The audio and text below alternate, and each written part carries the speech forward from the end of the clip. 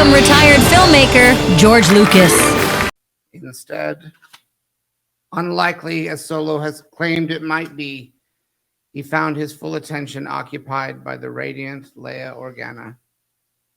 She noticed his unabashed stare, but this time, she only smiled. Oh, hello. Sorry, I was just enjoying the story of Star Wars. Have you heard it? Maybe you've seen the movie. I'm retired filmmaker George Lucas, and today is Star Wars Day, May the 4th, 2023. And for those of you who don't know the origins of Star Wars Day, it's based on a very fun piece of wordplay where May the 4th sounds like May the Force, as in the popular line of Star Wars dialogue, May the Force be with you. People say, May the 4th be with you, and therefore that is why it is Star Wars Day. Welcome to the show. I'm here in New York City with my good friend Watto. And we're just about to start celebrating our second annual Star Wars Day Describe-a-thon. Hello, Watto.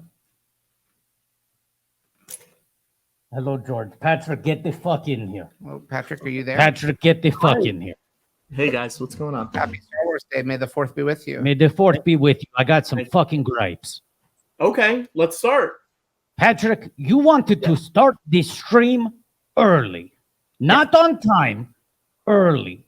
And you said it's because we got the great show. We have a lot of special things planned, a lot of guests. You didn't want to waste any time. None. And I said, you want to go live early? And you said, no, we have like the video that's like the previously on, and that's like 5 or 6 minutes. So what if we start playing that at 6:55 so we can go live right at 7? You deny this, Patrick? I don't think I said that, but I'll go with it for this. But yeah. Do you want me to check the text? Sure, I'll check the text. What I said was I wanted to go up with the starting soon graphic a couple minutes early so we could get people in here, you know? You did starting soon graphic at 7, and then 30 seconds later started the crawl. Yeah. Watto was scurrying. Barely had time to place ice in the Watto cup. I'm very sorry about that, but we're here and we're doing great now. Whoa, we're doing great. Easy for you to say. Patrick, You had all the ice time in the world. Patrick, we need to adjust the shot. You're too close to the camera, and we need you to balance out. Patrick, we've made it clear. We are here in a 2-shot. This is a single camera shoot here at Skywalker East. Okay? Yes. We're at Skywalker East. I don't mind if you come close to the mic when you want to talk, but when you're listening, get back. Yeah. No, I'll figure it out. Sometimes people say when it's time to listen, you should lean in. And we're saying, in fact, actually, lean back. If we're talking, you should take it Fat Joe style. Lean back, motherfucker. That's perfect.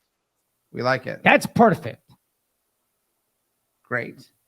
Well, should we describe how a Describe-a-thon works? Yes, here's how it works. We're making the mistake of looking at the computer monitor here, but here's our camera. Yeah, we're going to look to camera. Hello. Hello. Hello. Hello, you beautiful people. Hello, you beautiful people. We're so happy to see you. We're so happy to see you. Here's how it works. I am Watto. And I'm George. And we are the George two bastards. Oh, you were saying George Lucas. Talk Show. We are the George Lucas Talk Show, and they call us the two bastards. Also, Patrick's here from LA. That's right, Los Angeles. Yes. Now, listen. We have, over the last 3 years, it's been 3 years, George. That's right. We used to be an in-person only stage show. That's right. And when we would do a show in person, we would never put it online. It was you had to be there. You had to be there. And now you can be anywhere. You can be anywhere because the 2020 novel coronavirus sent us all to our respective homes. We started doing live streams, and we started doing them 3 years ago this very day, 2020, May 4th. And on that live stream, we watched every Star Wars movie. We watched them all. But we couldn't show them to you because I don't own them anymore. We were all looking off at our own monitors, filming ourselves watching them, and telling people where we were to watch along.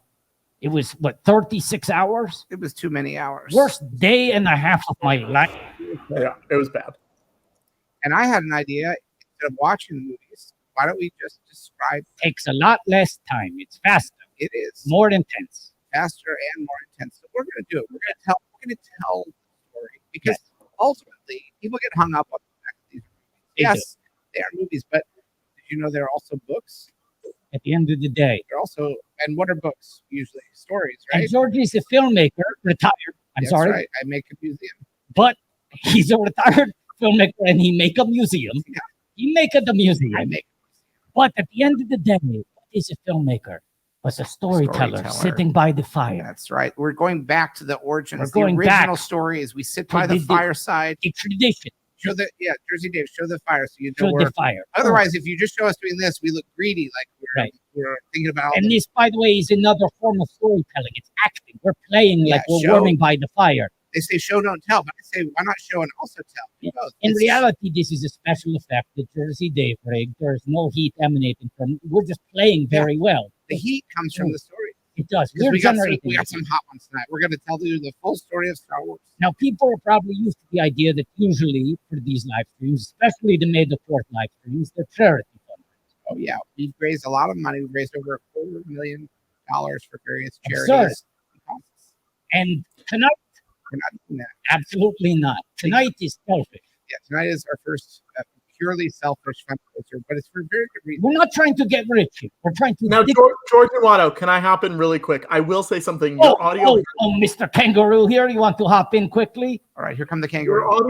Your audio has gotten significantly worse than when the stream started. I'm not sure what to do about that. But let's check with Jersey Dave. You can hear us? Now it sounds way better. I wonder if it's a little bit of criticism from you. I wonder if it's when you're talking over each other that it gets a little bit interesting. Do we have to avoid turns overlapping with dialogue? Not. Please. That sounds fine. Now that sounds fine.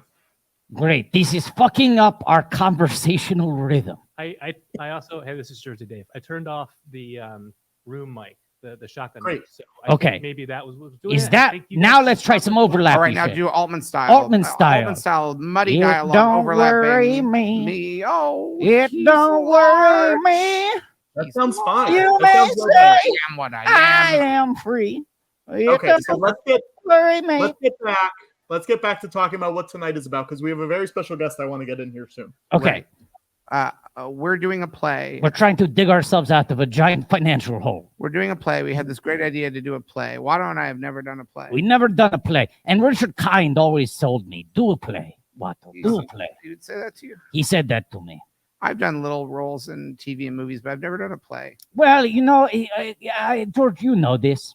Movies, they're the director's medium. But the stage, it's an actor's medium. You tread the boards. Because in film, they cut around you. You do the coverage, they fix it in post. Anyone can look like they're giving a good performance. In plays, the post is happening while it happens. Yes. There is no post. The post is people leave the building and go home. The post is someone writes a postcard in the theater that says, this play is good. And they send it when they leave the show. That's what the post is. That's the post.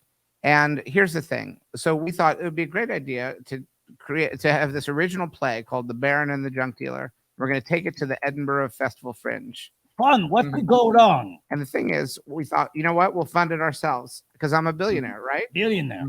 What we didn't anticipate was that even though I am a billionaire, it costs $8 billion to mount the show at the Edinburgh Fringe. Yeah, it's too many billions. That's everything. Right. I'd be ruined. Right. Yeah. So we need a little help tonight, and we're gonna offer up some fun stuff. We're gonna offer up some fun stuff. Some fun things tonight. Yes, because we need your help. We made a mistake. We made a mistake. I have a terrible feeling about this. I have a bad feeling about this. Yes, and we're doing jokes. I know. And now the next 3 months are just gonna be a long walk to fucking Edinburgh. Yeah, it's gonna be fun. It might be good. It could end up great, but right now things are bad. Right now things are bad. Yeah, but let's have things are bad when George Lucas's credit cards are maxed out. Yeah, when George tried to pay for something the other day and it didn't work, They said no. they said no, you can't because you're not allowed to. Your credit is ruined. Patrick, who's our first guest? Patrick, let's make the show happen. Do you want me to introduce our first guest? Yeah, I'm not an announcer. I'm busy describing tonight. Okay. Our first guest, I'm very excited for this. Our first guest is a composer who has won many awards, has won Oscars. Patrick. Yeah. I know I just handed you the role of announcer for tonight's stream, but is that how we introduce people on the George Lucas Talk Show? Genuinely forgot. Our first guest, the way we introduce guests on our show is we have them type their own introduction into the private chat. So you type however you want us to say, and I will read it verbatim. Patrick will read it verbatim. I genuinely forgot that is what we did. To our guest. By the way, if there is anything incriminating you need Patrick saying on mic, now is the time to get it. He has to read it verbatim. Yes. Trying to find the best balance between my nose and the mic. Trying to find, it's not a tech issue, it's a biology issue. That's what it is. Maybe like this. Maybe if I put it on top. All right. Okay, here we go. Hello. Please welcome NJ native and Full House enthusiast Michael Giacchino. You really did do that verbatim. I mean, NJ. I thought you would just do New Jersey, but okay. Well, it's all right. All right. First of all, how's the blocking here? My size appropriate? Lens, Michael, what kind of lens do you have there? You got a great one. Oh yeah, it's a Logitech Brio. Oh, it's a great shot. Now, Michael, quickly remind me, how many Academy Awards do you have? I have one. How many Emmys? Emmys, I think I have just the one for Lost. Okay. Patrick, how many Academy Awards do you have? 0. And how many Emmys do you have? None yet. Now look at Michael's framing versus yours. You're leaning in. You're ginormous. You look like Buzz the Great and Powerful. And Michael has the perfect symmetrical. He's got like a Wes Anderson frame. You see? There's a modesty to this man who has all the right in the world to big dog us. And yet here you are, hamming up the frame. Yeah, I am a little embarrassed actually that he's up there like that, and it does make me a little uneasy. But how's that? Is that okay, better? well that's better. Now we're above you. I think that's good. Yes, and that feels right. The way it should be. That feels good. There we go. That is better. Michael, thank you so much for being here. Oh, thanks for having me. This is a lifelong dream to meet both of you in this sort of a setting over the internet. Is like that for me. That is, since yesterday, I guess, when I realized that this was actually happening today. Just to be hyper clear, your lifelong dream was specifically to meet George and Watto on a live stream to dig themselves out of a financial hole for self-financing a play. I want to be there when it all happens. I want to be there. I want to see it happen. Yes. Hey. I want to say I was there. Michael. What did you say this play? What is this play about? I don't understand. Great question, George. Take it away. It's a two-hander. It's a classic two-hander in the tradition of True West, Waiting for Godot. Okay. And it's about two completely original characters. We wanted to do a play that would be a little bit out of our comfort zone. Yes. One character, a rich baron who lives in an estate far away from other people, financing the arts and his own passion projects. And, I like it. And the other character is a junk dealer. Okay. And he's got a dark past. He's got things bad things he's done. And gambling debts. And these two characters find themselves the only two survivors of a crashed spaceship on a desolate planet. They're stuck. Okay. And they got to figure out a way to get rescued, but they know that by calling for help, they might be inviting the people that they are, because they're both fugitives, Michael. Unsavory. Right. They're on the run. There are people who are after them, and they're desperate. I can feel it. They don't know if their SOS could be reaching people who are coming to capture and possibly kill them. Well, they might interpret an SOS as an invitation to be eaten or something like that. You're such a master storyteller that you can see. It's like a beautiful mind. You see all the dramatic potential. It already sounds like an amazing episode of Star Trek. I love it.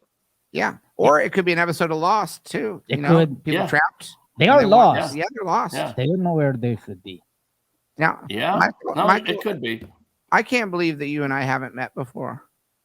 Yeah, I know. It is crazy, isn't it? Because we have so many. We did once. So many things in common. So many overlapping things. You worked on things that are connected to my world. Yeah. You worked on things connected to JJ, who took over my world. Yeah. World of Star Wars. Is that?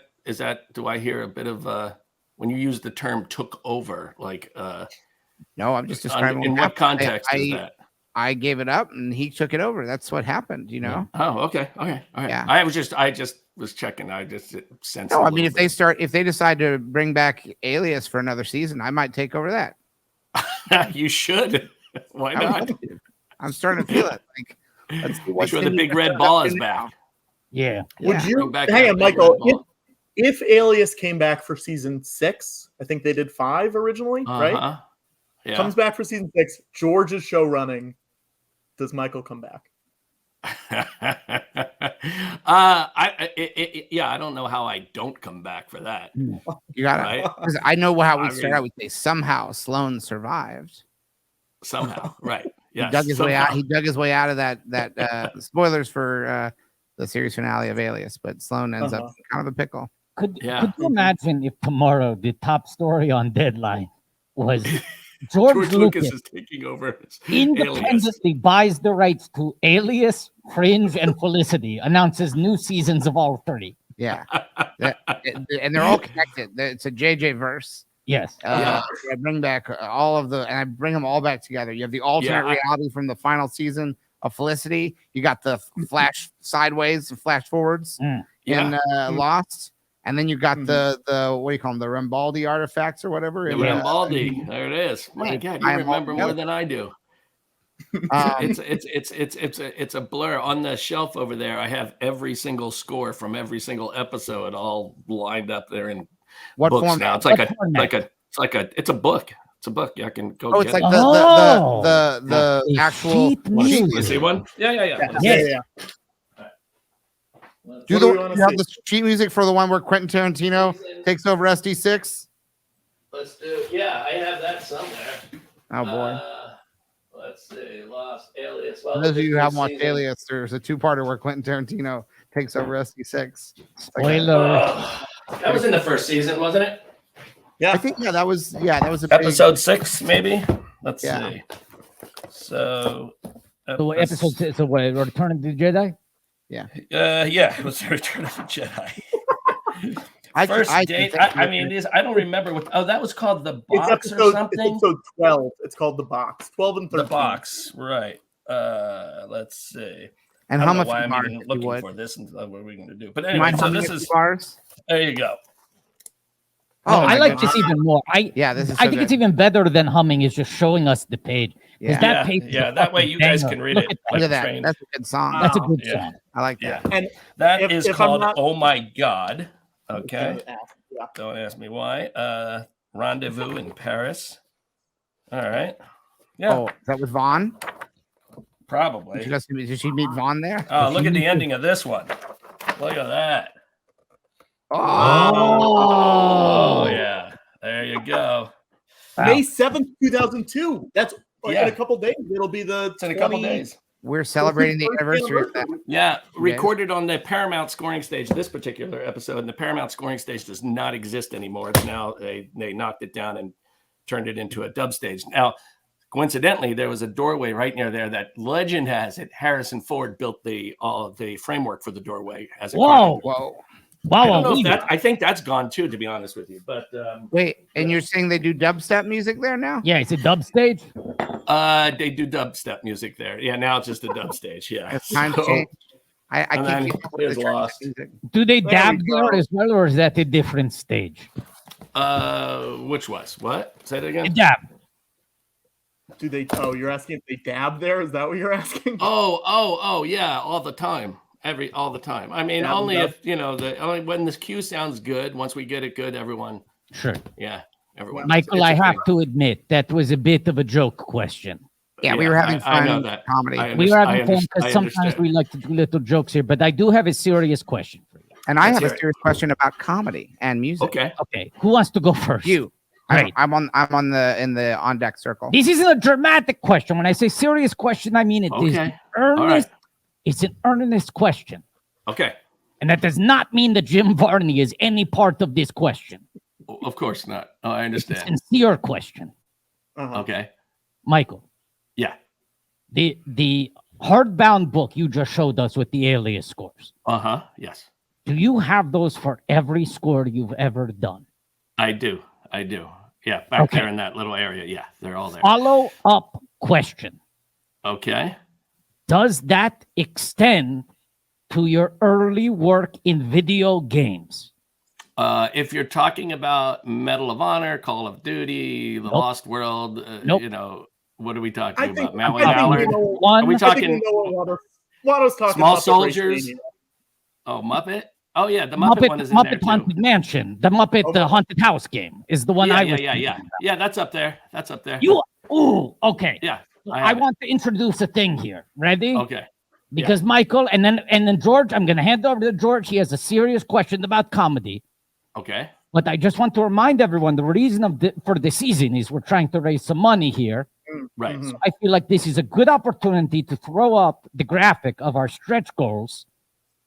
Things we unlock if we hit certain donation amounts. Because I want to put on the board, Michael shows us the sheet music for Muppet Haunted House for the PS1.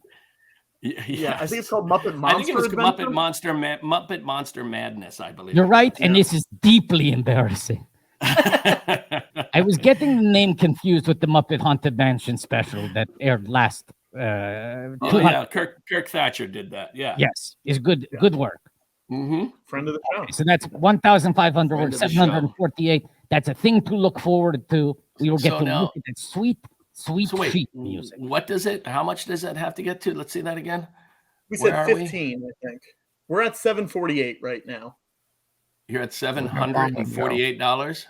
Yes, and we need, and you want to get to $15,000. No, 1,500. This is a case. Oh, I see it. Yeah. Okay, I got it. Okay. We're not making you stay here for 6 hours. Now, is that supposed to happen today? Like during this broadcast? That's supposed. I think we will get there fairly quick. We'll see.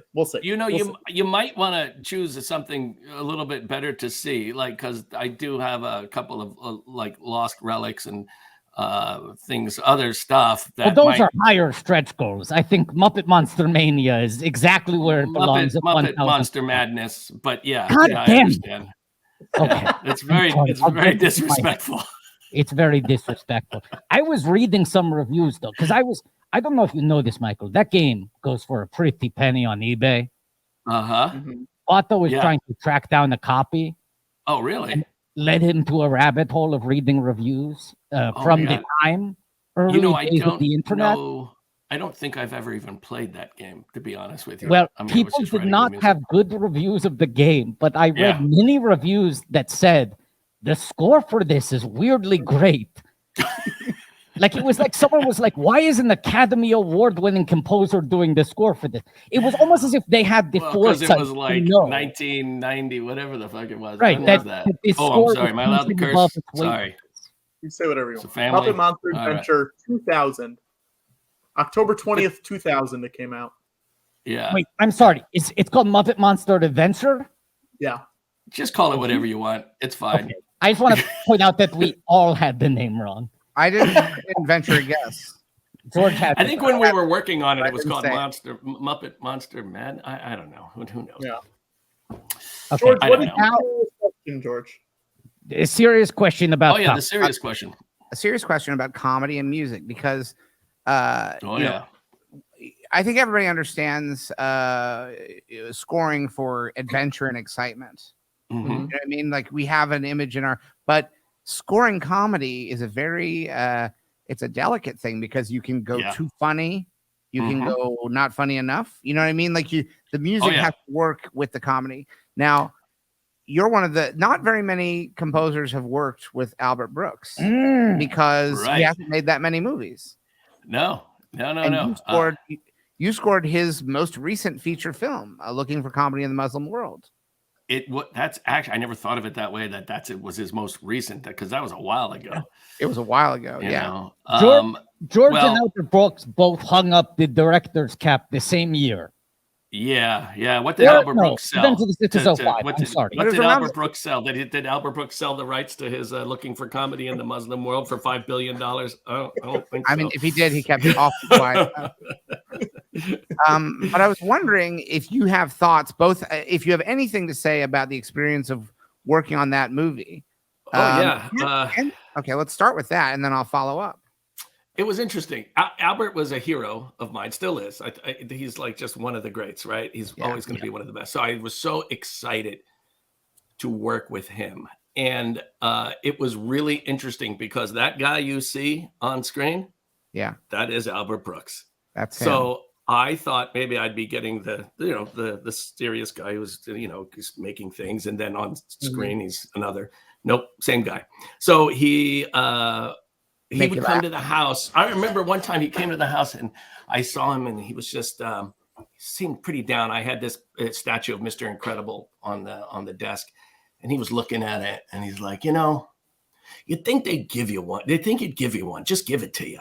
And I was just like, he was sitting behind me and I was like, what are you talking about? And he's like, that statue, you think they just give you one?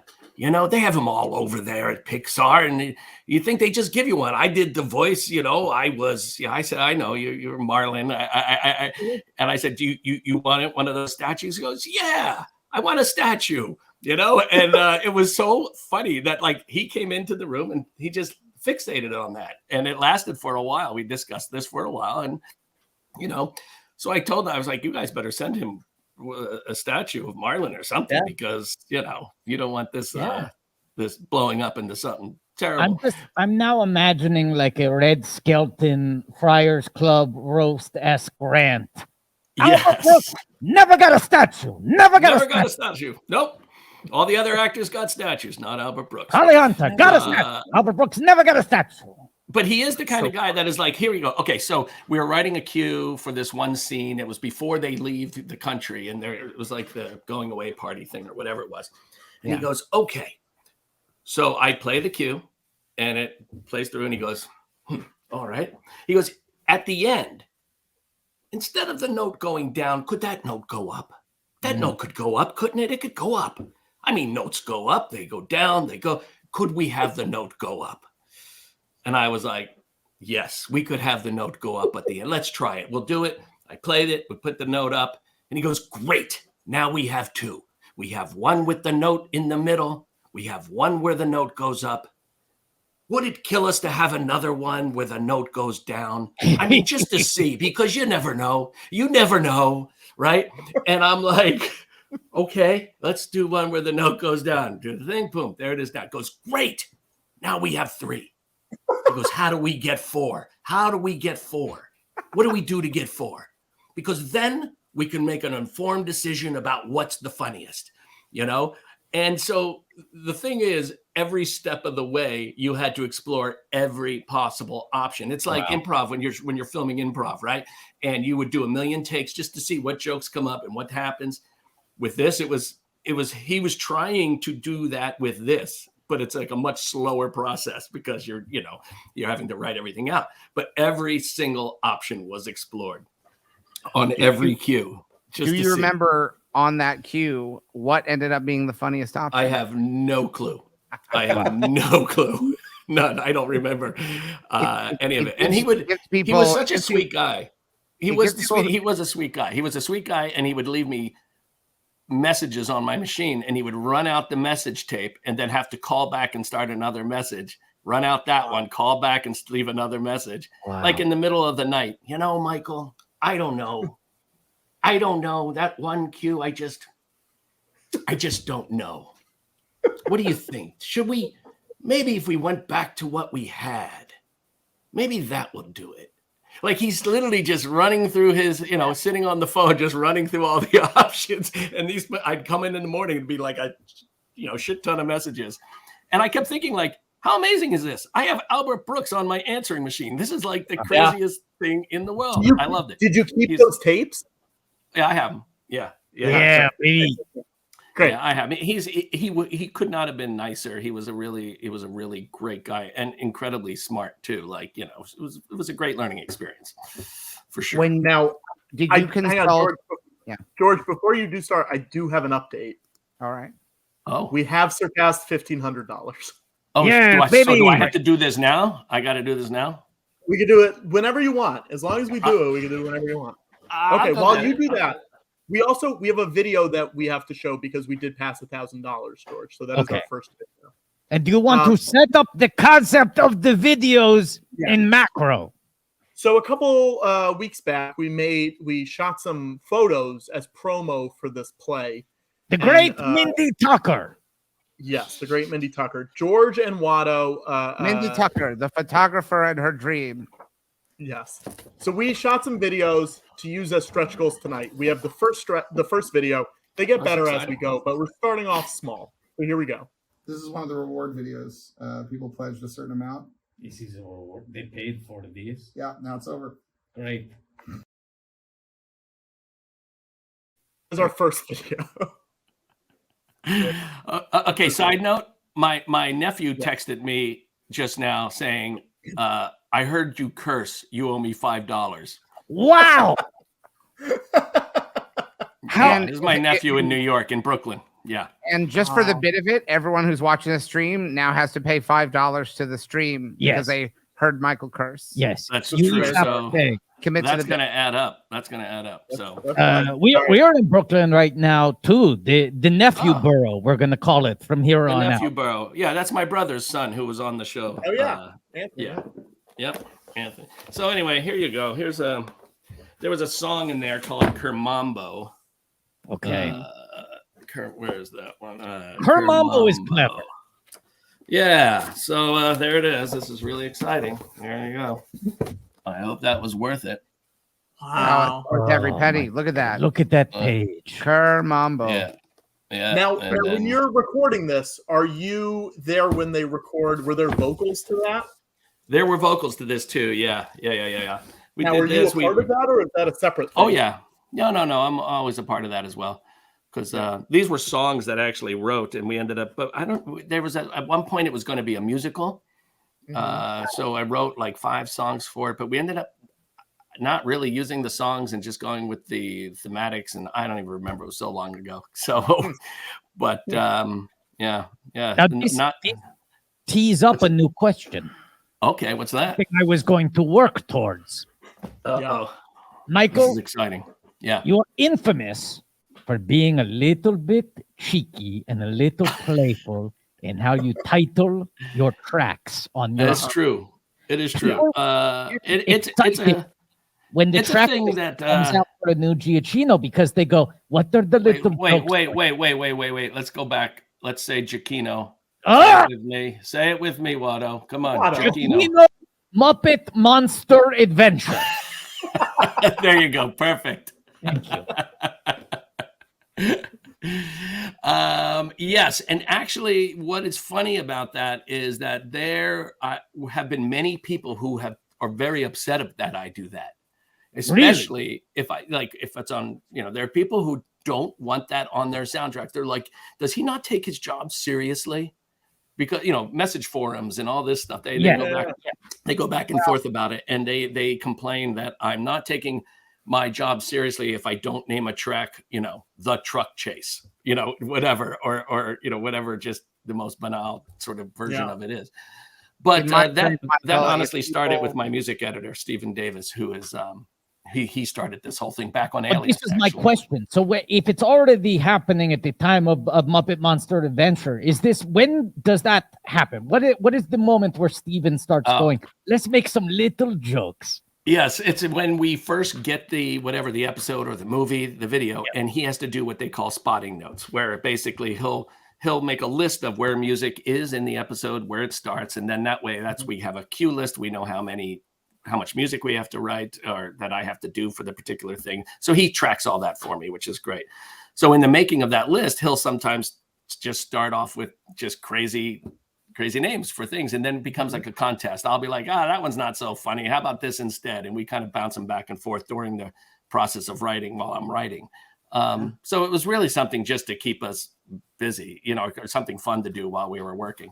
There was no big, I don't know, meaning to any of it. It's just stupid. You were never doing it consciously, or rather, you didn't start doing it consciously for the track listing.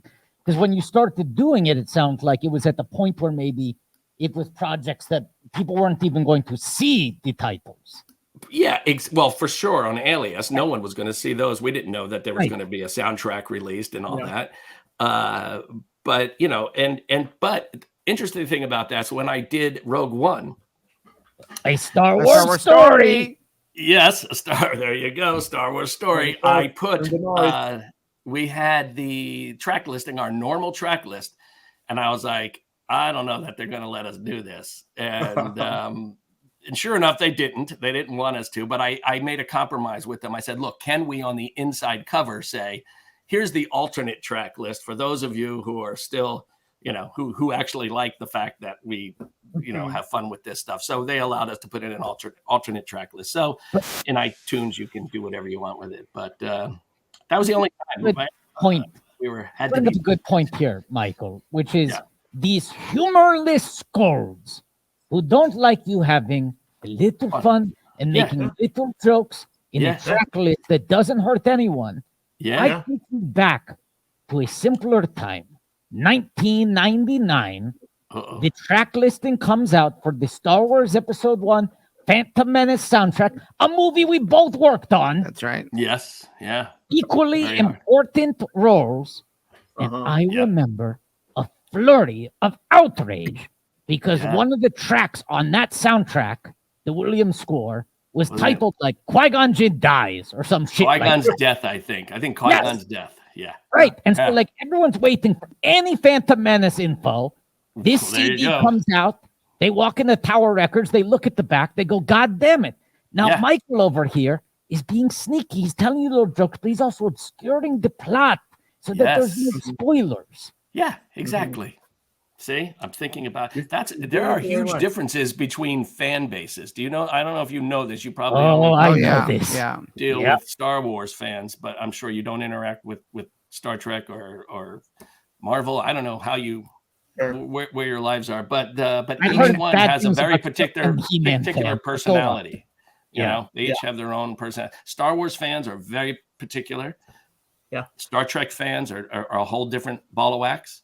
Everyone is different. They sort of reflect what the property is in a lot of ways. You know, like Star Trek fans are always like I find them to be the nicest, because they're all about what if our world were better?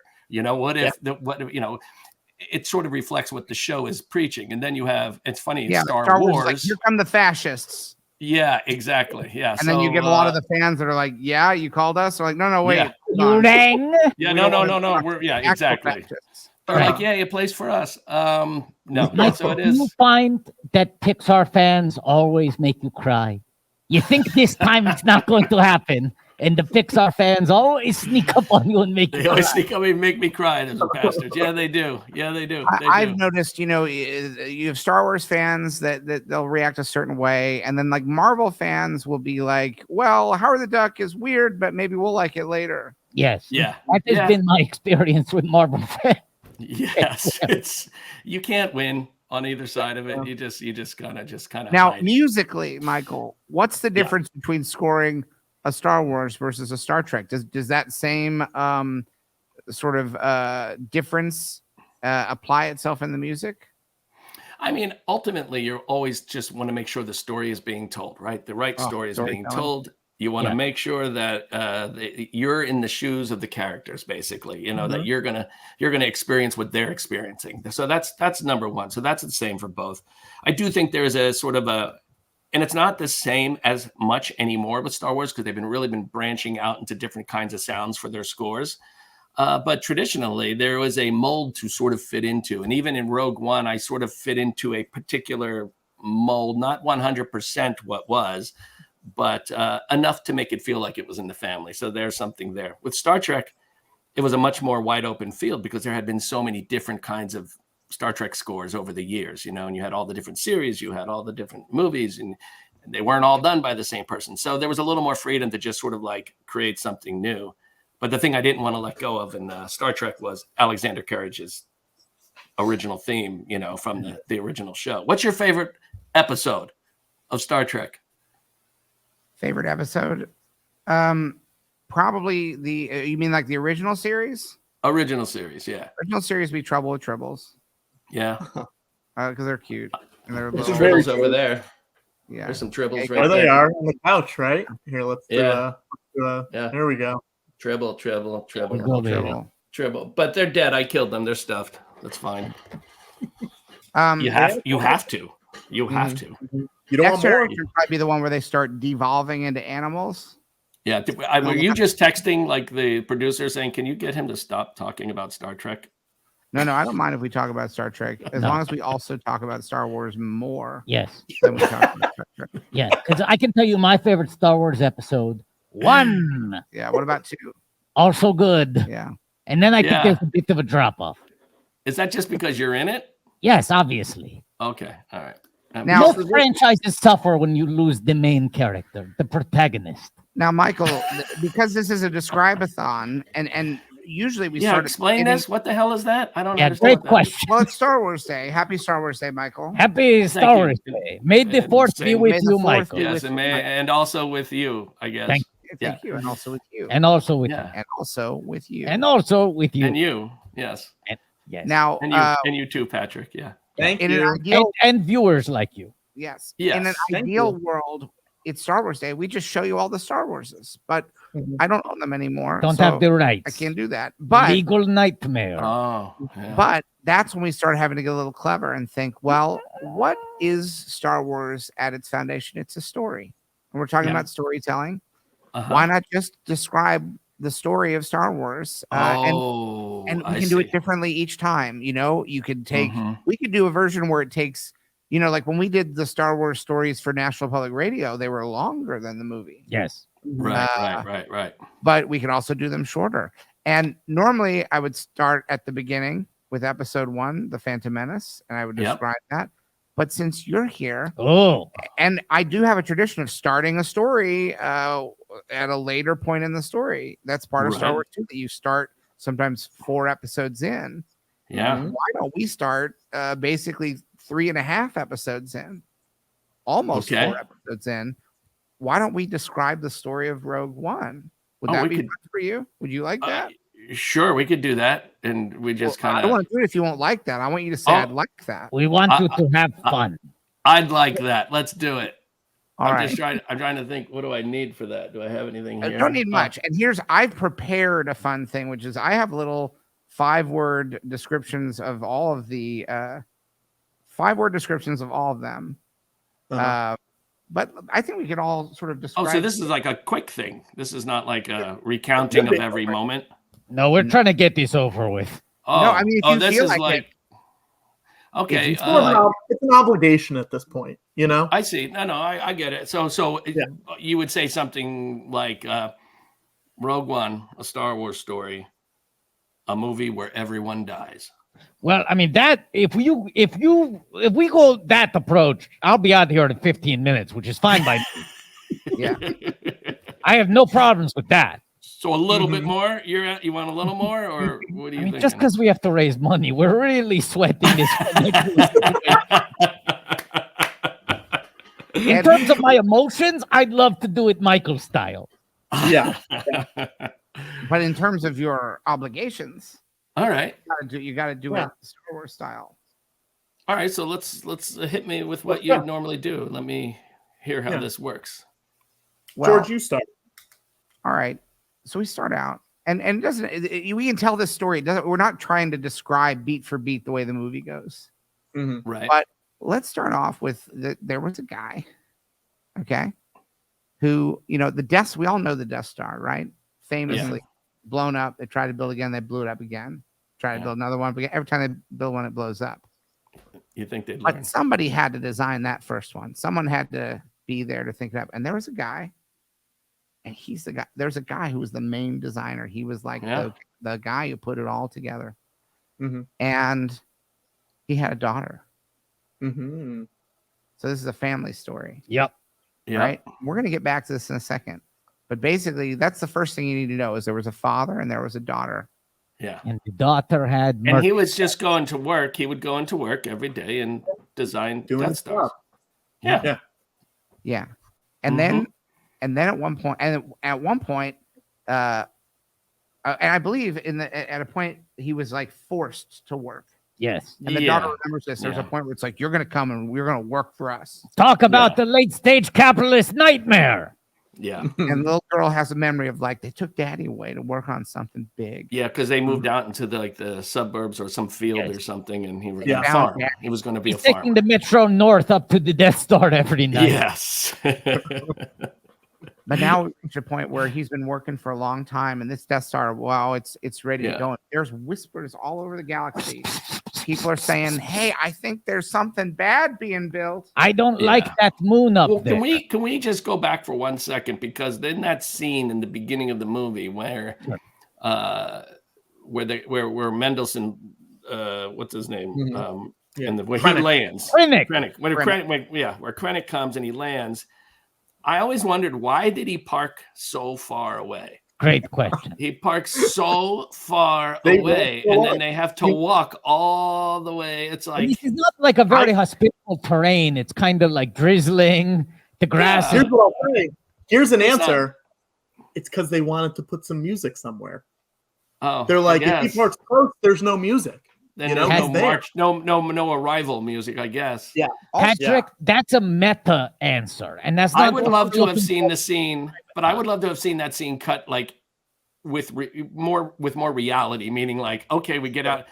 Oh shit, we got to walk like 5 football fields length. Yes. Okay, and then just be with them the whole time, walking towards the thing. Right back in the ship, and he's like, "What are they talking about? Please." Yeah, but isn't it? I'll ask the human question here, which is, isn't it relatable? Haven't we all had that experience of parking and then realizing after we parked that we could have parked closer and thinking, well, should I go back and get a better parking space? And that's what I wanted to see. I wanted to see that conflict. That moment where he looks back, like, should I go back to the ship and we'll park a little closer? I mean, at this point, we're already halfway there. We might as well keep going. Or whatever that conversation is. Yeah. I heard that was in the original cut, but then the reshoots, they took it out. That's what I heard. I don't know. It's possible. That's meta.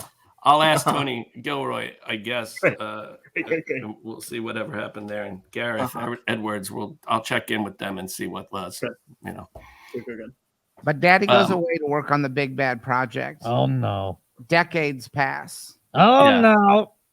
And there's whispers in the underworld. There's stuff going on. We got to stop this big bad project. And some kind of shady figures are getting offers. Can they be trusted?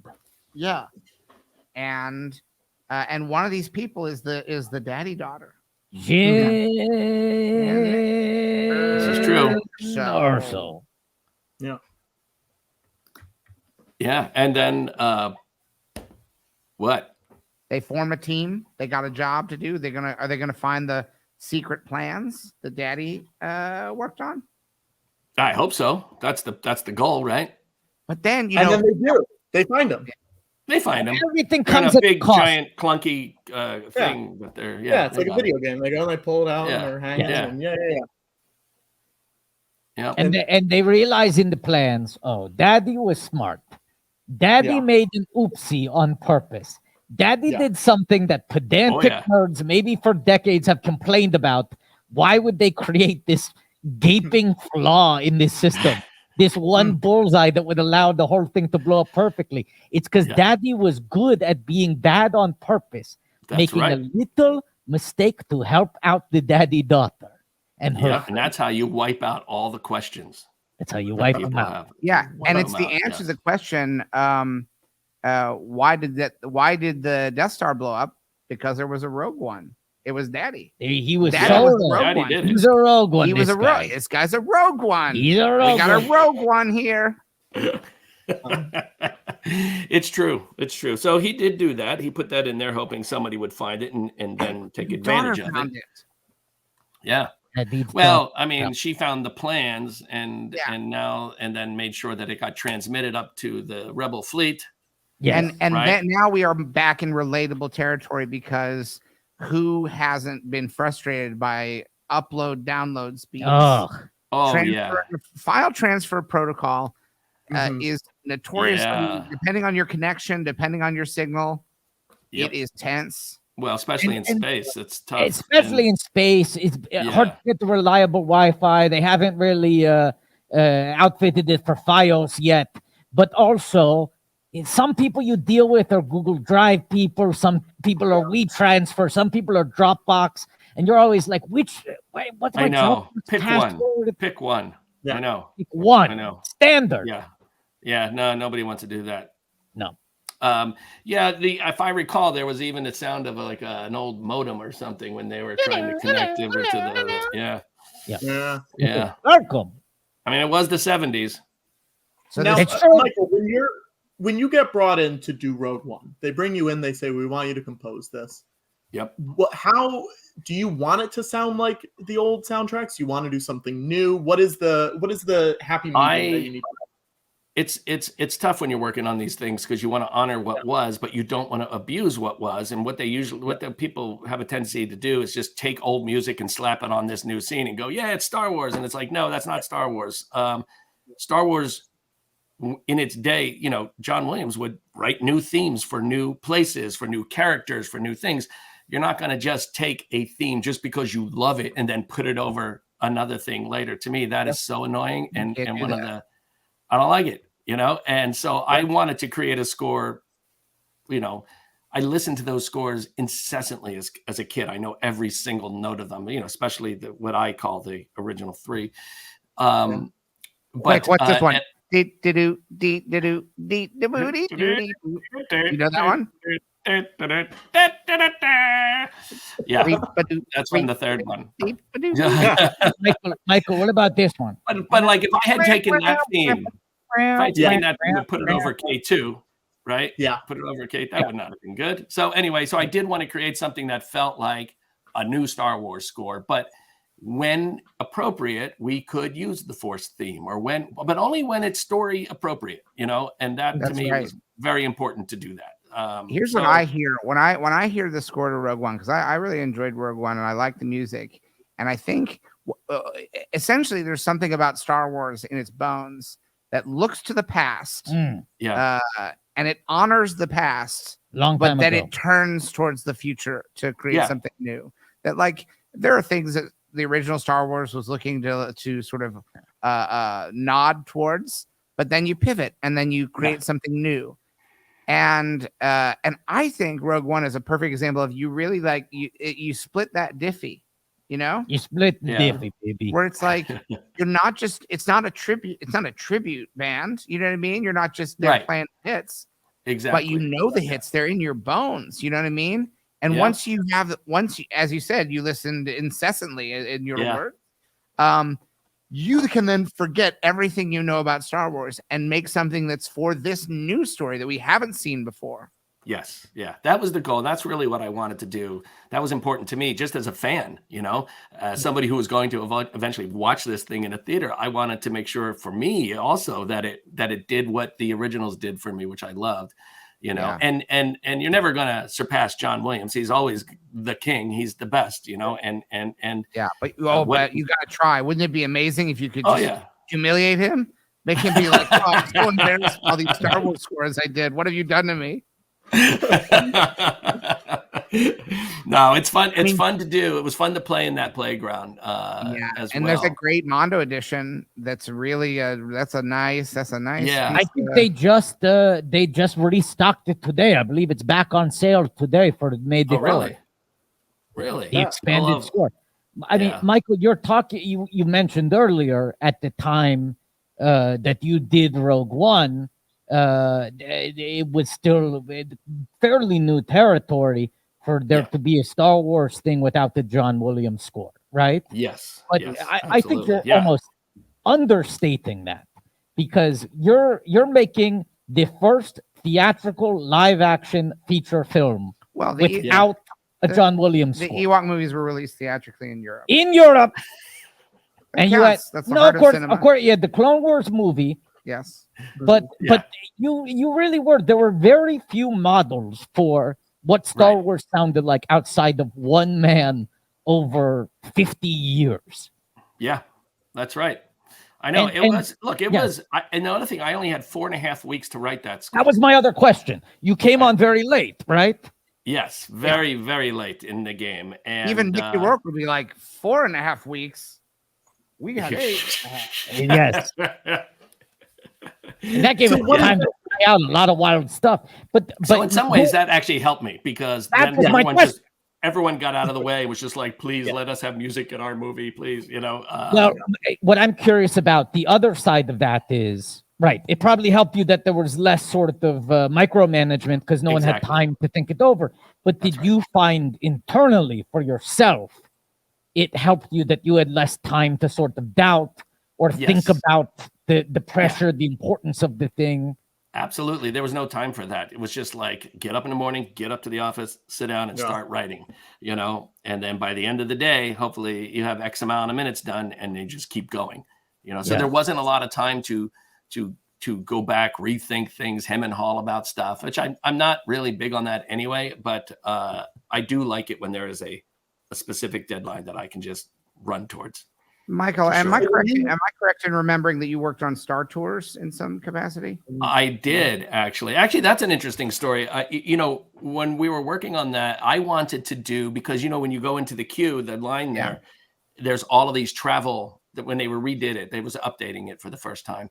And there were all these sort of like travel logs that you would see about visit Hoth and all of this. And I loved the travelogue sort of music from the 60s, that they would put against these things, visit Europe. And it was very kind of kitschy and fun. And I thought, what if we took like John's music and did versions of it like that? Really fun, sort of loungy style stuff. Yeah. And the guys at Imagineering were like, that was like touching, taking an original, like the original Holy Bible, first one ever written, and torching it or something. That's how the reaction was. Changing the font. Yeah, exactly. And I was like, no. This is going to work. I said, John wrote actually a lot of this music for these kinds of films back in the day when he was starting out. I think he'd understand. And they were like, I don't know. So they set up this whole thing. We went over to John's office on the Universal lot. And I was supposed to play for him the versions that I did just to see what he thought. And I think in their minds, they were thinking, this is going to be dead in the water the second he hears it. But honestly, when he heard it, he was like, this is great. This is exactly what we should be doing with this, And I felt vindicated in a huge way. It was great. I was like, yes, this is great. So we went full steam ahead with that and had a lot of fun with it. So it's really something when you can blow the minds of a bunch of Imagineers. We're like, we never anticipated he could have reacted like that. And our whole job is to imagine things. Yes. Yeah, that's true. But I understand because, everyone treats it very reverently, all of it. And, but still, you got to have some fun with it too. I would say you should never treat it too reverently. You should always have fun with it. Got to have fun. Yeah. It's the whole point of it, Star Wars, is let's have fun with it. Name of the game. I agree. I'm with you. I'm with you. So what Star Wars movie do you want to see then? With that, what do I want to see? Yeah, George, you just I look. I don't want to put you on blast, right? But right before we went live on the stream, George Lucas himself, retired filmmaker, looked over to me and he said, "You know what I would pitch if they let me make another Star Wars movie?" And I swear to God, he said this out loud. Right. I said I have an idea, and it's sort of a little bit like how Rogue One takes the moment it leans right into the beginning of episode 4. You fill in a gap. Yeah. Return of the Jedi just turned 40. Hey, you did the score for This Is 40. Happy birthday! And I think they used Lost music in it. Oh, really? Oh, yeah. I think they used the Lost cue in it. Yeah. I know you were credited. I know it's in your. Yeah. They use music from Lost in it, and they because Maud is watching Lost. Just a little bit. Yeah. I think is it the Michael Andrews score? Or is it the John Bryan? Patrick, look it up. Patrick, look it up. Good question. I don't know. But I was thinking about Return of the Jedi, and you tell a story, and we'll get around to telling the story of Jedi in a little bit tonight, because it's a great story. We'll get to that in like 20 minutes. But then you look at the parts you have to sort of skip over because you're like, we don't have time to explain this. Yeah. And there's a portion of the story that I think should be its own feature film, or maybe like a Werewolf by Night style special. A one shot. Okay. Like an hour long. I think this would be a perfect hour long film. But see, George has such a good nose for drama. He sniffed out. He said, "What's the most dramatic thing happening off screen in Return of the Jedi? It's in the text of the film, but what is the greatest point of tension? Much like identifying, retrieving, and uploading the plans." Yes. Yeah. So there's a point where Princess Leia shows up in disguise. We, the viewer, don't know it's Princess Leia yet, but she's in disguise as Bosch. Yep. Bosch legacy. And she's pretending that she picked up Chewbacca and is turning him in for the bounty that's on that Jabba's put on Han and Chewie's head. Great bit. Right. Mm-hmm. And Han Solo's hanging up on the wall in carbonite. And later that night, Jabba's palace is bouncing like it's a real wild party. But at some point, the party comes to an end. Everyone goes home. The lights are not everyone, because a lot there's some people are like sleeping on the floor. Yeah. Oh, sure. In like a puppy. But maybe pile. that's home for them. Yeah. Maybe the puppy pile, that's their home. But the lights are out, the music is stopped, people are asleep on the floor in a the place is dead. They're asleep on the floor in a puppy pile, and Leia in disguise sneaks back in to rescue Han, and she tiptoes through and she thaws him out, and he falls off the wall and he doesn't know what's happening. She takes off the helmet, reveals to Han Solo that it's Leia. And we think, great, it looks like this is all working out for our heroes. Perfect. And then you hear, ho, ho, ho. And Han realizes, oh, I recognize that laugh. That's Jabba the Hutt. And then a curtain is pulled to the side, and we see that Jabba and all his pals have been hiding in the room perfectly quiet. Very quietly. Very quietly. You know, like when you're waiting for someone to show up for a surprise party? Yep. Yeah. It was like Now, when you have to do that for even like 2 or 3 minutes, it feels like an eternity, right? Yeah. And you start giggling and things, and Jabba doesn't move around with tremendous ease, especially by the time we get to Jedi. He's pretty sedentary. He can't wait in the backyard. They have to all wait around him.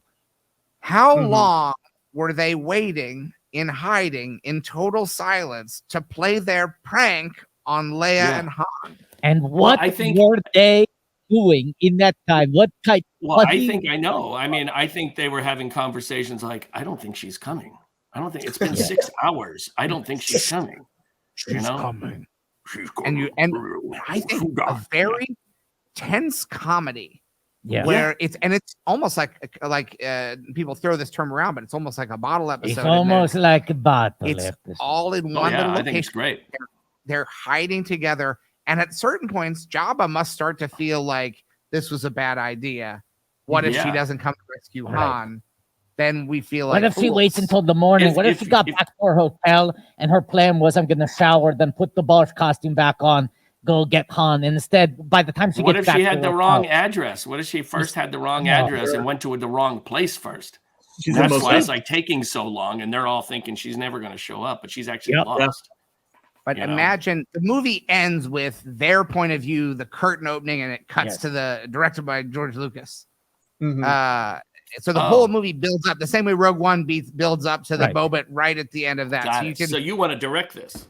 I want to make a movie, and I want people to pause Return of the Jedi, watch an entire film about this, and return to Return of the Jedi. Well, wait a minute. And that way, why don't you Return of the Jedi will be returning from watching this movie. Why don't you just do a special edition V2? But this is going to be long. This is going to take a long time. This movie might be longer than Return of the Jedi because I want it to be one take. I mean, we might have some invisible cuts, but I want it to feel like it's just one take and you're just waiting for, I want to say 3 hours. This movie might be longer than Senate Tango. This movie might be like hitting Bellator run times. We're talking maybe 6 hours. All right, so we're thinking, what time did the party wrap up?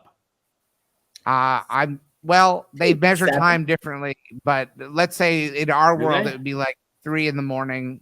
3:30 in the 3 morning. in the morning, and then Leia shows up at what, 5:30 or 6? I'll say about 5:10. Yeah. Before probably about sunrise. 5:10. Sure. Okay, so that's 2 hours and 10 minutes of waiting. Yeah, perfect but we time also for need me. some build up before they get into position. So you'll have Right. like some you kind of open the movie up at the beginning, like they're getting ready for the prank. We want to see Jabba think of the prank. We want to see him Right. plan it, Yeah. Danny Ocean style. Right. Like, the Yeah, yeah, the yeah. Here's what movie we'll do, we starts can like buy a week here. earlier. I think this is great. It's really good. It's a corker. George, can I pitch one little bit of punch up? Absolutely. You said the movie ends when they open the curtain. Yeah. I think you need one final line, a great final kiss-off line. They open the curtain, Jabba goes, oh, oh, oh, oh. And then Princess Leia turns toward the camera and says, hope. Yeah. And that's the end. Oh, and you know what? Here's what you could do. Add in Bob Hope Yes. and have him be Ah. like Bob Hope be a Right. character in the thing. Is like, Jabba, I got a great idea for a prank. So then I correct myself. The second to last line, curtain, ho, ho, ho. Then Leia goes, hope. And then Bob Hope peeks his head in front of the lens and go, "Yang." Yeah, like Muppet movie style with Uh-huh. Myth. Absolutely. Myth? Yeah. Bob Hope is the Okay. Carol Kane of George's Jabba movie. That's Yes, exactly what we're going for. exactly. There Yeah, we go. if people want to make T-shirts that say Bob Hope is the Carol Kane of George Lucas's Jabba movie, and then wear them around. I think this Please is do. great. Look, how much money are we up to? Because I think that that's something you could do. We could do that. You know, we could We could offer do that. those shirts We're up to if it gets to a certain 2,240. level. 2,240. Oh, that's Things not moving bad. pretty No, slow. yeah, no, we didn't. We have to finish describing Rogue One because Patrick decided this guy hates descriptions so much. He mid-description started throwing out fastball questions. I did. Do you want to hear, Patrick? Do you want to hear my 5-word description of Rogue One? I would love to, George. We got plans for you. Oh, Oh, that's a good description. I see. That's the story. They got plans for them. We got plans That's for it. you. Where do we leave off? And it's weird, but leaving out the word "the" is everything. Right. you Right, know? but you also then think, wait, which character is saying we got plans for you? Yes. Because it could be that critic might be like, we got plans for you. Darth Vader could be like, we got plans for you. Like a lot of characters have plans for other people. A lot of the movie is about how you make plans and God laughs. Yeah. You know, it's one of those things where it's like, you know, you can make plans to make a Death Star, or you can make plans to steal the plans. Yes. It might not turn out the way you'd hoped. Or you can make plans to have dinner with Right. friends, and then it just doesn't. No one shows up. Yeah. Where Michael, where what did we the- leave off? What, Patrick? Are you going to ask another goddamn question when we're trying to describe this movie? What? I will. This better I'm be very- such an incredible line of inquiry. Wait, It's there's not. more to It's describe. Okay. Not since Robert Mueller have I been so desperately waiting for a line of inquiry to begin. It's not worth it. It's not worth it. No, Finish you're describing asking the now. movie. You're just going to let it go like that? What is it? You got to You say have now. to What is ask. it? No, I mean, you asked George what his Star Wars, thing would be. I wanted to know what yours would be. Like, Oh. what would the Michael movie be? And God damn it, listen, that's there's a a good chance ass you get to question. correct some Star Wars things. Fuck. Me God personally, damn it, I that's a would good ass love. question. I would Yes. love to make a horror movie in the Star Wars universe. That's what I mean, an honest to goodness scary movie. Yeah. Can Yeah. I pitch a title? Yeah, please. Watto by Night. Pretty good. Pretty good. Pretty It good. always helps to give them a comp point of something that was recently a hit, you know? Yes, recently, and by recently, It's still recent. When the heck is really? Last Halloween, right? What, like what do we 7 say? months Werewolf. I see what you're saying. Werewolf. I thought you were saying that the Phantom Menace was a recent hit. Well, I'm always referencing Phantom Menace as a recent hit. I mean, they did re-release it about 10 years ago. I am shocked, It is if true, I'm and being it's- perfectly honest. We all agree The Mandalorian has been a big hit, right? Huge. Hard to know. They don't release their numbers, do they? Oh yeah, I guess we don't know. Maybe no one's watching it. I'll take their word on it. Maybe Yeah. possibly a big hit, possibly no one watching. Yeah. By the way, I heard that Ghosted knows. is the most watched movie in history. from some very reliable sources. I won't watch that film. It sounds too scary. Too scary. Whoa! Don't you think the obvious follow-up to The Mandalorian would have been the Toydarian? Yep. You already have paid for many of the letters in the title. You barely have to change the marquee. Yeah. And of course, I described the marquee above a streaming service. I want to see Vanna the White would have to Lobot take show. so few turns to switch from Mando to Toyd. Vanna White's hands are getting a real nap that day. There was I thought I did a logo for the Lobot show. What? Yeah. Wait, if you have it, this is a stretch goal. It's a stretch goal. Oh, I have it. Okay. Patrick, here we go. pull up. I made this. I'm going to send this to you, Patrick. Yeah. This is a stretch goal, the unveiling. Yeah, this is amazing. Here we go. Shown this to anyone? My new series on Disney Plus. Oh, wow. I mean, I'm looking at it right now. Do we want want to make it that was previously revealed, or you did this privately? Have you ever I just did posted this for Brad Bird. I did this for Brad Bird. Okay, wait a second. So up until now, it's been a Brad Bird exclusive? You did That's this. it? You looked at this and said, this is for the bird. Yeah, I did it. Yeah, for This Brad. is for the bird. Just for fun. Yeah. You do something for Let's a make bird, it- but you don't We'll tweet it. take 2,500. We're at 2,300 right now. So if we get some more in, I will be able to show this. Okay. Wow. Okay. The show logo. Love it. Now, Patrick, as much as it pains me to say this, Yes. it was a great question, but Thank we you. do need to remember the reason for the season. Where Yes. were we in our description of Rogue One? They got the plans up. We said Yeah, they got the plans. Up. You literally So just we're said at- it when you. Yeah, we got. Someone's plans for about you, to so- show up. Someone's about to show up in the hallway. You're basically at the end, Watto. Oh yeah, Yeah. they died. Then Darth. Yeah, we didn't say they died. There's a pretty big fucking plot point, my I man. thought I said that in the beginning. Oh, you did? You led with Michael, it. I am Well, so sorry. my sum up was, everyone dies. In the Michael, end. I am so sorry. In my defense, I didn't hear you say it because, I understand. and Well, it's because of the bad sound that Patrick was No, talking about Look at earlier. the sound. Dave did a great job on the tech setup, and I had no intention of putting him on blast, but I just need to explain why this wasn't my fault. Michael, Okay. I didn't hear you say that all the characters died in the movie. Oh yeah. And the reason is because Patrick was laughing too loudly. It brings me no Oh. joy to say that Patrick has a terrible condition where there is nothing he finds funnier than death. And the mere mention of death evokes gales of laughter. Do you think it's laughter, but it's nervous laughter? Like, is he fearing death, or is this actually funny to him? No. It's like Edwin rising to the ceiling with his cup of tea. Wow. Great. Anytime you talk about we can make him float if we just talk about death. Yes, so. I mean, Yeah. do not go near Patrick. Yeah, or you'll float too. Yes, on the Oh. day of an environmental disaster, any natural disaster, and he's laughing like he's at fucking yucks. Flying up. I love that this is like on a Google sheet. It is. Yes. It's the only way to do it. It's the best way to do it. Now, Patrick, Yeah. It's numbers or numbers. though. I think of all people, Michael would take great offense to the telling of when we found out that you find death so funny. Well, this was nervous laughter. This was after like a 13-hour live stream. It was the middle of the night. Oh, here And comes the king of hot tech. I started laughing because I was like, oh no, can I break some news on the air? And it was because Ennio Morricone died. Oh, He's laughing as he retells the story. It was- Now, Michael, one of the greatest composers in the history of cinema, an Yeah. inconceivable loss to the Yeah. artistic landscape. And this Yeah. guy is fucking cracking up like he's front row at a Gallagher show. Yeah. Hateful Eight, more like Hateful Patrick. He hates these great scores that this gem of a man gifted us.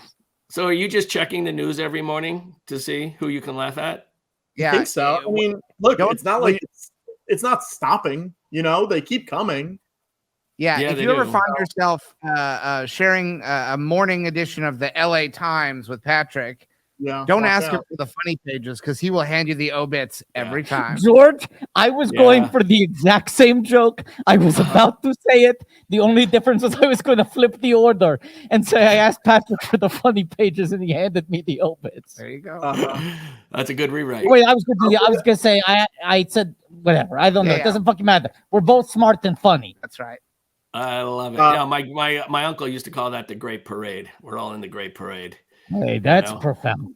Yeah. And Patrick looks like he's about to fucking laugh. Apologies. Yeah, my uncle, my great uncle has passed as well too, so you can laugh about that. Don't, Patrick. I'm not gonna laugh about that one. Yeah, but if he when he holds back the laugh, he puts it in his chuckle bank for later. Has a good laugh by himself. Okay, now do you mind if, with all this inappropriate laughter, I would like to do something genuinely funny. Okay. Yes. Here's my promise to the viewer. What I'm about to do right now is genuinely funny. Okay. We did a very serious description of Rogue One. We were dead serious. And Patrick, don't laugh at the word dead. But we were very serious and sober of our description of a plot that is pretty grim in a lot of ways. Yeah. Okay. But just for kicks, I would like to, for our viewers, do an alternate funny description of the plot of Rogue One. Great. Okay. So we start out, and there was a bit of a chronic condition. Our hero, Q title. Damn, I missed one on that. That's a good Q title. had no choice but to gin and scare it. Unfortunately, she was shortly thereafter gin-carcerated. Until she is going to seesaw. At which point she catches a whiff of that new Death Star smell. And then everyone else gets wise to what's going on, and they say, "We Jeddah call Saul." Jeddah call Saul. No. And that's you find, as much as you try to avoid it, when ambush come to shove, Urso facto, you have no choice but to go do that you do so well. Includes that star motif by John Williams.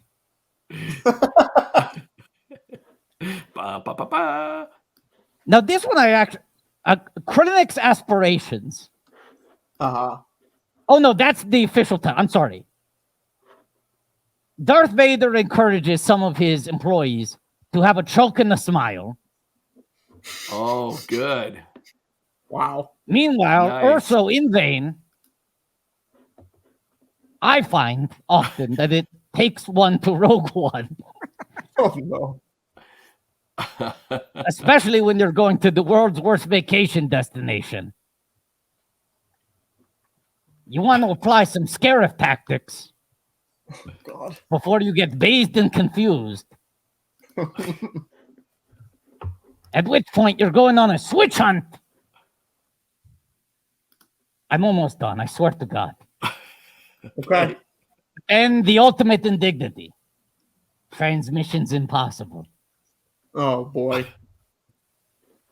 So then, oh no, there's no alternate titles for these. Then Jyn Erso and Hope Suite, the Imperial Suite, Guardians of the Widow Suite. Those ones don't have funny titles. Well, Now, yeah, George- no, I know. Yeah, that's really good. I like it. Hey, props to the master, props to the chef. Yes, well, that's, those are good. Now we have surpassed the Lobot stretch goal. We're there. Let's see it. But we also, I have a guest in the waiting room that I want to bring in. Do it. Guest in the waiting room. I see you waiting back there. The way we introduce our guests, we have you type your own bio into the private chat, and I will read it verbatim. So And whatever guests you want know. me to say, yes. Guess, Whatever you want me to just say. know that when you enter this stream, you're about to enter at a very exciting moment when we debut for the first time what has previously been a Brad Bird's email exclusive. Text. Oh, Text, yeah. a Brad Bird text exclusive. The logo for the Lobot Disney Plus show, a hypothetical project. Yes. That could happen still. It could happen. No one's saying it can't happen. But someone's saying it could. George Lucas.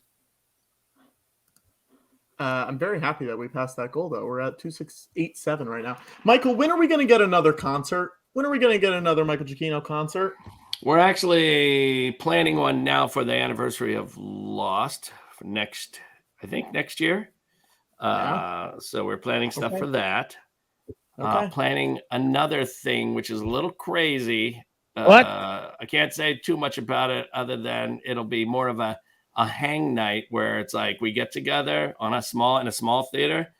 We're going to be playing some music. We're going to be making some cocktails, and we're going to be all getting drunk together while we do it. So I think that sounds like, So, some things are in the works. Yeah. Okay. Great. I like that. I like that. Can we talk about the big head over your shoulder? Oh, yeah, sure. This guy here. Yeah, that's guy. That's Sasquatch, Bigfoot. This was in Werewolf by Night. This was hanging on the wall. This was one of the monsters that was, unceremoniously killed by the hunters at some point in time, and then put on display in their little clubhouse that they all hang out in. So this was one of the creatures that, as a kid, I was the most terrified of. Even though I grew up in New Jersey, I had no reason to be afraid of Bigfoot, but I was. Yes. But in the 70s, they made this guy look like the scariest thing in the world. They'd have all those in search ofs and all that stuff. So anyway, for Christmas, a giant box showed up at my house, and my friends at Marvel had sent this to me as a thank you, So anyway. And meanwhile, Albert Brooks never got a statue. That's right. Suck it, Albert. Look what I got. And is that a Kermit? Do you have a Kermit back there? Is that what I see back there? Yeah, that's a Kermit back there. Hey, baby. And here's let's see. I'm still waiting on this bio. We'll give you Maybe reintroduce the concept, Patrick.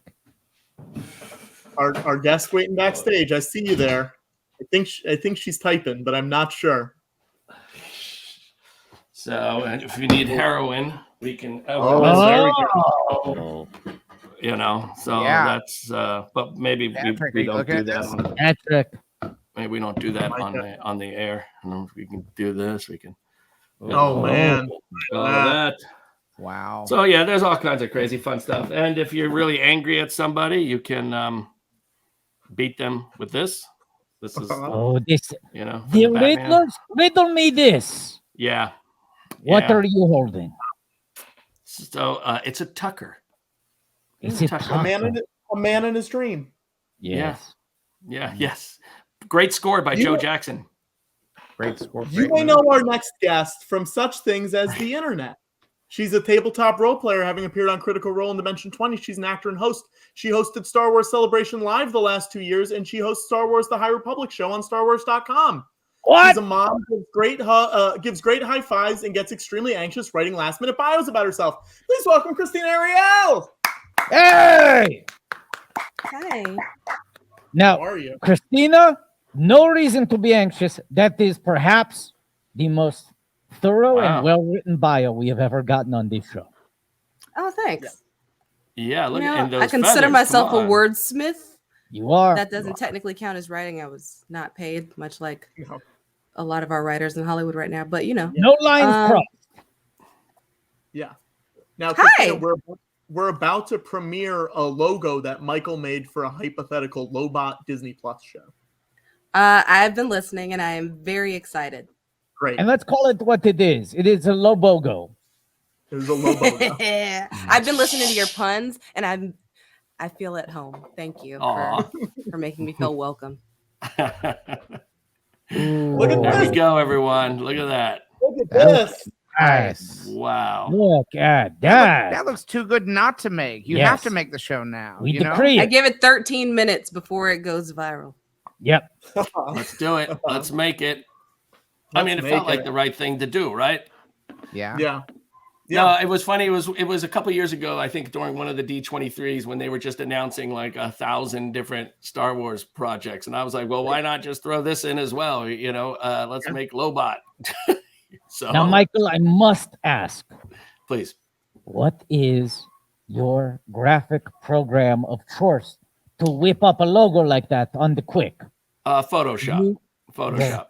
Yeah. Man. Okay. Yeah. The usual. Yeah. The usual. Wow, Patrick has seen it all, hasn't he? None of this is impressive to Patrick. Patrick, unimpressed by a quick logo from an Oscar winner. This hated motherfucker. Didn't do anything.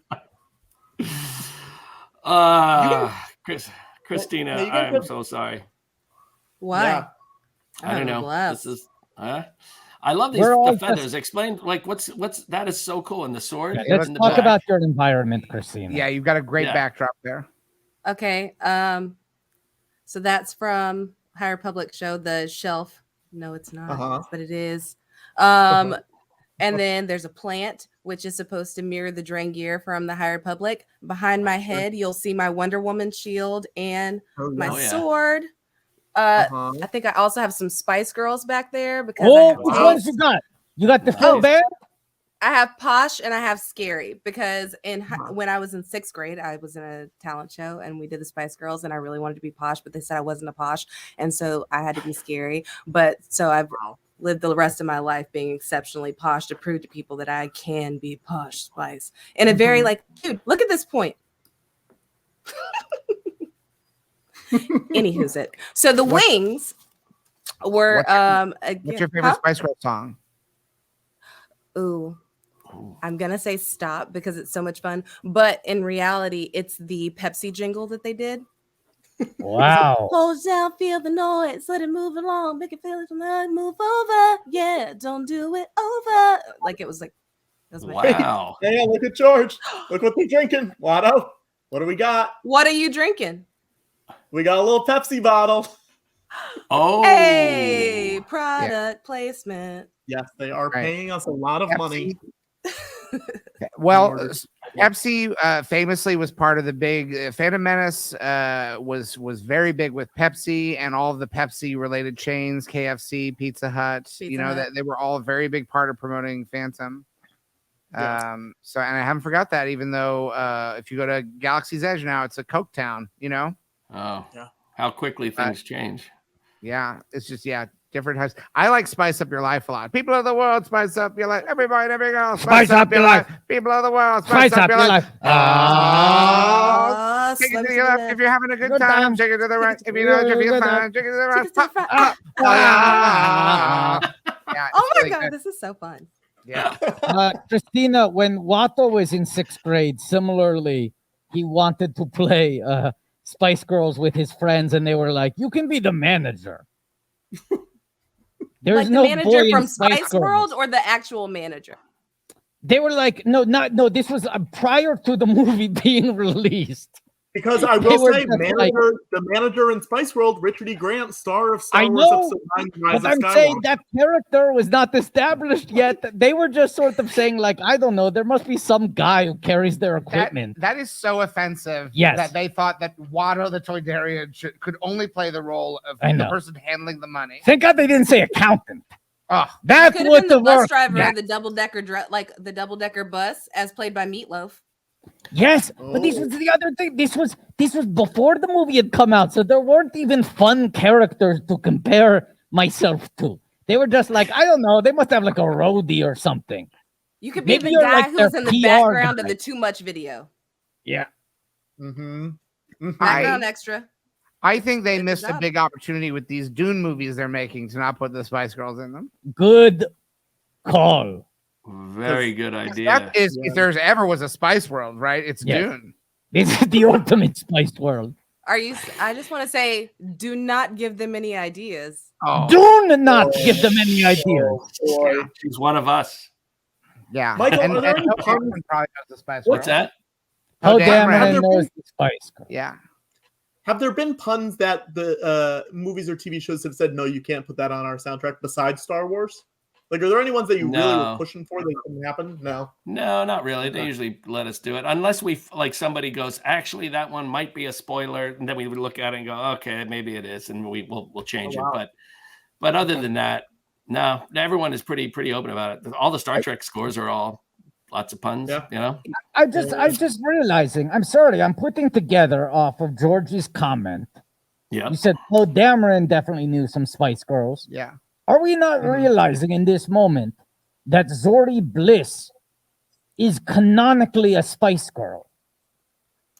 It's Kerry Russell's character. Yeah. Because that's how they met as Spice Runners, right? Oh, okay. Yeah. I don't want to infantilize her. We can call her a Spice Woman. Right. No, it should be proud of I mean, can you just randomly like connect franchises like that? Is that? Yep. Like, Yes. Yep, absolutely. You absolutely can. What's the first thing we did with Star Wars? We put Luke Skywalker on the Muppet Show. We had R2 and 3PO go to Sesame Street. Yeah. You can mix and match. Yeah, it's true. It's true. Yeah. You're right. Earl Ravencroft played Darth Vader on the Donnie and Marie show. Who's Felicity in Rise of Skywalker? Zori Bliss. Zori Bliss. I don't know the new characters as well. I didn't make these characters. Sure. But I would, if she's a Spice Runner, I call her Runny Spice. Right. And then she could meet Felicity. This is, you can buy Felicity, that universe she too. could be Felicity Spice. Yes. Man. But would she get the haircut? Yeah. Season 2. Season 2. Christina, did you like the haircut in season 2? And I'm going to ask you this, Michael. I'm going to give you time to think about this. Did you like the haircut in season 2, Christina? I did like the haircut in season 2. I thought it was fresh and it was smart. I didn't think it was enough for like a huge outcry of she's cut her hair. Like I've never seen anything like it. It was relatable. Yeah. The opposite Rachel effect. Oh yeah, I was all in. Yeah, for sure. Why not? How do we feel about the final season of Felicity when they went into an alternate timeline? Before Lost, they did a sideways universe. Yeah, sideways. Yeah. I think that every show should have a time hop. Yeah, they should every show should be able to have fun with what they're doing, I think. And I like it when they do. What a great and simple principle that is not nearly obeyed often enough. It's not. Every universe should be run like Grease too. Hey, thank you. Here's another thing, another connection I just made.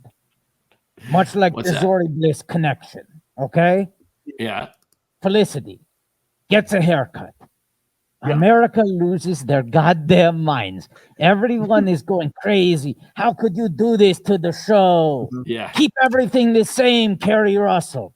Kerry Russell goes, hold my beer. Waits about 10, 15 years. Does the Americans, where she changes hairstyles 15 times. Yep. I ain't ruining shit. It's part of the premise. It's baked in. It was the CW. Actually, it was a WB at the time. It was WB. WB, yeah. Frog. They had a Reba.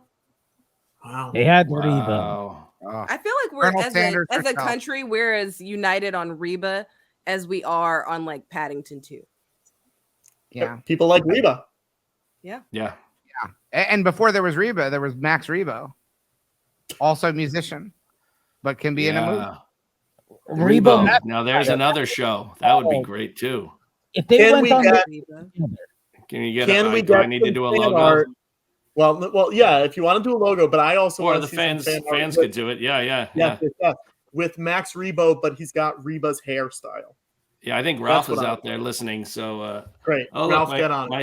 My son is FaceTiming me right now. Oh, look at this. Yo, what's up? Hi, say hi. Hi. Yo, I can't see who it is. Oh. George Lucas, Watto, and Christina. It's George Lucas. Can't really see, but hello. Yeah, no, show yourself. It's George Lucas. Say hi to George Lucas. Hello. Hi there. Yeah, and that's Watto over there. Watto is here as well. Yeah. Oh my God. Yeah. That's awesome. So anyway, I'm in the middle of this thing. So Okay. All right. Bye. I'll call you back. Bye. I think we've identified the most difficult thing to describe in the Describe-a-thon is trying to tell your son what you're doing right now. Yeah, good. Yeah, exactly. I'm in the middle of, I don't know, this thing. He's like, don't drag me into your Star Wars kink stuff. I don't need to know about this. Now, Michael, I know you got to leave soon. Yeah. Yes, I do. What's left for Why? Michael? What does Michael want to do that Michael hasn't done yet? Wow, what does Michael want to do that Michael hasn't done yet? Well, I'm hoping to make that movie about giant ants. That's what we're in the middle of doing. This movie called Them. That's going to be a lot of fun. Is Baru going to make a cameo? Yeah, we'll put Peru in there. Yeah, why Aunt Peru? Yeah. Make her like 20 feet tall. She's one of the giant ants. Sure. You know what? I don't know. I'd love to do it. Like I said, I think I'd love to make something crazy. I don't know. I just, I'm always doing what I like to do. So it's hard to say. I'm always like stumbling into things that are just fun to be a part of. So I'm happy where I'm at. That was a real therapist question, down to you saying, what hasn't Michael done that Michael wants to do? That sounded like some sort of prompt. Yes, be kind to myself. I want to be kind to myself. That's important.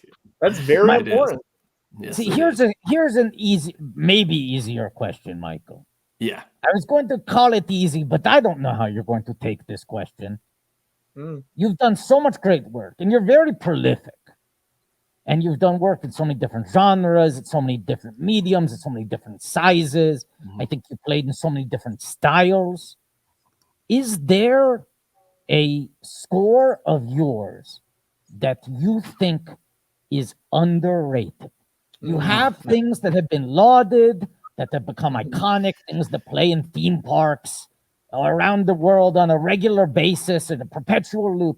But is there something you look at where you're like, I really am proud of the work I did on that one, and it's not talked about? Well, there's a movie that I did that is not necessarily one of the ones that most people go to when they're thinking about movies I've worked on, but I had such a blast writing the score for it. And it was a movie called Monte Carlo. And it Selena Gomez. Yeah, Selena Gomez, exactly. It was written and directed by Tom Bazooka, who I love.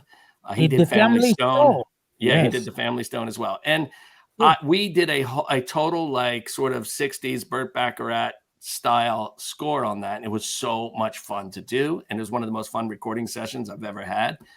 So I would pull out that one as something that I really look back fondly on and feel like it doesn't get enough. Not that it needs attention or whatever but it is something that was fun to do that I think is unique in terms of all the body of stuff that I've done. So that is a great answer. And right now I am issuing a call to arms to all Georgie Porgies watching this stream. I want to see the Monte Carlo score go to #1 on the iTunes TV film and stage chart. We can do this just within that subgenre of iTunes. We can do this. We can make this happen. Yes, we can absolutely make this happen. Now, Michael, I'll ask. Now that's a fun question that Watto just asked. It's the soft. Well, let's not presume. Did you have fun with that question? I did. It was great. Great. I love it. Ooh, what a relief. That was a fun question, kind of a softball, but we got to ask the tough questions too. Is there a score of yours that you are ashamed of, that you think that you regret that you ever did it, and you say it's my secret shame? I wish I had never scored. You walked out of the scoring stage and you went, "You do not go in there." I will answer that only by answering your question, which is yes. And I'll leave it at that. Like your lawyer has told you, it's like you've been coached by an attorney. Do not say more than you need to. Yes or no answers. Perfect. I will say that almost everything I've chosen to do, I really enjoyed doing. I loved doing it. And there is one project that I sort of look at and I'm like, I guess I could have done without that one. But you know, you can't win them all. We're not here to blame and shame. No, we're just here to get the answers, the cold hard facts. Yes or no? Yes, it does exist. You answered perfectly because George didn't ask you which one. He said, I never would. I just want to know. So people they might think they will be able to find it, but maybe they never will. We know one thing. We know one thing dead to rights. Yeah. I'll say this. We know two things now. 2 things, yes. We know that such a project does exist in your CV that you look upon with shame and regret. Well, I mean, that's pretty harsh, shame and regret. But I mean, I don't know if I would push it as that far. But I mean, you know, it's one of the ones, if you could pull one out, which one? There's one I'd pull out. Your mortal sin. Yes. This one score. Yes. The only other thing we know dead to rights is that it's not the score for Monte Carlo. No, we know. No. There you go. All right. You have that. People who have their cork boards with all the scores lined up and the string tied between them, they can take Monte Carlo off the board. Yeah. Not a suspect. Not a suspect. No shame. That's right. Only pride. And I think you can fairly take away Rogue One as well, because I spoke fondly of that. Well, let's not let our amateur sleuths out there. Let's not do all the work for. Let's not make it too easy. No, that's as far as I'll go. That's as far as I'll go. Yes. Yes. Yeah. Awesome. So So I do have to go.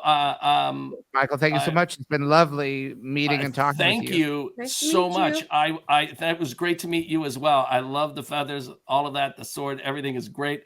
And thank you for having me. This was a blast. I'm now going. I got to drive downtown. I'm going to go see Lucha Vavoom, which is Mexican wrestling. And yes, just so you know that what I'm leaving for is important. It's a legitimate thing. I want you to understand. Watch some wrestling. I didn't want you to think I was bored or didn't like this. No. Yeah. It's real. It's Lucha. Real. It's great. Got to go. So anyway, thank you so much. And I guess Star Wars Day. And may the Force be with you. Yeah. Oh, boo! Oh, come on. It's fine. Let him have it. We can coexist. Bye-bye. Bye. Thank you, Michael. Patrick, what the fuck are you doing creating division and booing our guest? Christina just said it perfectly. We can coexist. George Lucas himself was talking about his favorite Trek episodes. This is a safe space. We are inclusive, and you're here booing a very special guest. Yeah, Patrick, I don't want to hear you boo until you a ghost. Yeah. And even then, I'd say zip it. This is turned into an after-school special. Look, there's Rebo McEntire. This is Rebo McEntire. No, it's Rebo McEntire. McEntire? Right? McEntire. No, it's yeah. Rebo McEntire. Yeah. Christina, I see you that sword back there. I have a lightsaber here. Oh, I do too. Yeah, and I have a Watto cup. Somewhere. Oh no, I can't get up and walk away. We're like talking. You can do whatever you want. You okay, Patrick, put it away over here. Patrick, come on. Patrick, come on. Keep it in your pants. That's disgusting. This is wagging it around. What am I, in a fucking Equinox locker room over here? This guy's showing off his pipe. Oh, look. They're in their display case, though. It's more like Star Wars kid 5 years earlier. He hasn't really gotten the routine down yet. He hasn't learned these steps. Oh, boy. Step ball change. Step ball change. Step ball change. Pot of beret. Patrick, what's this stretch goal to make you stop doing this? $40,000. Woo! Here's the problem. This is a moment, maybe. Patrick, while we're talking to Christina, now is maybe a time to refresh and see where we stand with the donation so far. Now, Christina, we haven't done much describing so far. Patrick. We've done a little. Patrick. Yes. What did I just say to you? No, I heard you. I'm trying that. I got that lightsaber from Jade. Jade sent that Patrick, that wasn't the question. Patrick, now fully just answering questions no one has asked. No one has asked. I said, Patrick. We're at 2692. And what did I say to you? I don't know. I said, while we talk to Christina, why don't you look up where we are with donations? And here's what you do. You go, Christina, I have a question for you. We had questions. We've been waiting patiently. Christina, you were describing your surroundings. But unfortunately, we cut you off, probably because of some stupid bit I already forget, right when you were about to explain the wings. Oh. I would love to hear about them. Yes. So I play Dungeons and Dragons a lot, and I play a lot of Aasimar cleric bards. So on Dimension 20, I play a character, and she is an Aasimar cleric bard who's also a lounge singer, and her name is Barbarella Sarsaparilla Ganglin, but everybody calls her Bob. And she comes out and she gets on stage, and like wings come up, and they're amazing. And so I when I want to be Bob, I go ahead and I put the wings on. Wow. I love that answer. It's great that you had a real good answer for it too. You know what I mean? Like it was a real answer, and that was And Patrick, you can take notes here. The art of asking a great question is getting a great answer. Now, and in that description, I admit my familiarity with Dungeons and Dragons is limited. Was part of that she does ASMR? You said? No, she's an Aasimar, which is like an angel. Like, are you an angel? Yes. Oh, that's yeah. Are you an angel? I just felt so relaxed when you said that, Christy. I got full body tingles reciting that dialogue. I love me some Padme now. Well, when I was pregnant, both times I dressed up as Padme. I did a short version of the dress, and then I did the long green dress that I hosted in Celebration last year. Pregnant Padme, very popular variant of the character. Very convenient and comfy. You're a in his pockets. You're a big prequel fan, and we haven't described the prequels yet. So I feel like we could do that. Would you like to describe the prequels with us, Christina? It would be an honor if you would join us in describing the prequel. You're going down a path I cannot follow. Oh, here we dry go. Cry. She's doing a dry cry. Dry cry. Of course. Let's do it. Great. Amazing. Also, one of my favorite posters of all time is the photo of young Anakin and the shadow of Darth Vader that comes up behind him. It is one of my favorite. Also, I would not have my favorite Weird Al song if it were not for the Phantom Menace. Yes, the American Pie. I mean, I'd have another one, like Ride Nerdy or something, but it's just no like my Midas here Anakin guy. You know what I mean? Oh, absolutely. Christina, are you familiar with the quad format of movie posters? No, tell me all about it. Well, here in the United States of America, I'm presuming that's where you're streaming from right now. It's LA. Okay, it counts. For the time being, we make our movie posters vertical, right? Mm-hmm. So you're describing that classic Anakin poster. Here's little Anakin. Here's the shadow above him. It works vertically, right? Right. But in the United Kingdom, they love to do these quad posters that are a little more horizontal. You go wide like this. And if you like that Anakin teaser poster, you'd love the UK quad version of it, where it's that image, and then over to the side, it's Watto just having a smoke break. He's on the other side of the hut. Just like, Jesus fucking Christ. It's like him in like Ben Affleck position, just like, oh my God.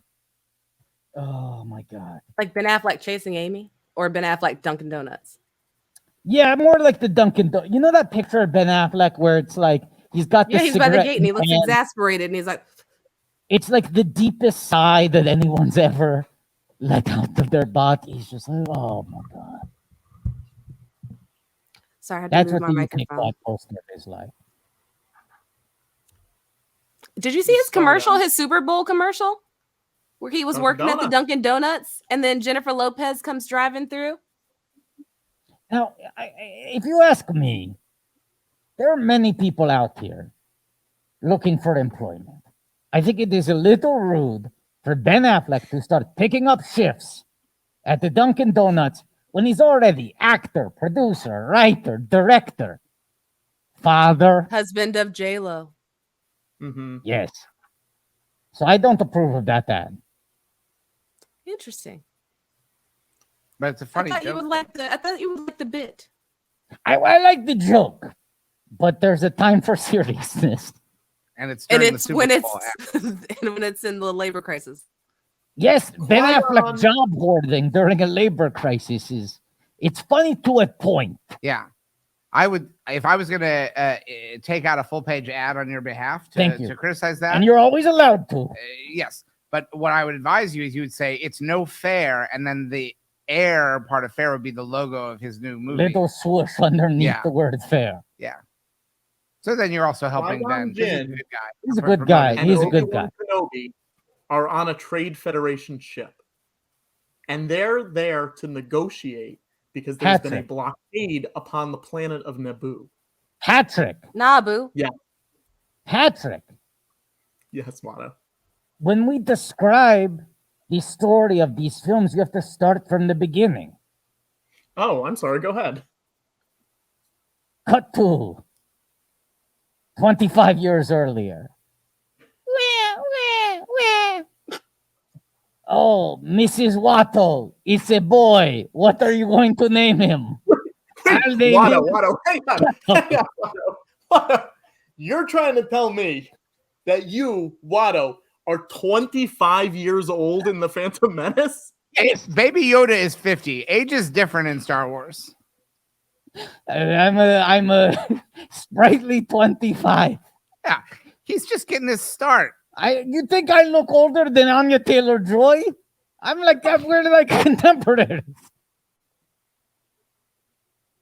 Canonically 25 years old. So cut to 25 years before the beginning of Phantom Menace. That's the part you're questioning and not the fact that Watto's mother is named Mrs. Watto and she named her son Watto.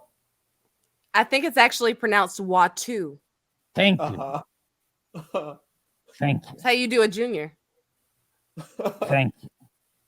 It's a funny joke. Yeah, and then a couple of decades after that. Yeah. Or give or take. Yeah, you just put the pin in that character. Because it's freeze frame. Freeze frame. And that's me. I bet you're wondering how I got into this situation. That's right.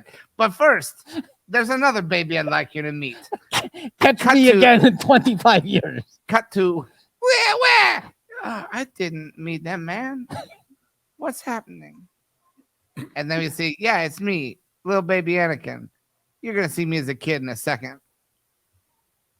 Then Patrick, the blockade. Qui-Gon Jinn, Obi-Wan Kenobi on a Trade Federation ship to negotiate the blockade of the planet Naboo. Christina, what happens next?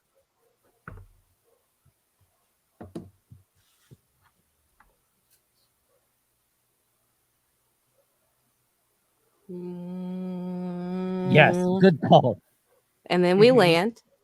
Mm-hmm. And we get off. Mm-hmm. And this is when we're preparing for the Bunta race. Like a Bunta. Yeah. Yeah. Because you had the thing on the ship is damaged? The hyperdrive. The hyperdrive. Yeah. Got to get a new hyperdrive. Yes. Genuinely, okay, wait. I'm trying to think of what we haven't established. The Trade Federation tax blockade. Kill him. Jar Jar. Kill him. The Viceroy. Right. Nuke Ray, Rune Hacko. The Viceroy gun. I'm so excited for everyone. Wait, in a couple weeks, hopefully, when our London shows premiere, everyone gets to meet our friend Rune Hacko. Let's not talk about him too much. The words I would use are not, I'm so excited for everyone to see that show. It happened. We did the show. And we met him. And I will say, the viewer at home has the choice of whether or not to meet him. They land on the planet. Yes. We Because see the they queen, go to the booth to go. and that's when the queen comes out. That's when what comes out? The queen. Yes. And they're like, what's going on? Allegedly. Taxes. Yes.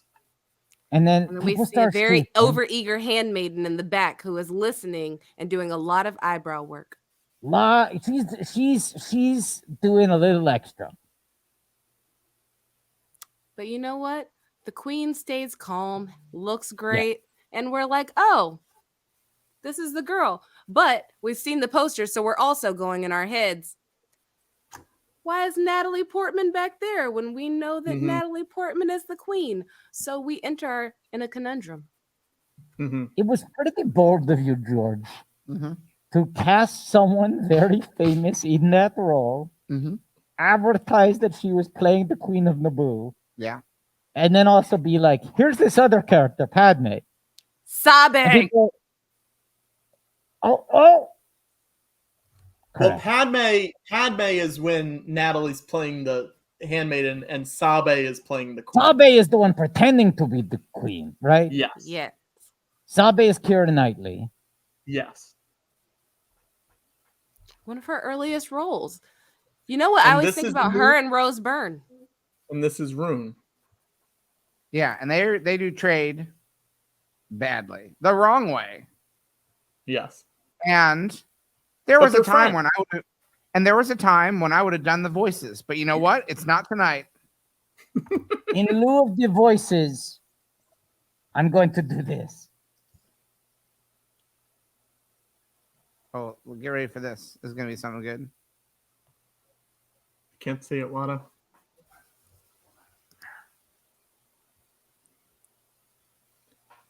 Oh, okay. Go a little lower. There you go. This is our friend Lot Dodd. And I think he walks if you put him on a table, right, Watto? Yeah. Want me to drag a table? Wow. Okay. I'll make him walk on my Oh.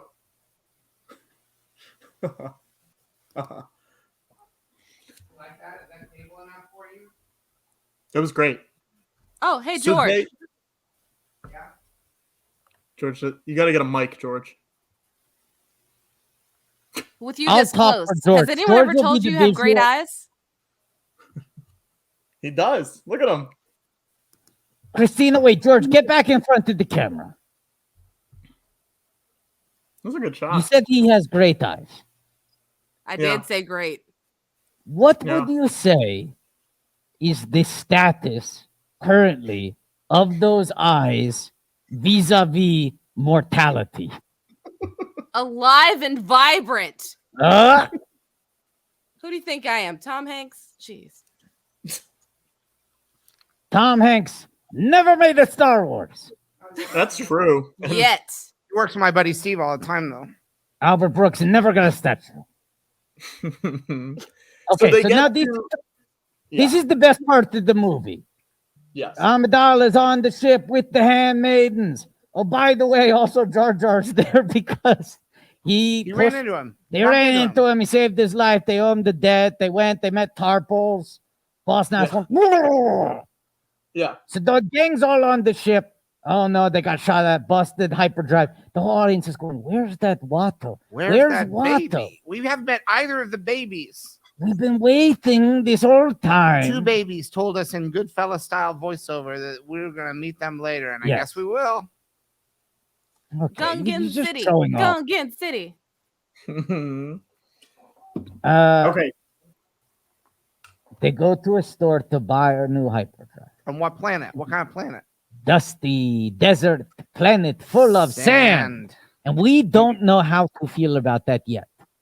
We don't, because no character has told us their sand preference. They haven't told us if they like it or not. We've been waiting, and We've we been may waiting. be waiting for a whole movie to Yes. find out whether or not sand is thumbs up or thumbs way down, man. We'll get there eventually. Just you wait. But this store Oh, that they of go course. to get the hyperdrive, there's something pretty special about this store. Looking around the shop, they got a lot of junk for sale. And these Jedis, this Qui-Gon Jinn fella, he's walking around all cocky, and he's like, I could buy anything I want from this store.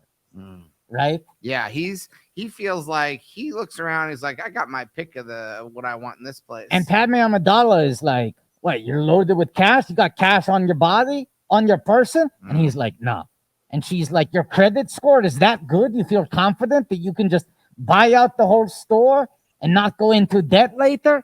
And he's like, no. Mind tricks. I will buy every single thing in this fucking store with mind tricks. But let me tell you something. Jedi mind tricks are a little bit like the American Express card. Not everybody takes it. Not everyone takes it.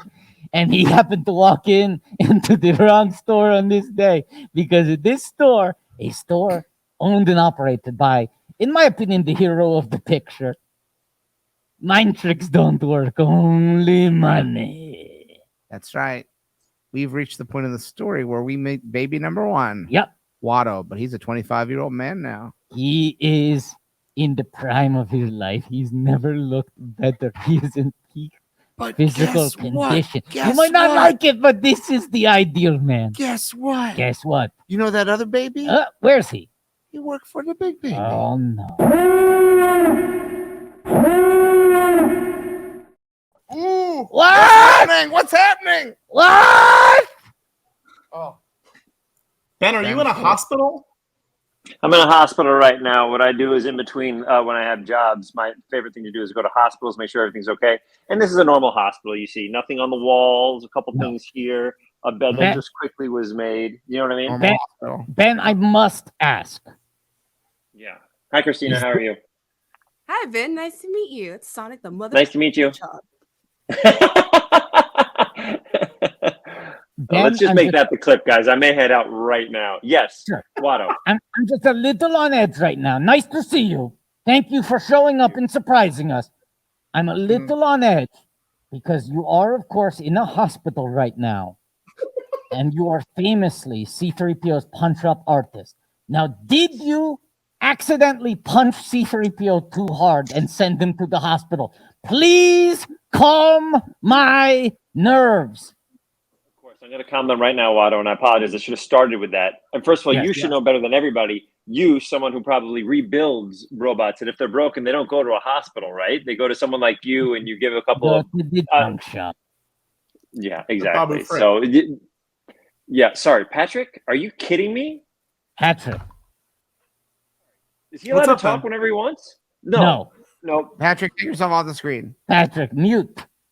Great. Thank you so much. That was so distracting. Even in the chat beforehand. Is that what he's always like? Yes, it's a nightmare. It's even worse when the cameras aren't rolling. Christina, I don't know if you're aware, but I'm a big fan of George and Watto, but there's nothing I'm a fan of more than when George wears shorts, because we usually get a quick knee shot. It's one of my favorite things that George does. It's one of my favorite things that George does. Wow. George wears short shorts. That's right. Who wears short shorts? George wears short shorts. It's absolutely correct. I wore them to go to the Van Gogh exhibit in Chicago. And? Patrick, you want to bring that photo up of me at the Van? Do not put yourself on that screen. I'll tell you one thing: don't put yourself on that screen, Patrick. Not for a second. No, Patrick, just bring the photo up. Do your job. Produce Patrick, the screen is for pictures, not for you. It's for the Van Gogh Chicago Museum excursion. Him to Van Gogh away for Patrick. I love it. There we go. There it is. There we go. You look great, man. Yeah, and this is after I started wearing shorts for the first pandemic live stream 3 years ago. Oh, wow. So you set the tone with the pandemic live stream. Yes, please. And I carried it on myself when I go to art exhibits. Yes, Christina, question. So I used to sell cars for a living, right? And what you would do when you would see it up come onto the lot, like obviously you're like, I'm going to go and try to sell this person a car. And you kind of evaluate the people. And so you'd always find the person who was wearing New Balances and tube socks. And they're what you call a brick because they generally have good solid credit. Wait, did you say an up? You said an up? You said you see an up? Is that a term that I don't know? Yeah, when somebody comes onto the lot, they're coming to buy a car. Everyone is like a potential up. It's like, there's an up on the lot. So you usually are like sitting in your office, like paying Candy Crush, whatever. And then you see a customer coming and you're like, rising up. And you try to be the first person, you see a car person and they have their hand in their pocket and they're walking along the side of your car. Like they're trying to, you're the up. Yeah. Do you get a percentage of what you sell? Sorry, George. Are you kidding me, George? I'm sorry, Pat. Can you get George off the screen? Jesus. I'm so sorry, Christina. I am so sorry.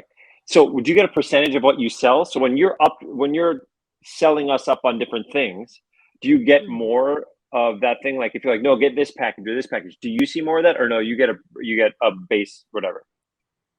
It really depends on the sale because you're going to get a certain percentage, but the back of the house is really getting like the back end is where the actual money is, but you get a certain percentage, and then you have like your thing like for each unit that you sell.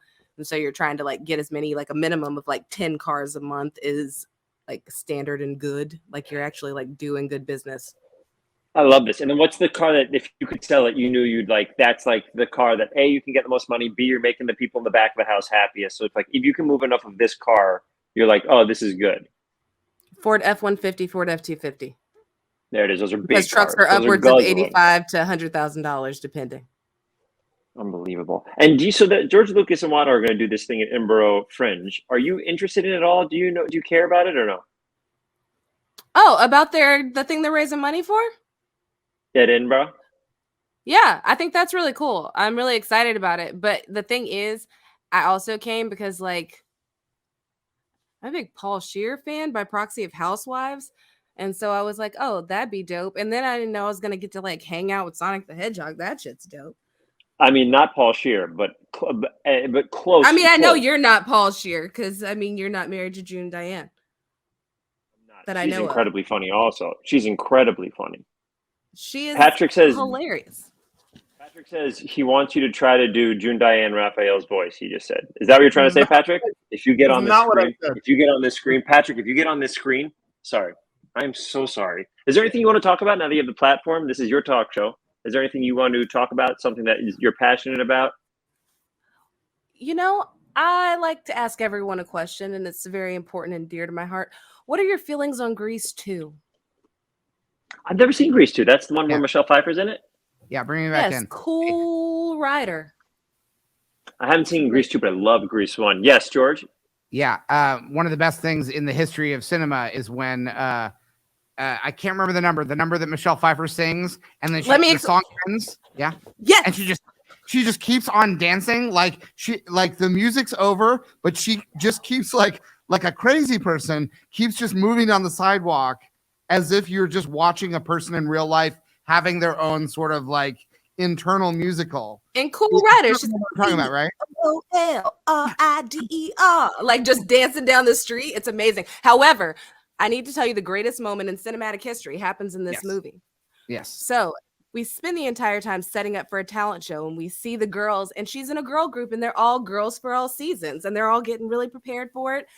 And then she meets the Cool Rider, this guy who's actually the nerd in school, but she doesn't really know that because he wears a mask and goggles when he rides a motorcycle. So she gets into the show. Right before the talent show, he goes to jump a cliff. Boom, he disappears. Everyone thinks he's dead. So she goes into the talent show, and right in the middle of her number, they're like, Stephanie, you're on.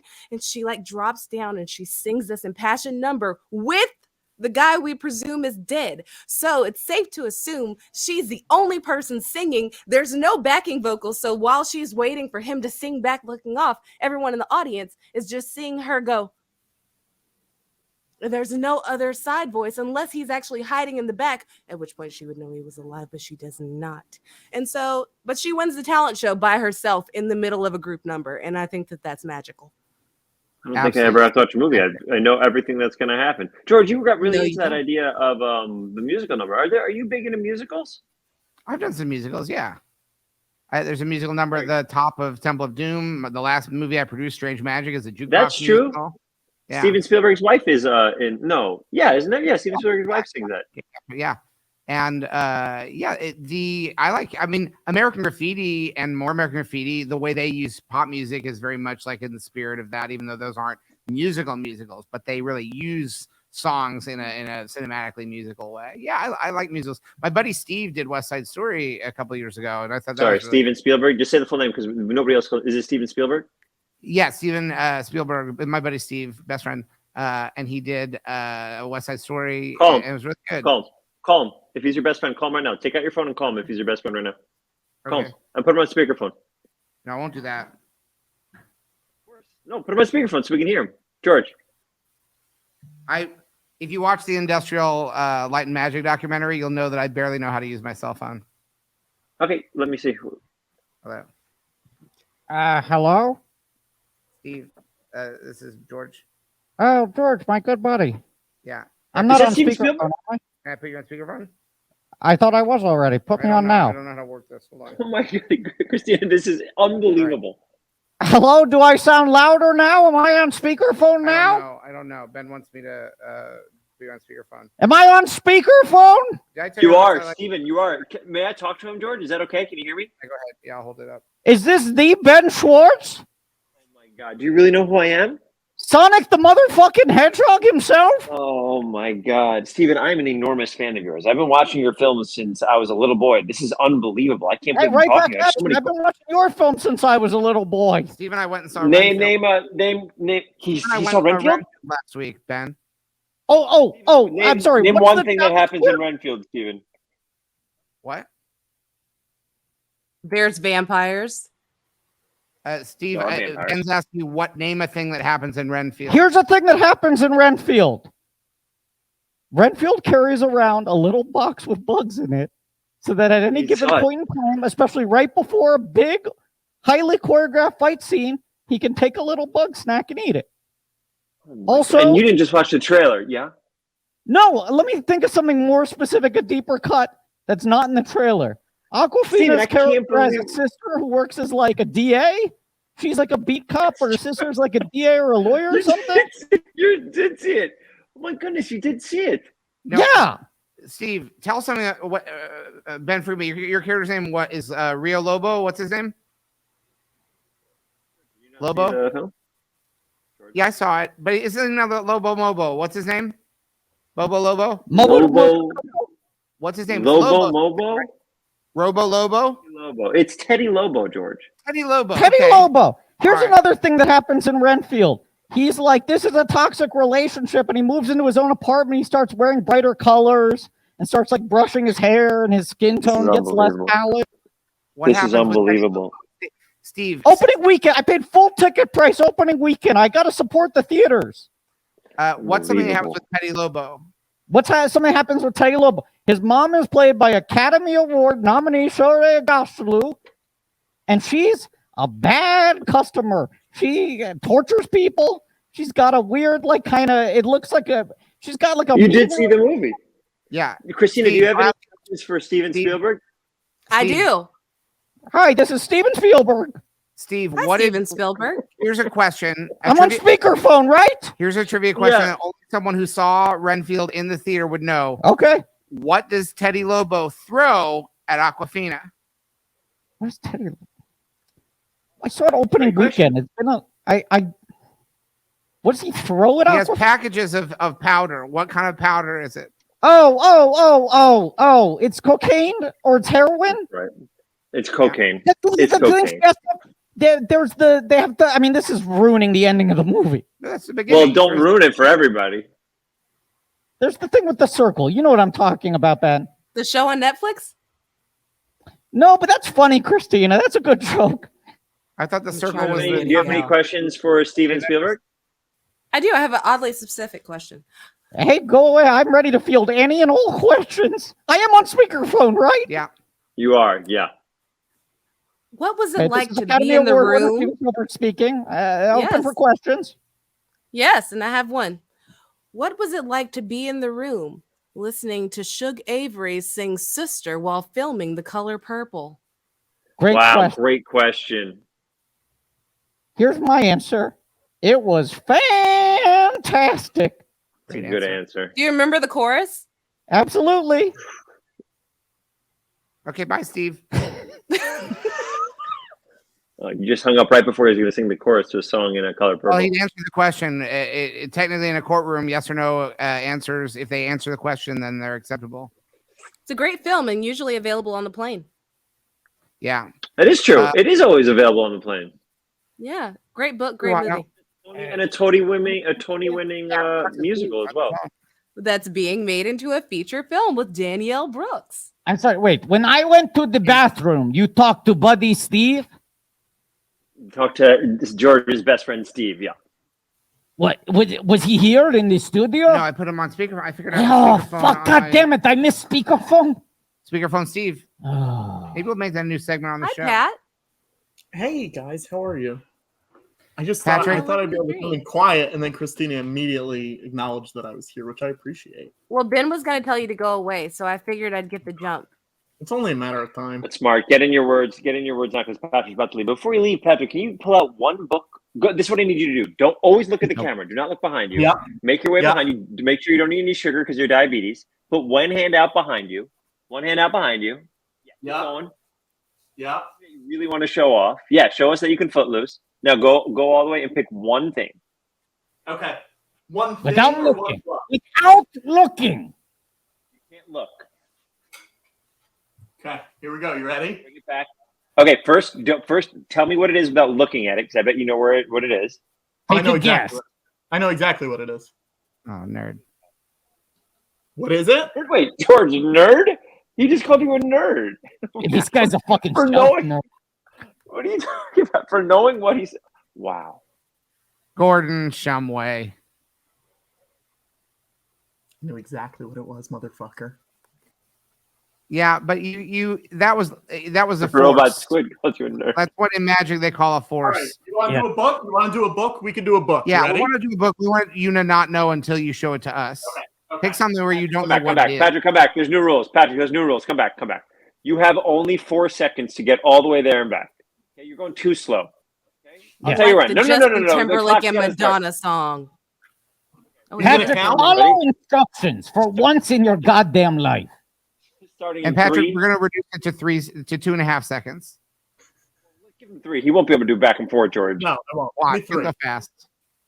Okay, good. Get him on the thing. Ready? In 3 seconds you start, and then you have 3 seconds. Ready? Yeah. Be 3, careful.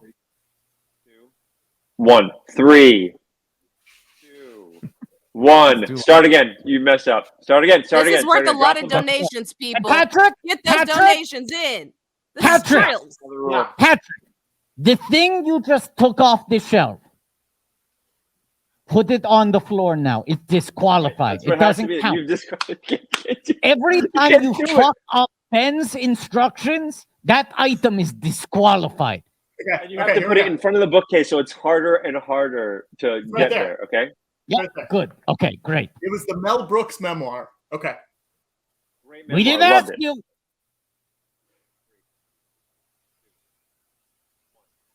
Three, 2, 1. Good. We'll count it. Comedy Bang Bang book. Short. Comedy Bang Bang. Isn't that a New York Times bestseller? It is. Haven't opened it. It yet. is. This is the first time I'm opening it. It has sometimes it has signatures on the front page. Check if you go to the front page. I didn't pre-order it. Wow. Wow. You know that pre-orders and first week sales dramatically help with the sales. I of got a books. first week sale. I just didn't pre-order it. Oh, wow. Look at you, Mr. Books. No. Was that satisfying? Learning a lot about you, Patrick. We'll look in the comments if it was satisfying. Where are the comments? Yeah, see if it's satisfying. They're on in the Twitch. Wait, Patrick. Laser the boy says nerd. So which No, ones that we no. see? No, Patrick, go back and grab it.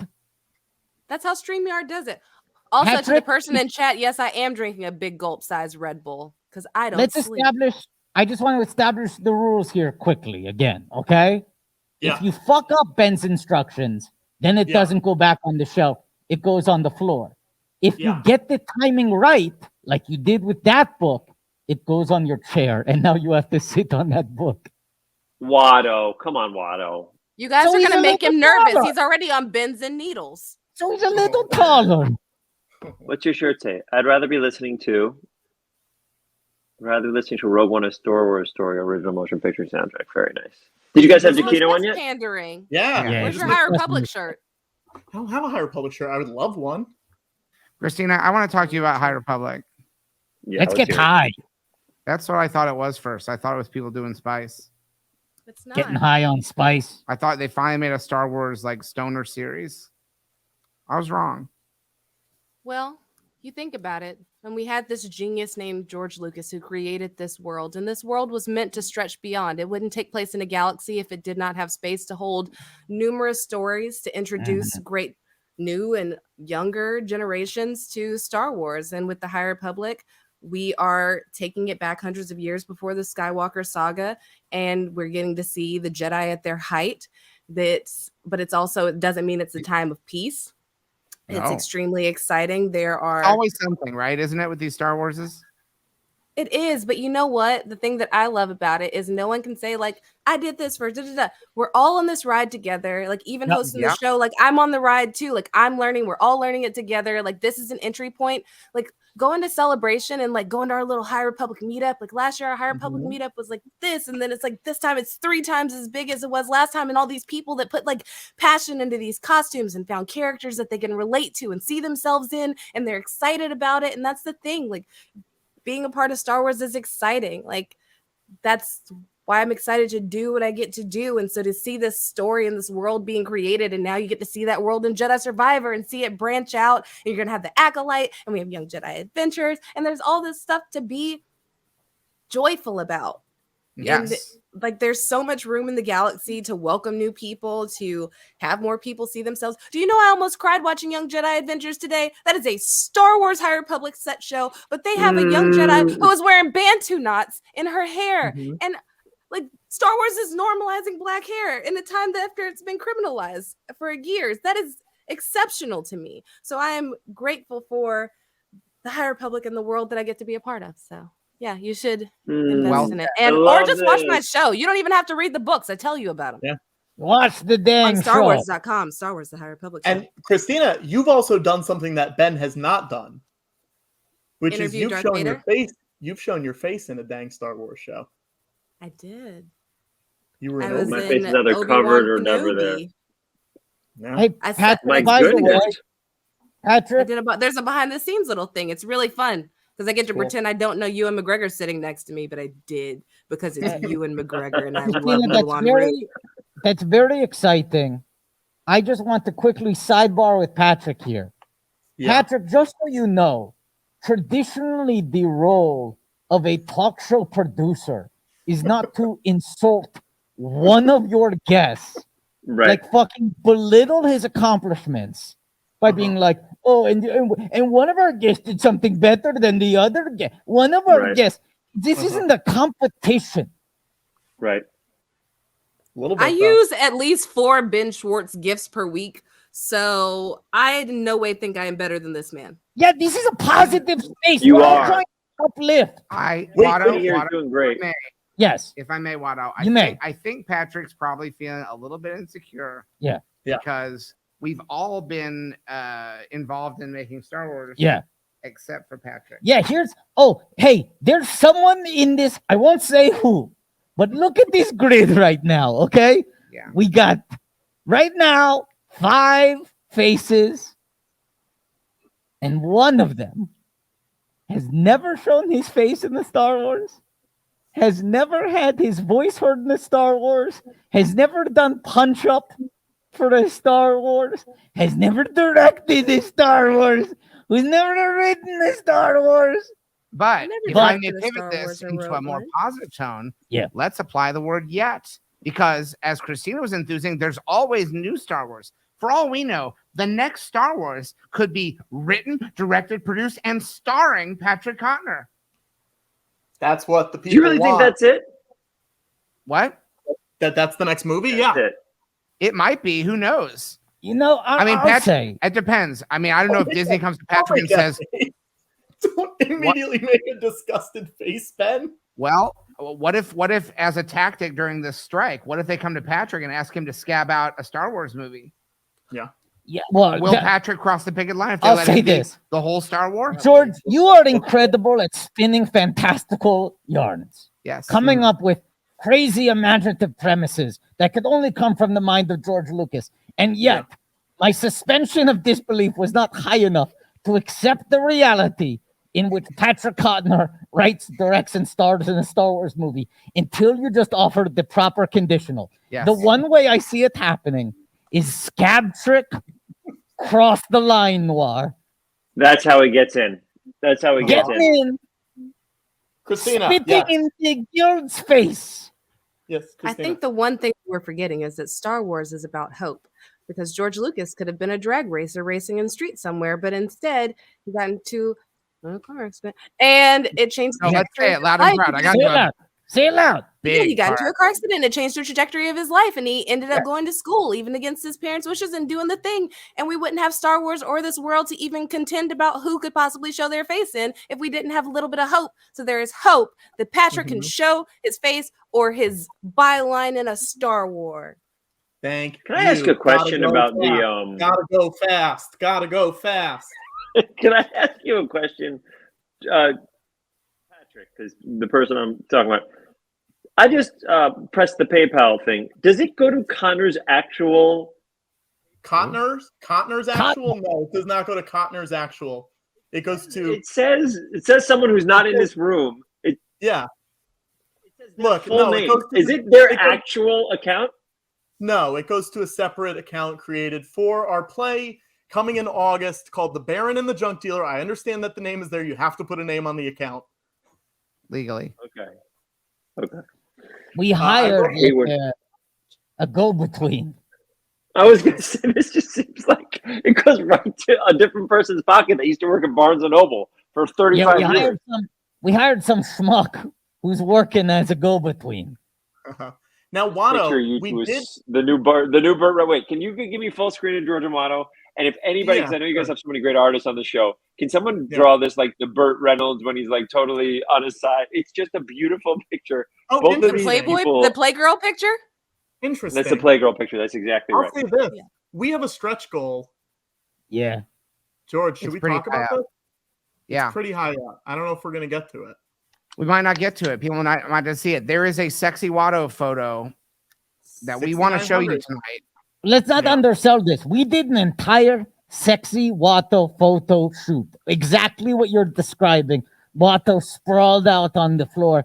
Come hither face. We did the whole I've seen it. I've shoot seen it, and it's the most magnificent thing I've ever seen in my entire life. It's incredible. You see everything. Belly, feet, lack of genitals, all of it on display. Yeah. If we look at those stretch goals, there is a video of a behind the scenes of the photo shoot. And if we get high enough, we're going to buy a billboard in Edinburgh that is just going to be the photo of sexy Watto that will be up for the month of August during the festival. It'll be like the Angeline billboard with no explanation. Just sexy Watto. We also make a real set to the thong song and then just like have the sexy photos of Watto going because I think yes. that'd be awesome. I mean, we'll do that. Sure. We do a slowed down version. Can we talk about the bonus of 69K, please? Can someone talk about the bonus of 69K, please? What's that? Oh, remind us what it is. Is it Watto butt chugs an energy drink? Yeah. Yeah, now, Ben, that's an evergreen. That's one we've had on this spreadsheet for years now. We've never hit it.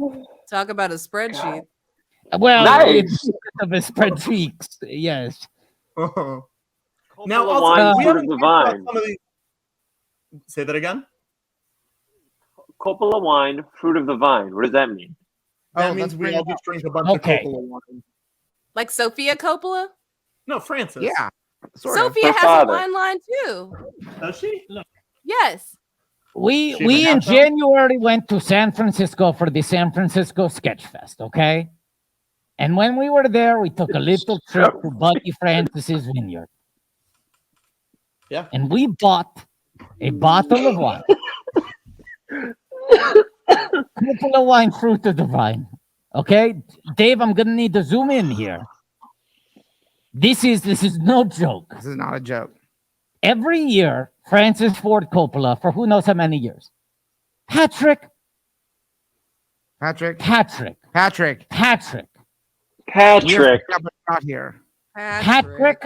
Dave, take him off. Punish him. Put him in show jail. You're taking away all the hope that Christina was talking about. This is terrible. I'm sorry, Watto. You guys, listen, Christina, Ben, the two of you are storytellers. You understand a narrative arc.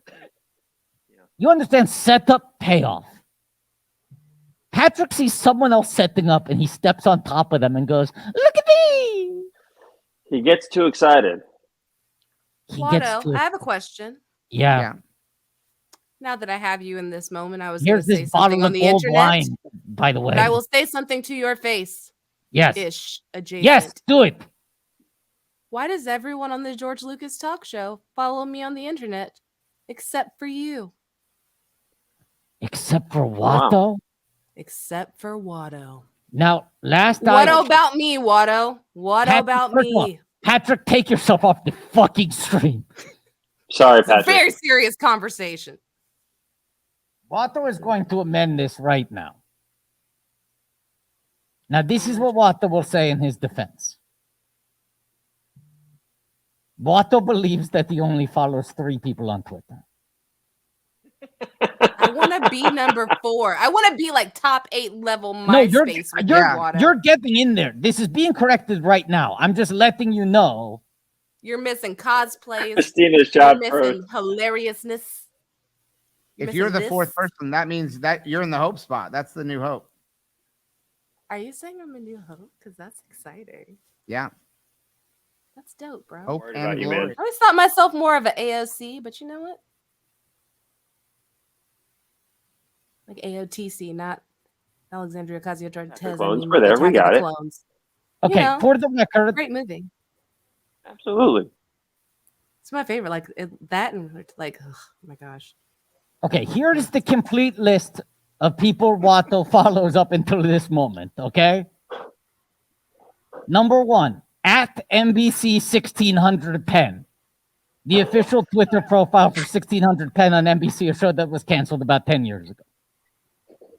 Christina, you need to understand, Patrick is perpetually in a competition to get more followers than the account for this long canceled show. It was Watto's first follow on Twitter. Follow number 2, Disenchanted, an original movie now streaming on Disney Plus. Because Watto knows someone who played the Chipmunks, right? I don't know anyone who played Chipmunk, but I thought that character popped. I was just hitting everyone. Go, where's the spinoff? I wonder what Pip would do if he met Sonic. Oh, just imagine. With teeth Sonic or without like normal teeth Sonic? Sounded the same. Guy sounded the same. With teeth, without teeth, with big legs, without big legs. Same Sonic. Bro, the Chipmunk movie slaps so hard. I love that movie. I just need to like throw that out there. Wait, but, Alvin and the Chipmunks or Disenchanted? Which one are we talking about? Alvin and the Chipmunks, because we're talking about Sonic with teeth, and it's a general, like a big part of the plot. Okay. Yeah. Very exciting. Rescue Rangers. You're talking about Rescue Rangers. Rescue Rangers. What did I say? Chippendale? Chipmunks movie. Chippendale Rescue Rangers. Watto's 3rd follow is at blank check pod. That's an accident. Unfollow. Oh. Follow number 3, Lights Camera Jackson. Follow number 4, Official Avatar. Avatar: The Way of Water, now playing in theaters. Buy it now on digital. And then at George Lucas Talk Show. Christina, you are about to be what is now the 6th follow on Watto's account. Wow. The 6th Sense. Oh, yeah. If you're following canceled talk like shows that are great, you should follow the Black Donnellys because it was a really underrated show on NBC. That's a great idea. And let's encourage all of our viewers right now to follow the Black Donnellys account and get it more followers than Patrick. And Dead Like Me. Dead Like Me for never. Yeah, let's do it. Let's add more. Bring back all the shows I love. This is breaking news. Crossing the line. Strike. Literally, Patrick. I was picketing today, and you're already writing for Star Wars. He's scabbing. There's no Band-Aid large enough to cover this scab. That's good. Well, I gotta go, guys. How long are you going to be doing this? Do you think? We have described 1.5 movies. We're fucked. It's 2 hours and 30. How many hours total do you think you do it? I got a hard out in like 10 minutes. So we need to raise like $17,000 and get through 8.5 movies fast. Or maybe this is a series finale for the George Lucas Talk Show. Maybe that's a picture wrap. Could that be the? Could I this can't be believe I the missed end? Giacchino. Giacchino just came on. Yeah, he was great. He showed us the sheet music for Muppet Monster Adventure, a PS1 game. He's one of my good friends. I love him very much. He's very funny. You agree with that, Patrick? He's very funny. Yeah. He's one of Ben's best friends. Did he talk about the stuff he has in his? Did he talk about the stuff that he has in his office or no? He showed us We a saw bunch of the things. Yeah. Yeah. Yeah, it looked very nice. All right, Christina, you've been the best part of this. I'm very pleased to have met you. Best of luck with everything. Keep kicking butt. George, Ben, what's your favorite Star Wars? Good to meet you. What's your favorite Star Wars? What is your favorite? It's Star Wars Day. What's your favorite Star Wars? Star Wars. What does it matter? Why does it matter? Because I'm only in Which two one of brings them. you joy? I'm just curious. What Have you you like? ever seen a Star Wars? Yeah, of course. I've seen all of them. I've seen. Oh no! Name one. I've Name one seen Star them. Wars. I can name all of them. I can name all Go of them ahead. right now. Go Easily. for it. Do it. You got it. Name which one. Name the number. I'll tell you what the title is. All of them. 1. 7. Episode 1. 2. Yeah. 3. It's a Star Wars. It's a Star Wars. 6. It's a Star. They're all Star Wars. Episode 1 is the beginning one, right? Yeah. Well, that's what he was going to call it, but then he changed it to another name. Right. It's 2. Baby Yoda, Grogu. That would have been a great title. Baby Yoda, What are you Grogu. insane? Yoda. My favorite is probably A New Hope, and then because I worked on 7, I'm gonna say 7 too because I really love doing it, and I got to visit Millennium Falcon. I got to do all that. So I will say 4. Well, no, let's do Empire. Wait, Empire. New you got Hope, to visit. then I'm gonna say You got to visit the Millennium Falcon that shattered Harrison Ford's leg. yes, and I got hired to help out with BB-8 when that happened. Then JJ had to come back home. He's like, "We got a little bit of time. Do you want to help me with this?" I was like, "Amazing! What happened?" And then he explained what happened. Do you know that JJ tried to heroically lift the mechanical door and hurt his back for I think years from doing that one thing because he tried to help Harrison? Wow. Did not tell that story, I heard about the guy who hurt his back for years from sighing on camera. It had to be And George. he never stopped telling that story. Ben, when you got to set and you looked at that Millennium Falcon door, did you look at it? Did you just stare at it dead in its door eyes and go, how dare you? Where do you get off? You're a goddamn door. He's number 1 on the call sheet. He's a living legend. Where do you get off? I'll tell you what. You know what that Millennium Falcon. You know what he probably was thinking? What? Yum yum. I like to eat old men's legs. Bye, Ben. Christina. You can kick me out whenever. I'm just having fun. No, you're we here. Never would. We never would. We never would. Patrick, I think we passed some other stretch goals on this spreadsheet. We did. We are at. I feel like we're not doing enough fundraising. We need to pick that. We're not. We're absolutely not. We're going to be ruined. We're going to be ruined. No. We did pass swag show off. Also, George, I don't have promo photo number 2. Yeah, you do. Okay. Patrick, don't say don't. All right, hold on. Here's my OneNote. Show us this swag that you want to show off, Watto. Christina, what's your favorite Star Wars movie? Watto went to Star Wars Celebration and he decided to swag out. And Christina, you can answer while I do this because this is going to be visual. This is going to be a bit of a fashion show, okay? Mm-hmm. Okay. I'm excited. So what's your favorite Star Wars movie? Oh, no. What happened? Nothing. You're still here. Over here. Oh, no. I accidentally clicked the Siri on my laptop and she's like, I'm listening. And it's like weird because she's going to kill me one day. But, we didn't hear it. What So it is. it's okay. Because she's trying to get in my head, bro. I get it. It's the AI, man. Yeah. They always know.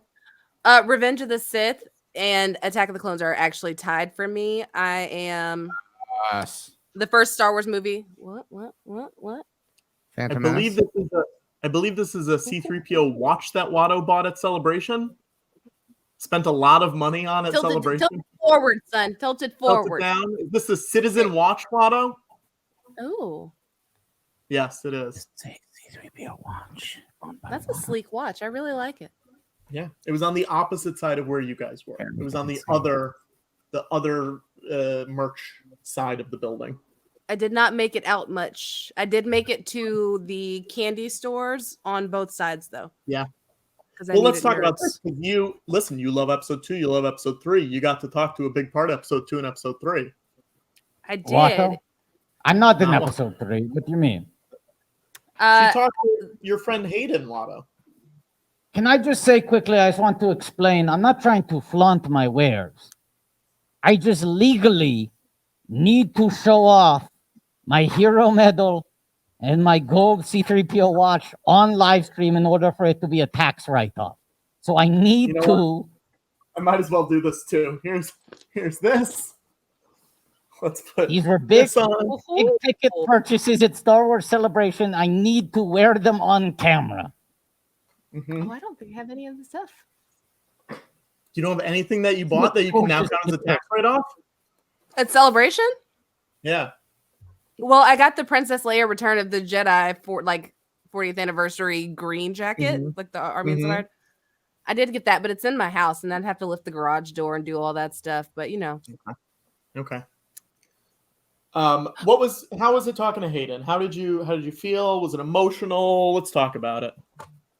I'll put it this way. So a guy that used to be a customer of mine at a restaurant I worked at sent me a message the day that interview posted, and he said, "You used to serve me chicken wings, and now you're interviewing Darth Vader." And I feel like that kind of covers the trajectory of the whole thing. I was very nervous but excited. We talked before we went out, and I was really, really excited. He's really just the sweetest bean. And just getting to I don't know, the energy in the room was it was very, very you could feel all of it. It got very crowded. It was a very crowded room, and there was a lot of people squeezed in there, especially when the big names were coming in. People were and it's he got this full scale WWE lights off, lightsaber, everything intro, and a lot of people thought I was joking. I really did have a poster of Hayden Christensen in my locker and that I had torn out of a TV guide and posted. And my high school boyfriend messaged me after that happened also and said, "I remember that poster. I hated that. Super excited for you. Always knew you do good things." Wow, which is always a fun thing. Yeah. But I was, dude, he's so cool. And he's just a super humble dude because I saw Jumper in the theater twice. Love me some Hayden Christensen. And you like Shattered Glass? You like Shattered Glass? Yeah, Life is a House. Get at me. Ooh. There's just so much and you just think about all the stuff, and to be a part of a moment where people are just excited that he's there, and that all these kids that me that grew up on the prequels. I saw Attack of the Clones in the theaters. It was my first time seeing the crawl, and hearing the music was for that movie. And it's always gonna be everyone has their entry point, the movie they saw in theaters, the movie that made them a fan. I mean, technically, if you want to get into it, I liked the Ewok show when I was little, and I used to watch it all the time because let's talk about my age. But no, I loved that. But the first one I was able to see in theaters in my lifetime was Were you singing, George? Oh, I have an Ewoks pin somewhere that is really, really cool. Ewoks. But I did not find my Ewoks pin, but I did just find an old bag of Skittles that I was looking for a long time ago. So that's fun.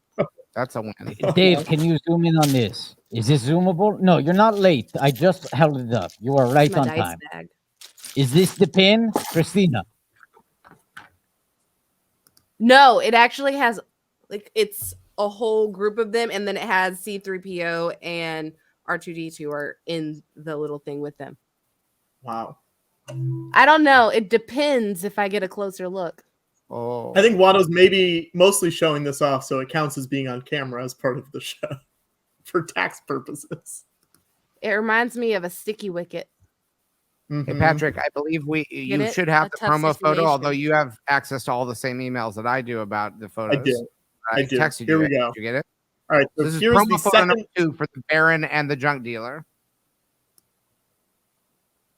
Look at that. Look at him. Mindy Tucker. You could see this on stage as if you play your cards right. If you play your cards right, you can see this on stage 22 times. And by the way, if you play your cards wrong, you still probably have an opportunity to see this on stage. We got a lot of seats to fill. We're not going to be discerning in terms of who we let in. It is also possible. This is a great point that if you play your cards wrong, you could also still see the play. Right. And maybe you play your cards wrong and you go, no, thank you. And in fact, as a punishment, to work off the debt from playing your cards wrong, you have to attend 10 performances of the Baron and the Junk Dealer. It's also possible that you could play your cards right and not be able to see the play at all because you were too busy playing cards. Yes. And you missed the shows. And this is what we really want to warn our audience about. Yes. Yeah. We all love playing cards. Yes, we love it. But you cannot become so obsessed with the deck that you lose sight of the other things in life. Such as the theater. The Baron and the Junk Dealer. The Baron and the Junk Dealer. The Baron and the Junk Junk Dealer. Dealer. Original play. Yes. A GLTS. Can we do a proper telethon? I would love to, but hard. No, Now, hold on. maybe- I got this. I got this. Okay, here we go. Hello, ladies and gentlemen. I'm Christina Arielle. And today I want to talk to you about the arts. You too could support the arts, support the dreams of the expansion of the George Lucas Talk Show. Help them branch out. Reach deep into those wallets. Open your hearts and donate. Do you like barons? Do you like junk dealers? Because this play has both, but it won't get made without contributions from viewers like you. Thank you. Now, we did hit a stretch goal where we get to show the second video that we made to promote this. Oh, let's see this. Okay. Here we go. The Baron and the Junk Dealer, an original play from the creators of the George Lucas Talk Show. Yay. What else should we say about it? It's serious theater. It's a legitimate play.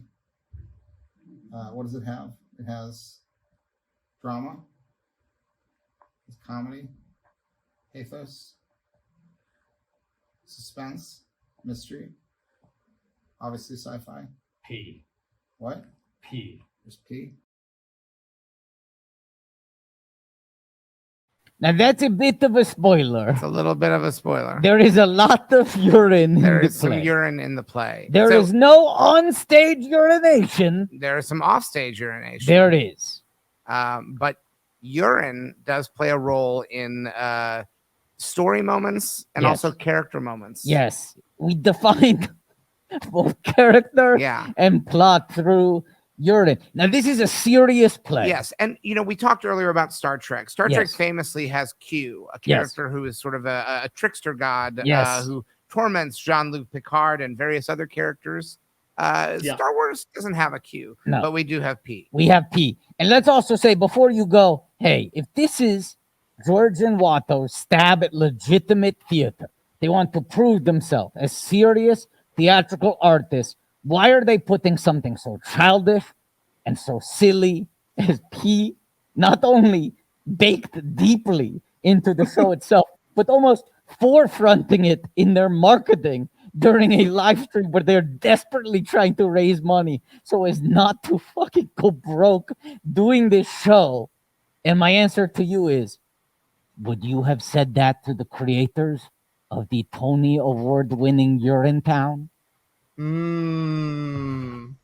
That's If right. so, you would have looked foolish. That's right. Now I mean, Star Wars famously has the character of C-3PO. Yes. What we're asking you is, instead of C-3PO, see two actors doing a play in which there is P. Oh. Throughout. You'll see us talk about P throughout. But also other things, because it's a play about life and death. It's a not only about P. That's just something that's funny. I just want to make it clear that there's a lot of people. It's about survival. Yes. It's But now, life or- George, here's something. We're very close to people being able to hear one page of the script. Not here, reveal. And I sent you this image, so don't say I didn't. Yeah. We show a screenshot of we're the just- page of the script. Oh, I thought we were going to do a reading of it, but okay, yeah, No. sure, we can do it. No, we're going to show it on screen and let people look at it for a second because there's a familiar face, so to speak. Okay. Yep. That you're going to see on page 1. And the face is not P. The P does not come in until later. No P on page 1. No P on page 1. That's a promise. That's the writer's rule. Yes. No P on page 1. No P on page 1. Now, Watto, so we haven't raised enough money to show page 1 of the script, though, right? Yeah, we have about 150 more described yet. Oh, Phantom Menace. Anyway, so they get this boy. He's a special little boy, it turns out. End of movie. Yeah, now here's what I think. This is what we do, because Christina, you just served such excellent fundraiser. I think you leaned in, you gave us that clean kind of fundraiser read, and everyone, the hairs on the back of their neck stood up, their wallets opened up, you saw a jump in the donations. We need to focus on, let's look at that spreadsheet, Patrick. Let's look at those stretch goals. Also, I just want to say while it's in the comments, someone said, hope they finish the script before May. This is not a film or TV show. This is a legitimate stage play. It's not affected by the current strike. It's not. Yeah. It's not WGA. By the way, it's gone through like 7 drafts. Yeah. Anyway, let's look at the stretch goals. Yes. We are currently at 4239, which means we can show the first page of the play. Okay. It's very exciting. Now, there it is. That's the first page. And look, our old friend Crawley is right there in the stage directions, and Crawley doing some that's hard. That's a hard indent, not centered, and not justified. No. This is Crawley as you've never seen him before. Yeah, aligned right. Yes. Yep. Oh boy. Now, Patrick. Yes. If you want to study this page, now is the moment to screenshot for the Georgie Porgies. But I want you to throw back up the stretch goals because I think we need to hype some of these stretch goals up. We got so many stretch goals and so little time. We haven't even talked about the stretch goals. People don't know what's at play because before I'm sorry, what? No, I'm saying go ahead. Let's do it. Before Patrick stepped on it, of course, $20,000. George and Watto uncork a bottle of Coppola wine, Fruit of the Vine, and start drinking. We start drinking that Coppola wine. That's $20,000. Usually, George Gets Drunk is a $500,000 stretch goal. For this one night only, we lowered it to $20,000. That's right. And for those of you who are at Sketchfest, you know what happens when we uncork the Coppola wine. Yeah. Things get wild. They get a little wild. Jersey Dave, something happened to the audio and they got a little bit muffled. I'm not sure what that is. Me? Oh, now you're back. Okay. Is this muffled? No, that's good. Some other things we should highlight. 5,000 is a video that I love a lot. I think it's very fun. And it's a legitimate, it's very funny. 6,000. That might discourage people from donating. So let's say that we also like the video. Yeah, it's not a snuff film. Yes. 6,000. George and I, and maybe Watto if he's up to it, we'll see. We'll do a live stream in June. We'll do a live stream show like one of the old shows, we will do it in June. If we hit 10,000, we'll do one in July too. 7,000 is also a very funny video. George, do you want to describe what 8,000 is? Is that when I do commentary on the video from 5,000? That's the deleted scene. Oh, okay. Oh, wait. What's Okay, let's lean in here because here I want to call out a couple of things. Okay. Yeah. Let's say first of all, we've passed Zen Garden break, which I'm going to do in a moment. Yes. We're very close to George Makes a Grogu. Yeah, and to be clear, I know we've gotten a little bit. We passed George Makes a Grogu. Okay, and I want to be clear. That's not a euphemism. I got a little thing here. Let me. Christina, you like Grogu? You muted yourself, I think. There was a train. Oh. And you could hear it, so I was trying to spare your earballs. I appreciate it. Hi, little man. Do you like little Grogu? tiny old man. For this, would it maybe make sense to turn on the campfire camera. Yes, George, come here. Are you making Great Jello? minds. George. It's like got Jello the molds. Here I don't think it's Jello. I think it's. Is it origami, George? I'm not sure what George makes a grogu is. It's softy dough. Oh. Oh, it's like a little. It's like Play-Doh. Molding, like a mold. Yeah. Are you gonna break the mold when you're done, like you did with Star Wars? Oh.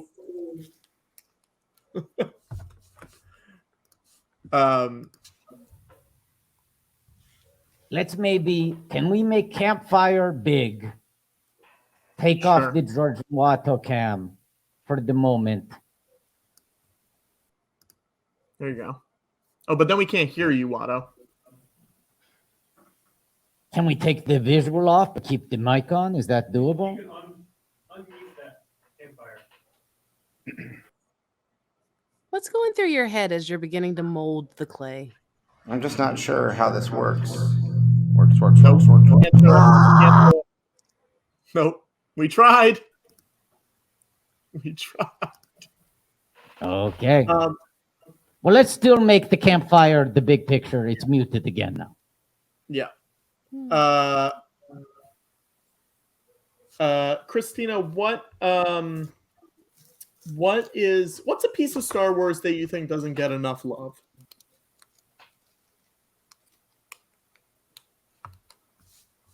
Well, see, that's the weird thing about it is you can say which piece of Star Wars doesn't get enough love, but there's a subsect everywhere that has listen, there's an AL3 page for everything. So like everybody has their little something. So yeah, I think while we're saying that, just because you don't like it, don't mean it's not somebody's cup of tea. For me personally, oh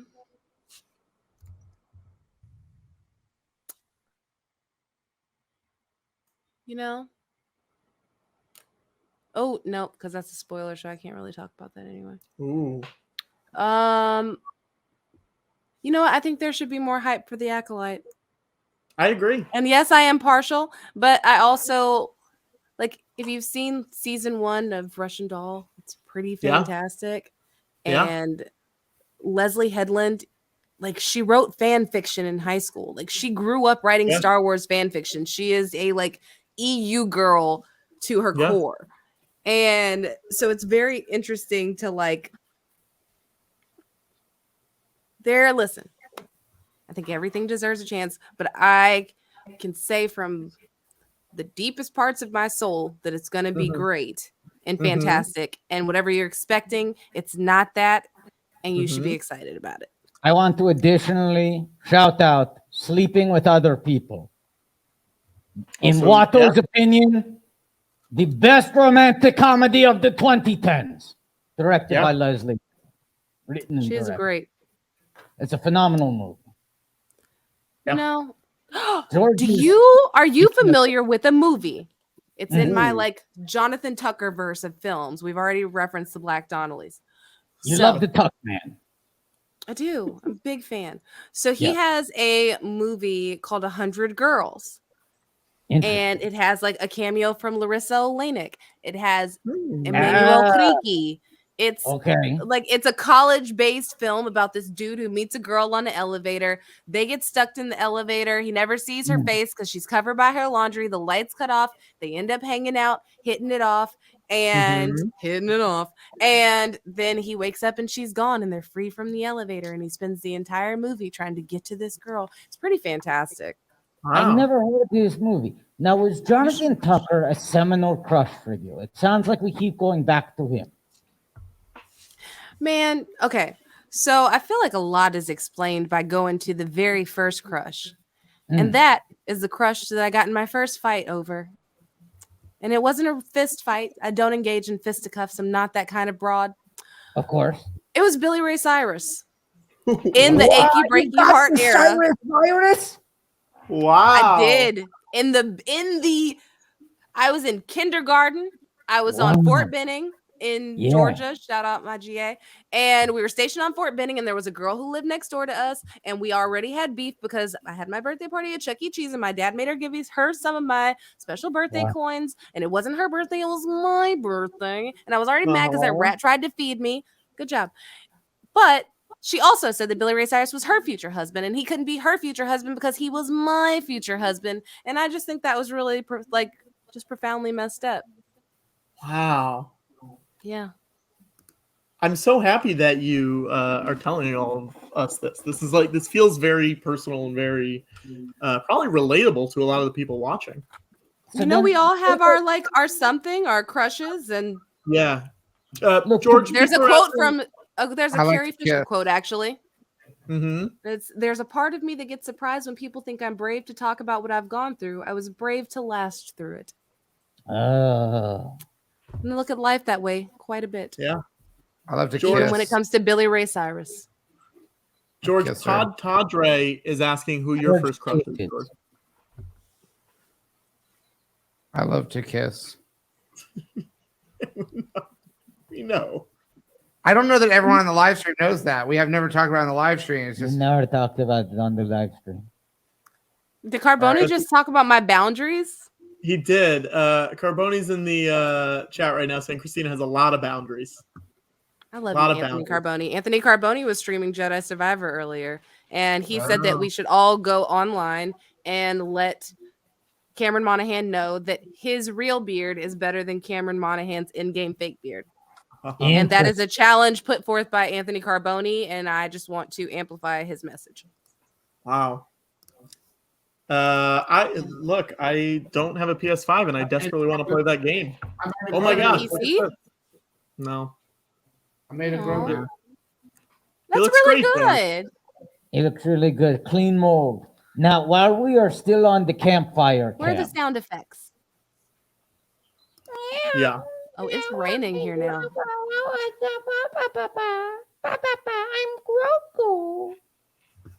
I do want to send an update. You? Yeah, this is what I sound like. You know me, Grogu. No. We are very close to the next video being revealed, everyone. Patrick, you're pushing these videos very hard when there are stretch goals we've already passed that you don't even want to call any attention to.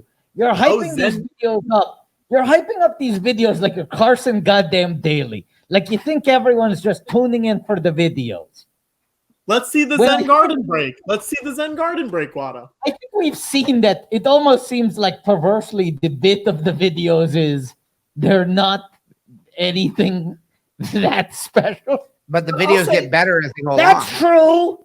They do get better, and I think the next two are actually pretty fun. Okay, I still think there's a weird energy of only hyping up the videos and nothing else. Not even calling attention to many other things. Like the wine. Like the wine. Here's why I'm doing it is because the videos are mostly on the thousands. I know, but you're skipping over the things in between. Hey, doesn't Patrick look like he's doing cosplay of Coach Beard from Ted Lasso for a Bud Light Lime promo? I don't know what that is. An oddly specific reference. I think tensions are getting high. And perhaps we should chill out by describing Star Wars Episode 2, Attack of the Clones, while taking a Zen Garden break. Let's do it. Okay? Here's what the movie is about. No, let's go back to campfire. Campfire. We're going to need the campfire for this. This is going to be a close-up. Okay? Here's what the movie is about. Being a teenager is tough. But what happens when your old owner has a new hat? Anything can happen when your old owner has a new hat. But beyond that, you go through growing pains. Where's my mom? And all these things that you used to skip through life and not think twice about, they start to really tee you off. I can't date? I'll show you. I'll get married. You start to get so miffed at everything. Let's have dinner. The fruit flies through the air. Some of the things that, in fact, previously used to surround you that you never used to pay any mind to suddenly make you so hot and mad you can barely tolerate it, and that's when you need to take a Zen Garden break.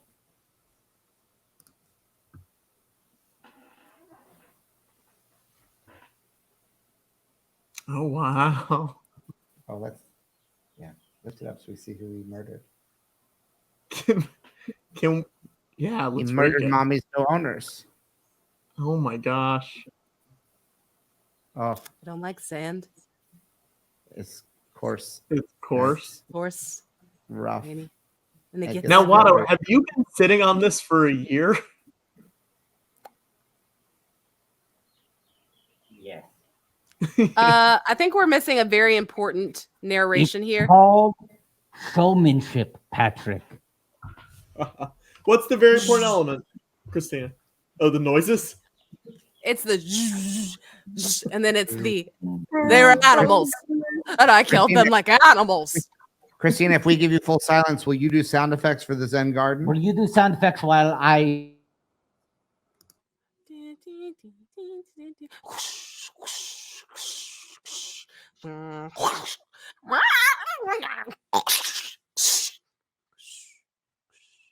Are we doing? Oh, we need to do calm.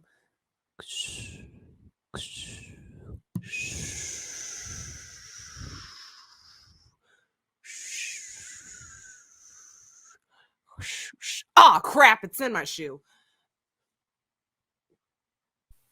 Get it? See, that's how you cool off tempers, Patrick. Mm-hmm. Mm-hmm. Don't just say, mm-hmm. Mm-hmm. This is funny. This is fun, right? Yeah, I like it. Okay, now let's go back to the stretch goals. Okay. This is like kind of good two bastards pose on George and I at the campfire camp. It's a vibe. You know, Christina, that some people call us the two bastards? George Lucas and Watto. Oh, we're so close to the I would never say such a thing. Neither. Well, I was going to say neither would I, but I think maybe we called ourselves that. Even no, I think it was Bryson who called us. Oh, Bryson called us the two bastards, and we Bryson owned it. Tiller, the R&B singer. No, I'm just kidding. If everybody who enjoys laughter, I think if we had some $1 friends or $2 friends, we could probably really add up to that laughter video pretty quickly. And here's what's Why going does to it say the Irishman? Oh, let's not. No, give me 1 second because you guys someone will finally get the reference. Here's what it is. It's a pocket, Watto. We've decided tonight can only be a pocket if someone decides to do this. Christina, if someone does a single $3,280 donation, The shooting scene from The Irishman when he walks out. Remember, and he goes, yeah. It's very important to me. That much money in a single lump sum, we will have to watch The Irishman, but it is a pocket one. We will watch it at another point. Not right now. You haven't seen it yet? You've not seen the Randall Emmett masterpiece? No, we've seen it. We've seen it many times. It's just anytime anyone donates $3,280, we have to watch it again. On camera. Uh-huh. So that as a single donation, Long ass movie to watch on camera. Yeah, that's the It's point. like probably longer than we've been on this stream right now. Yeah, we're aware. We're aware. I watched the whole thing. My husband fell asleep. I watched the whole thing in one sitting, waiting to hear a Sookie voice. Nothing. His next movie is a short subject. It's only like how long is the flower? 3:28. It's only 3 hours and 28 minutes. It's practically a Looney Tune short. It's like an actuality. Well, it's practically as a watcher of Vanderpump Rules and a reader of the LA Times, I'm gonna sit this one out. Wow, I don't know what that means. What does that mean?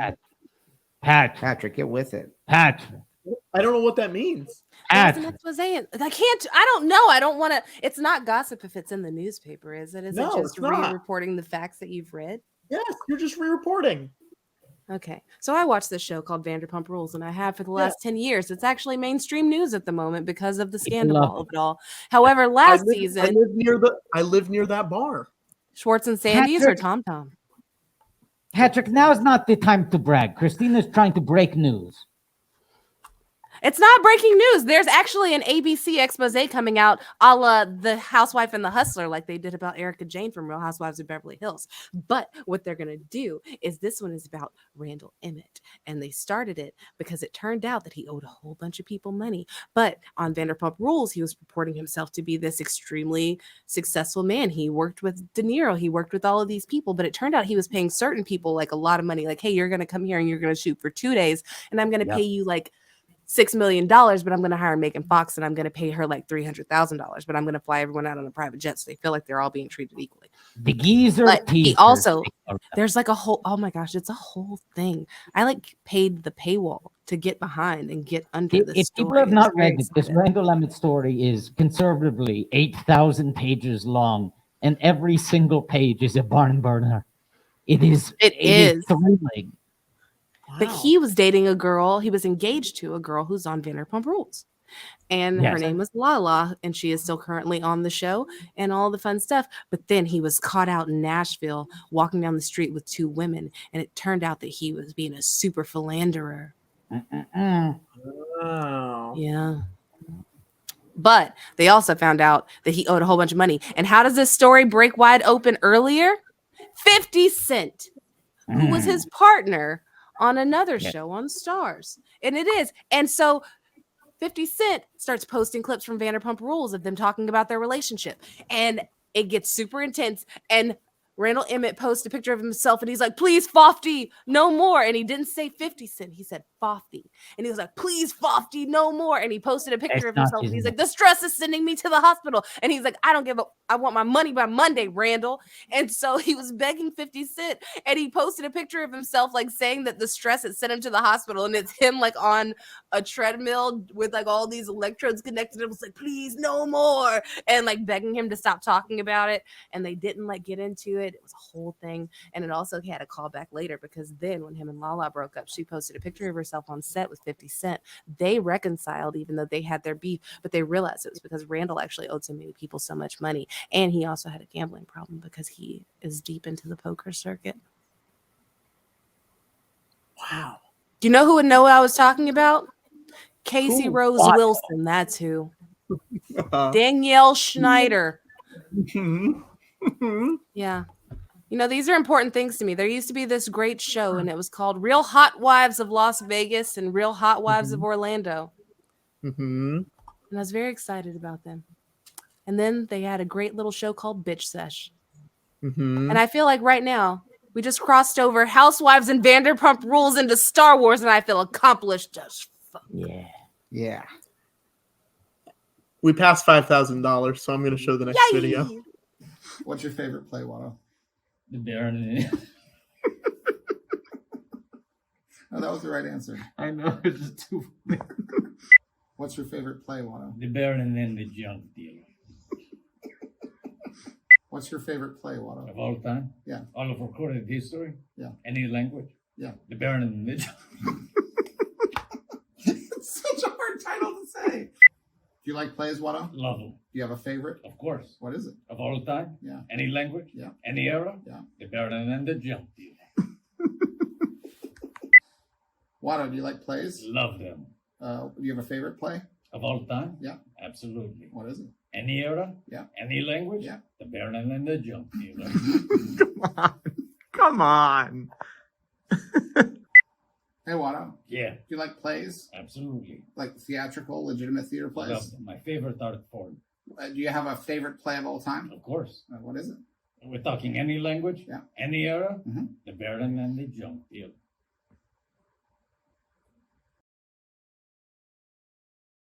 That's a good little video. Wow. A little fun video. Fun watching laughter. Art, man. George, do you want to pitch? Do you want to tell everyone what the next video is? This Mr. Video over here. Well, now it's my thing. Videos. Now it's my thing, you know? Well, we're not too far from unlocking the June live stream with George and Patrick. Yeah.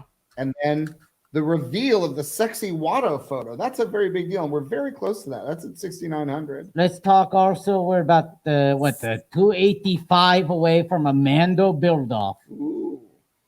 Yes. Now, I also want to say that we won't be reading a scene from the play, but I did have an AI write the first scene from a play. And we George, will... not you. No, just to show how bad it is. It's Yeah, really it sucks. bad. It sucks. So we're going to humiliate an AI with all apologies to my buddy Steve, who made a great movie called AI. That's the only AI I'm interested in. Yes. Artificial intelligence. Patrick, also, Watto fucked up in terms of swag show-off. He didn't realize was different from Watto swags out, which we've already obviously done. So I want you to erase Watto swags out at 7,500. Okay. And I want you to type in character grab bag. Now let's go back to the spreadsheet, because some of us are interested in some of the things in between the videos. I find that's where some of the real gems are in between the videos. You hear people these days talking so much about the videos, you'd think they were almost the only stretch goals. But I want to put a little bit of focus on what happens at $8,500. Sure. A 2.0 upgrade, right? We're talking about, what is this? A software update? Getting a new iOS on your smartphone? No, I'm going to tell you what this is. $8,500. We are introducing... Blockbuster is not the word even to describe. That's not the word to describe it. A revolutionary new character. Judo Macabot 2.0. Wow. You've met Judo Macabot. You've met Judo Macabot Jr. At $8,500. Judo Macabot 2.0. And I want you to delete 2.0 upgrade. I want you to type in, we meet Judo Macabot 2.0. Oh, it's like the Rugrats episode. Yeah.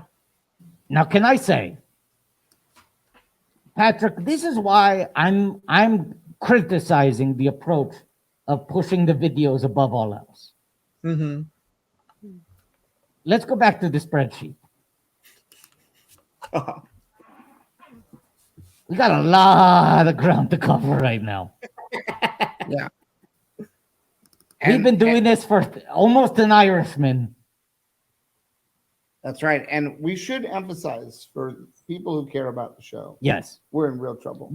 This is not a comfortable position we are in right now. Like, we've raised money for lots of really good causes, and we've always been like, it's great to help. Right. We've never felt so desperately like if we don't fix our situation, we're in bad trouble. You know, you often hear the bad faith trolls of the internet say, go woke, go broke.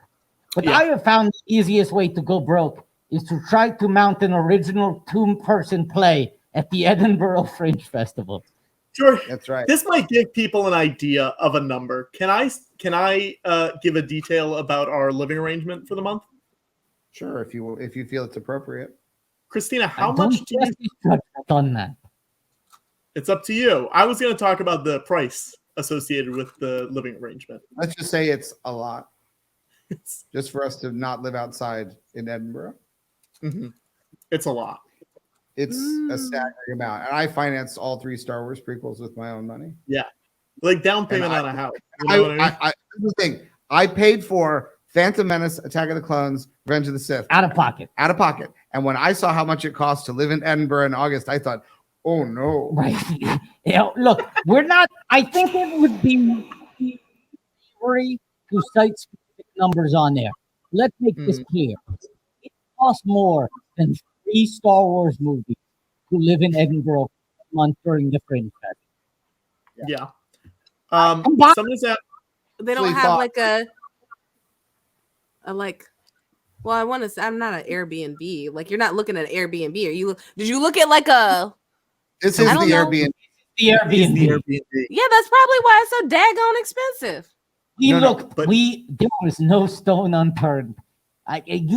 This search was so thorough. Yes. That's the kind of thing. This is the thing, because this whole town, right, goes gaga for this festival once a year, and everyone goes, time to jack up the prices, right? George Lucas found a good listing for a place that seemed like, oh, this would be a reasonably good deal for us. Emailed them. They went, great. Glad to hear you're interested. By the way, we just decided to up the price 40% above what was advertised. Did you say you were with the George Lucas talk show? Because that would make a lot of sense. We said that, and then they said in that case, the price is 200% increased. Yeah.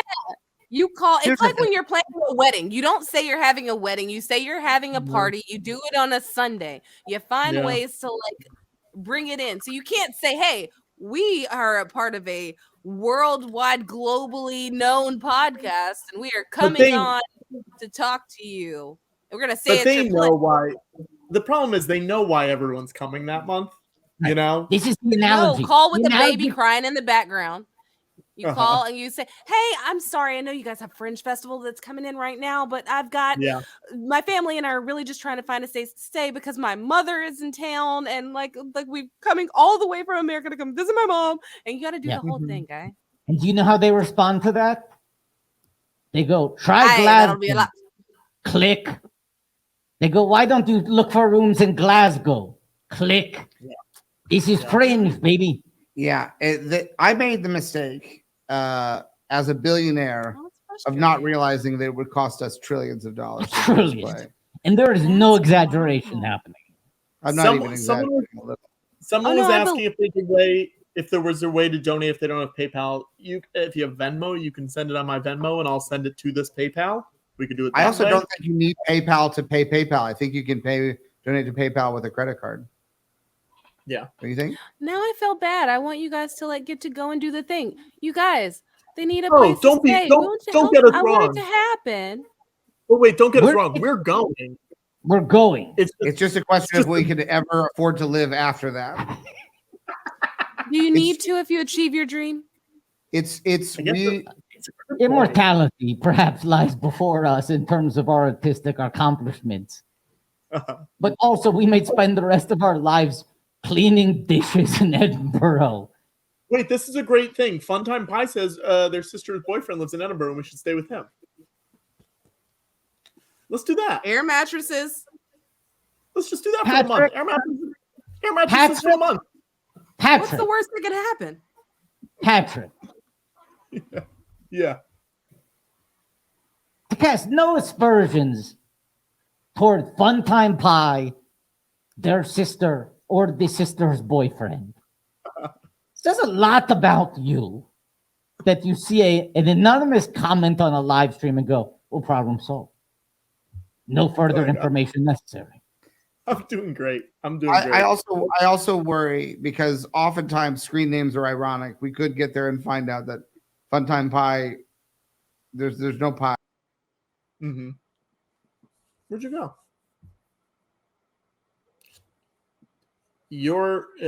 Dave's camera is gone. The fireside chat one? There it is. Now it's back. Yes. Can hear you again. Oh. But we don't want to talk about it too much. We just want to tell people that. Yeah. Oh, and here's the thing. Now, as we get higher in, we're very close. We're within a couple $1,000s of getting sexy Watto photo. Yes. Yeah, let's go back to that. Let's look at the stretch goal, Patrick. Oh, we hit Mando build off. Okay. Mando build off. All right, here we go. Very good. We are going to do a competitive Lego build. George and I are going to race to see who can build a Mando ship first. Great. What should Christina and I talk about while you guys are doing that? I have a question. Yes. Okay, great. Did George call his close personal friend Steven Spielberg on speakerphone when he had starlet and star of cinematic film West Side Story, Rachel Ziegler on the show. We've never called Steve on the show. That was the first time. That's the first time. I was just because Ben asked. Nobody's ever brought it up. We didn't know it was an option until tonight. Wow. That's wild, man. Love Next that time I go. Cool. I don't mean that disrespectfully. I think like it's a wild world. It's a wild world. Oh, baby, it's a wild world. It's hard to get by. Okay, so to set up this segment, George and I are each going to have a Lego mini fighter. Yeah. These are, as advertised, 6 and up. So I think we should both be capable of assembling. I'm going to give George Boba Fett's starship so that he does not have to suffer the indignity of the Razor Crest mini fighter, which Watto accidentally stepped on. These are both boxes, but yours looks like a bag. Mine looks like a pancake. It's a Lego pancake. It's a Lego latke, is what Who stepped on it? Watto. All right. Normally Watto's flying, but occasionally Watto walks. Does he waddle? Great question, Watto. Watto waddles. Watto waddles, but he never wobbles over. So much like Weebles, who wobble but don't fall down. Watto's like a Weeble who wobbles but never waddles. So who's your other guest? What are we looking at here? I don't want to say I want to know. I'll type him in the private chat. How's that? Tell me secret. Okay. But tell me on the microphone. I'm not going to do that. There you go. They're in the You private chat. guys, if you donate $2.47 each. That's not enough. $2.47 each in this economy, that's a lot. So if each person on this stream right now, hold on, let's look at the numbers. I think we need more than that. But they're going to be on. They'll be on soonish, so it won't. We got some good people coming up. We could go up at least $1,400. Okay, but if you up that to $4 each, $5.25. Yeah, if everyone watching currently right now donates $5.25 in the next 5 minutes, I will name every person that is supposed to come on the show tonight. $5.04 because it's May the 4th. Okay, well, you just lost us hundreds of dollars. Deal. Wait, what? No. Okay, fine. $12.79. Hang on. Let me put this in. Let me see how much we need to raise. 5, 2, 4. If we raise $2,751 in the next 5 minutes, I will name the rest of the people. It is bit.ly/BaronJunk. It has been scrolling at the bottom of the screen the entire night. I apologize if that was not clear. Let's see if we can do it. I don't know if we can do it. Someone said 1977, and I will counter with 1999, like Prince song. Or like Watto's introduction. 1999. When were you introduced to the world at large? 1999, baby. Party like it's 1999. Only 90s kids understand when Watto was introduced. I do. Bit.ly/BaronJunk. I think I just got stung by a mosquito.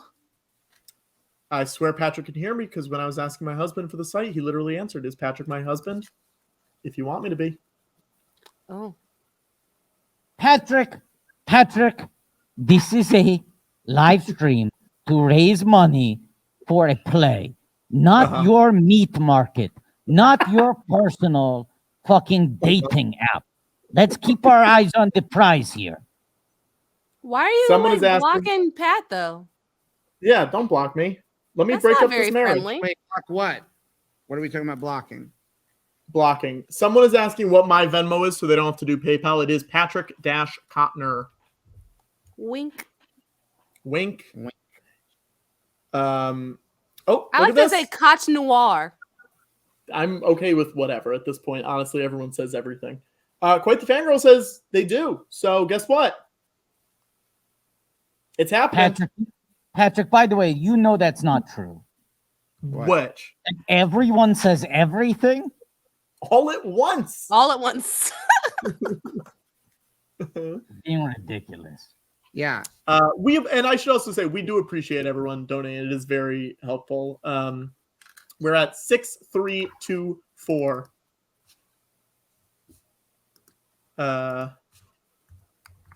Gentle people, I will be right back. Don't kick me out of this call, but I have to run into my home from my outside office. And but that means are you gonna get you were gonna go get something out in your house, right? Oh yeah. Thanks for that. Now. And it's chilly, so now I can wear it. Thanks, Pat. Chilies? See you in a minute. Chilies? Are you doing a Chili's run? George loves Chili's. She's gone. Patrick, is she doing a Chili's run? Because I would. No, she said it's chilly outside. They're doing an outdoor Chili's pop-up? Yeah. What's happening? Someone's saying you guys have a secret. Christina's so cool. It's not a secret. Christina's very cool. I want to just point out quickly. We all know that the Mandalorian, the code of the Mandalorian is they're never supposed to remove their helmet. They're never supposed to show their face, right? Mm-hmm. This Lego has no face. They chose to take this very seriously. Mm-hmm. As if he is the Prophet Muhammad. And he cannot, his likeness cannot be represented in Lego. Mm-hmm. We are making some movement here. We're making some movement. You better, because nobody wants to see this show go to the poorhouse. I agree. Really, and I'm doing pretty good making this ship.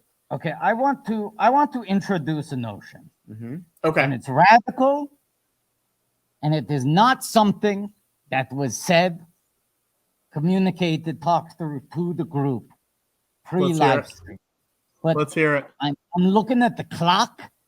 I'm looking at the numbers we want to hit. Yeah. I think the videos aren't moving. Here's what I would like to say. Yeah. George. Yeah. You have been very adamant that this is a play that premieres at the Edinburgh Fringe Festival. Yeah. Not want to do out-of-town tryouts. Yeah. Is there a universe? I don't think there is one. You know what I'm going to say? Yeah, you're going to try to get us to do it before we go to Edinburgh. Absolutely not. Absolutely not. Wow, George. What I'm saying is, for a lot of our Georgie Porgies who are watching this live stream, they are not going to be able to see this show live and in person. Right. As we are living proof of, very expensive to go to Edinburgh during the Fringe Festival. You've not already lived there or nearby. Is there a universe in which anyone who donates to tonight's stream over a certain dollar amount will, in August or possibly September, depending on upload times and such, have access to some sort of recording of the show? Well, before we play that card, because that's a very big card. It's a big card, but I feel like I just want to throw this out as a conversation topic. I want to give our viewers a way in which they can feel invested. Well, I'd say before we start inventing new things, we should talk about what's already on that board, which is above a certain number. We want Georgie Porgies when we're having our Edinburgh adventure. We want Georgie Porgies all over the world to be able to experience. This is true. Part of what's going on there vicariously. Yes. Mm-hmm. And above a certain number, we will start doing a podcast from Edinburgh. Yeah. That at a certain number, it would be a weekly podcast, but at a certain number, it would be a daily podcast. That would and I'll say this. Yeah. We the time cutoff to give out the next guests have expired, but we have an update on the numbers. Let me add this up. Hang on one second. We are at 7013. So we are getting close-ish to this podcast. Not really, but kind of. The podcast? That's 13,000. It's 13,000. So we're ways away from it, but the George Lucas Talk Show audio podcast is at 13,000. That's if it's weekly. That's once a week. If we get up to 16, it's a daily podcast. Yeah. And at a certain point, we'll start doing weekly videos or daily videos from Edinburgh. So you'll get to experience, theoretically, some of the magic of the festival experience. Yeah. But that can only happen beyond a certain level. Now, Sexy Watto is the next. That's the next big reward, I think, on the board, right? Yes. The reveal of this, because if we don't hit a certain amount, we may never reveal the Sexy Watto. No one will ever see it. No one will ever see well, it. we have passed Sexy Watto photo. We passed Guys, Sexy we're Watto almost photo. at sexy feet. Patrick, what the We fuck just are we doing here if we pass Sexy Watto, folks? We just got there. hold We on. just got I there. was right in the middle of a big threat.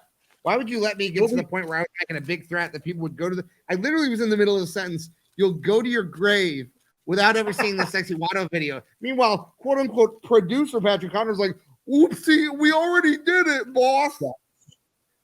You know how often I pull the "you'll go to your grave without" card? Has I ever done that in the history of this show? You'll go to your grave without something happening? And you got to do this in the middle. I'm furious, Patrick. It's called showmanship, Patrick. It's called showmanship, Patrick. It's called showmanship, Patrick. It's called showmanship, Patrick. Now, I'll come up with a question for you. Yeah. Okay. You can show your Legos first, but I have a very important question for Patrick. Okay. We're still working on it. George is a lot further along than Watto is. Well, I will say this is hard to do with CGI fingers, is what I'm learning very quickly. Patrick, choose your fighter. Griffin McElroy. Oh, okay. Or Griffin Newman. The guy who burned all the salmon that one time? Oh, the salmon burner. I would like an answer. Do you want to know what the battle is? Yeah, sure. I think I have an answer, but sure. Some more? I'm going McElroy. He's nicer to me. It's a grip off. It's a grip off. It's a grip off. Yeah. Well, I'm gonna go McElroy. Let me. Okay, here we go. You ready? We're gonna no. Build up. The Sexy Watto photo is a big deal, so we want it to be the only thing on the screen. I'm going to show the next video first, and then we will show Sexy Watto. Mr. Video. This guy over here. Mr. Video. We got the Sexy Watto photo on deck, but Mr. Video's got some videos to So we got Mondo Mike O'Donoghue over here showing off some wacky videos. All right. Come on. Let's see. Do you want to set this video up, George? This video better be good, Patrick. Do you want to set this up, George? What is it? This is the commentary one.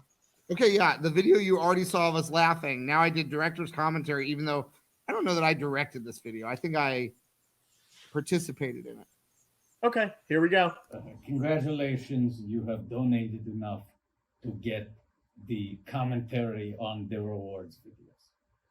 Is that the audio for the commentary? This is right now. What's your favorite? Hello, this is retired filmmaker George Lucas. And this is the audio commentary track for the behind-the-scenes video. This is, we're talking about theater plays in promoting our upcoming play, The Baron and the Junk Dealer. And Watto and I were unable to stop laughing. We couldn't stop laughing every time he would say the title of the play. It's very funny. This is a fun video. We had a lot of fun making this. The actual video, this video is about a minute long, a little over a minute, but it took longer to shoot because you can see this was edited by Patrick Cotner into a fun kind of blooper reel of sorts, which bloopers are funny and fun. So we had fun making this. It's like you are. The way you say the title, it's as if you start to run out of batteries on the second. The Baron and the Young. It's on the end. I can hear the spoke of a cassette player. The Baron and the Young. Great. Very fun and very fun commentary. Great commentary. Great commentary. Good comments. I cannot find this one fucking piece. I feel like I'm a part of history right now. That was just. That was magnificent. Yeah. Oh, great word. It's like a time capsule of the experience, leading to the experience that will be the Baron and the junk dealer. If we get there and reach all of our goals. Wow. And George, I have this photo ready to go. Yeah.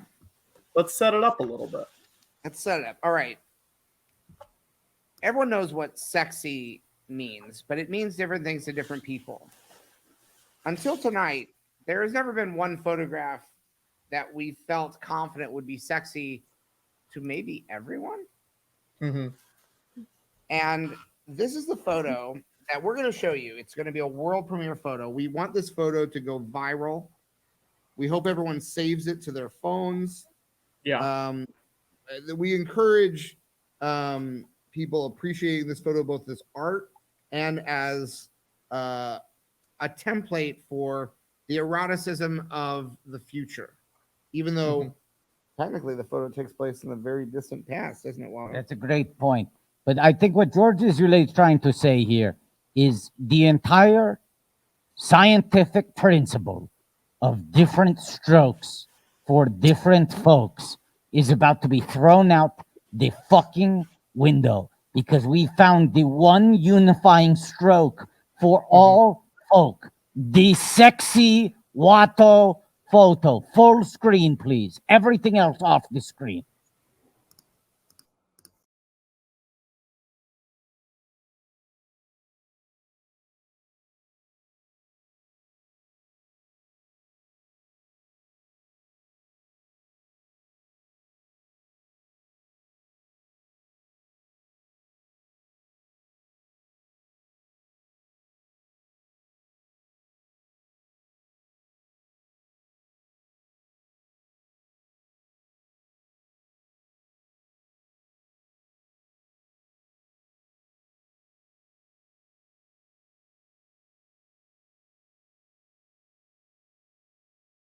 Find in my pile.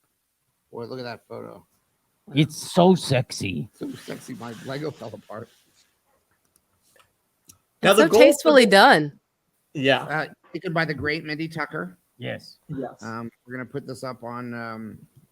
I found social it. Media. We're gonna put this up on social media soon. Yes. But right now, it's just yours to enjoy, Georgie Portuguese. Look at that. What are the comments saying? People like it? The people said boing. People like it. And said, again, the goal for this is to get this on a billboard in Edinburgh to get people to come to the show. Yeah. So imagine people, they have a lot of different choices. They can go see something funny. They can go see something serious. They can go see something theatrical. Or they can go see whatever this is. Yeah. Maybe a little bit of everything. Like Barry Levinson's Avalon. Yeah, this is like the Avalon of sex. Wow. Ha-cha-cha. Ha-cha-cha. Voulez-vous. Man, oh man. Land Before Time. Talk about time to bone. George, keep going. The Mandalorian, more like the man to hug and kiss. You're on a fucking roll, man. American Graffiti, more like I'm gonna take a minute to myself. The Empire Strikes Back, more like the Empire taking my pants off. The Empire taking my pants off. I mean, it's just, I can't overemphasize how thrilling, and also it's classy. That's the thing I want to also say. It's like sexy and classy. Let's throw the picture back up, because I want people to understand what this billboard would look like, okay? Yeah. Throw the picture back up. I gotta pull it back up 1 second. Oh, he's too busy looking at it. Patrick's too busy looking at it. Back up. Too busy looking at it. There we go. There we go. Okay. You're saying there we go, but we have not gone yet. Okay. There it is. It would be a billboard with this image on it and no text. No, it would just say a QR code, people. Come on, get with the time. Only a QR code.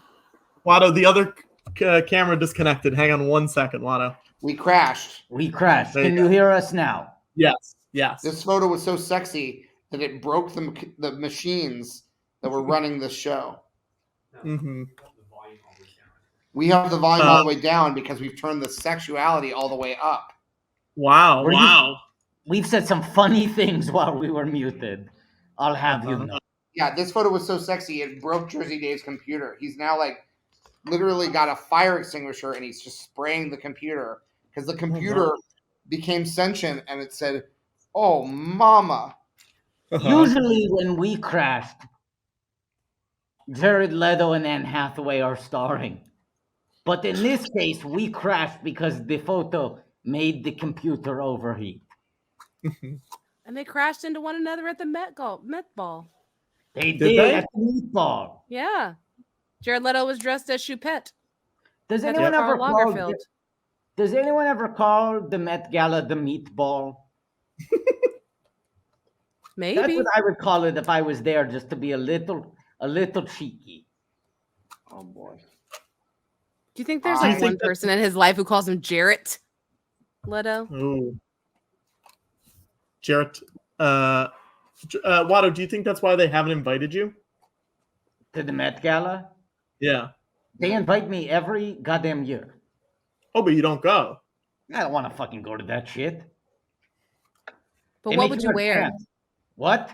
But what? Actually, you wouldn't have. You could make your own outfit. You can make a statement. I always You're a say, statement piece. Mm-hmm.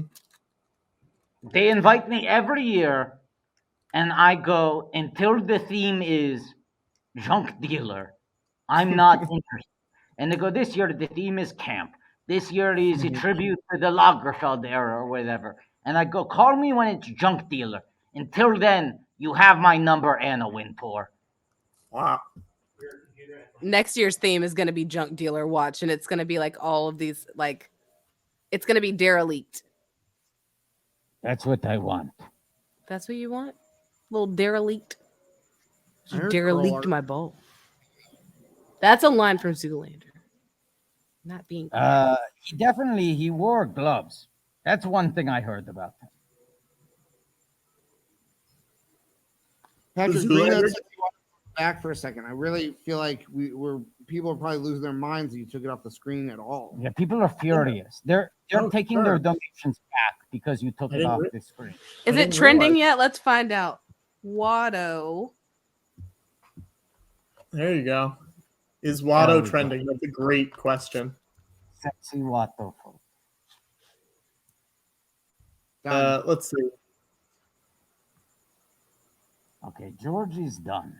Come on, guys. Go picture in picture. Share it all over. Not a lot of people tweeting about Watto. What are you Maybe doing? our time is past. Maybe the George Lucas talk show era is over. Do you think so? No. Did I ruin it? Did I break it? You didn't break it. You didn't break it. I broke it. You didn't break anything. You didn't break anything. Break it. You've been a shining light of yes, optimism and excitement. Look, many people, when they talk about the beginning of the end for the modern era of journalism, these old August companies going down, what do they always talk about? The pivot to video. The dreaded moment of the pivot to video. If something were to blame for the end of the George Lucas talk show, it is the pivot to Patrick only wanting to talk about videos that were an afterthought and set them up as if they were the greatest prize imaginable. Ooh, are you done? Done. Oh wow. Did you use the instructions? No. I didn't use the instructions. have a lot of leftover pieces. It looks just like a fire spray gunship. That's exactly what it looks like. Yeah, some of the pieces fell onto the floor. And look, Boba Fett thinks he's or is this Boba Fett, right? Not Mando. Yeah, it is Boba. But look, he's adopted a Grogu of his own. Oh wow. Uh-oh. Oh, terrible parenting. Well, do you think Boba would be Boba doesn't want to be a parent. Boba just wants to be left alone. You know? Yeah, he just let him do his thing. He's tired. Let him be a mayor, like a bantha. Sit in his chair. Wait, Christina, were you the one interviewing Tamura when he sang last year? Yeah, we sang the song. He sang, what was it? Give me boys, bring my soul. Yeah. If people have not seen that video, it's one of my favorite things because it's just wild. It's wild. If you want to see Boba Fett sing that song.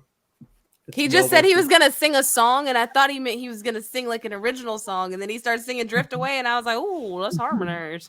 I was pregnant. I didn't care. I was chilling all weekend. Right. All celebration last year. I was just like, It was a fun weekend.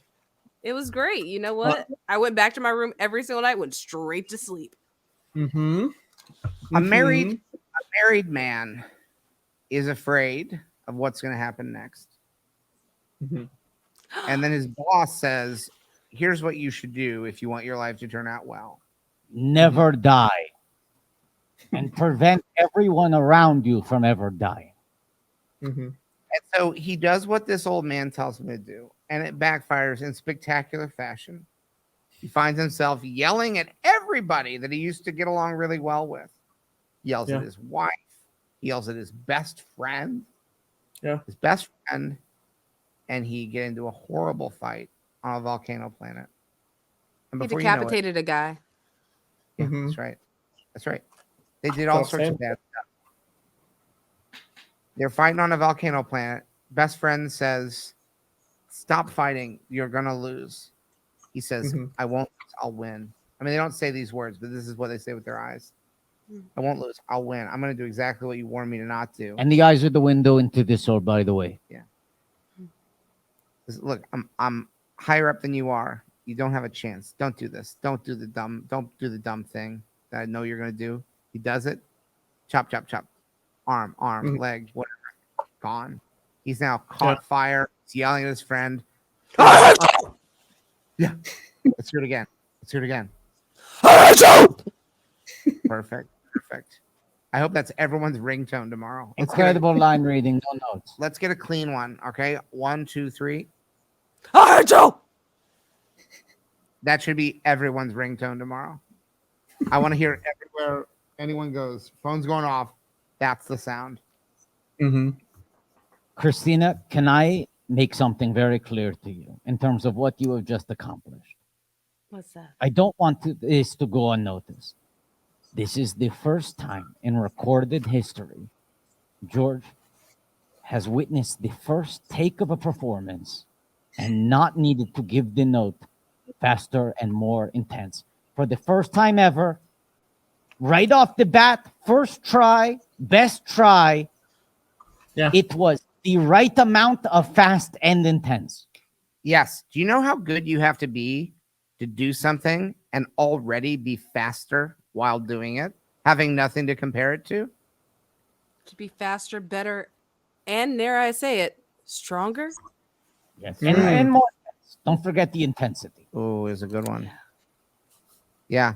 Fight goes badly. Friend leaves him there, thinks he'll die. This is probably the end of our story. I'm talking about Obi-Wan here. He's like, you know what? Ever heard of him? I could do the old, mercy shot right to the skull. Put my friend out of misery, but I'd rather he burn for, let's say, 6 to 8 minutes with me not around. I'm gonna leave him here. He's sliding into the lava at a pretty good clip. I think we can say effectively this is the end of Anakin Skywalker, because no way he's gonna survive this. He walks away thinking about how badly it's gone. You are my brother. Very bad. You're supposed to be the chosen one. Said you would destroy the Sith, not join them. Yeah, very disappointed. And then what did you say? Christina, you already did it a bunch. Yeah, it's like, and in Obi-Wan's defense, he must have been thinking, "There's no talking to this guy." Yeah, what's left to say? Like, he won't face these legitimate criticisms I'm throwing at him just because I just chopped off most of his limbs and he's on fire. And all he can think about right now is himself. So you know what? I'm going to leave him here. This guy refuses to debate me in the marketplace of ideas. Yeah. He just wants to fight. It's just negativity. Yeah. Whine. It's like, I say, you are my brother. And he's like, I hate you. And then it's like, okay, let's not, that's childish. Oh, you're my brother? Name our parents, their parents, and their parents before them. Yeah, and Anakin's like, by the way, fucking low blow, you know I got no dad. Yeah. You know I got no daddy. Man. He's got a daddy figure. So Immaculate conception, my guy. Obi-Wan leaves. And a couple minutes later, wouldn't you know it, Anakin's boss comes flying by, scoop him up. And don't you hate when that happens, fellas? When Anakin's boss comes by. Scoop him up, put him back together like a bunch of Legos. Wakes him up, says, I did all this so my wife wouldn't die. How's my wife? Where's Padme? And he's like, you better tell me she's more alive than she's ever been. The only answer I want to hear right now is she is so fucking alive. She has enough life for the next guy. She's dead. You killed her. I'm sorry, what? Record scratch. What? What now? I'm sorry, what? So that happened. Excuse me? And then what? No. The most negative thing a person can say. The worst. The number one worst thing a person can say. No. Like a negative Nelly. Hold on. Fun fact, we did a couple different takes because I wasn't sure if no was the right word. I was pretty confident it was. But just so we have it, I said, let's get a take, James. Let's get a take where you say, I don't like it. I said, okay, that's good. Now we have it. Let's try one where you say, this is not what I wanted. Like, great, we have it. And we did that for a couple days. Just different variations on dissatisfaction. It was the only thing he did for several days without sleep. Yeah. Without water, without food. We have no. How about nuh-uh? Try that. Fun fact. Yeah. I wanted my pregnant Padme cosplay at Star Wars Celebration last year to actually be the Deathpire Padme, and I wanted to be wheeled around the convention, but apparently it's a hazard. But I thought it would have personally been exceptionally cool, and then I could have been like, yeah, Luke, Leia. You wanted to actually be on fire? No, like I wanted to be covered in like flowers and have the flowers strewn about my hair, and Leia. I also didn't want to walk because No, that's the part I really like. The not walking part. I relate to that big time. Yeah. Good stuff. Anyway, they spread the babies out because Padme had babies, by the way. You can't place two babies in the same place. Yeah, you got to diversify your portfolio. Yeah. So if something happens to one baby, it's like, well, I got good news. The other baby's safe and sound. Smart investing. Far away. It's just smart investing. Just good business. It's just good business. Baby business. Baby business. Business baby. The business. The boss baby. One's on Tatooine and one's all wrong.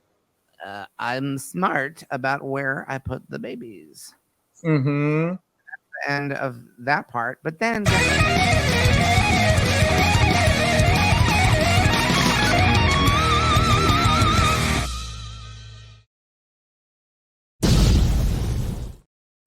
Yeah! Excuse me. Hey. It's time to put the kettle on. I'll be back in a minute. Here we go.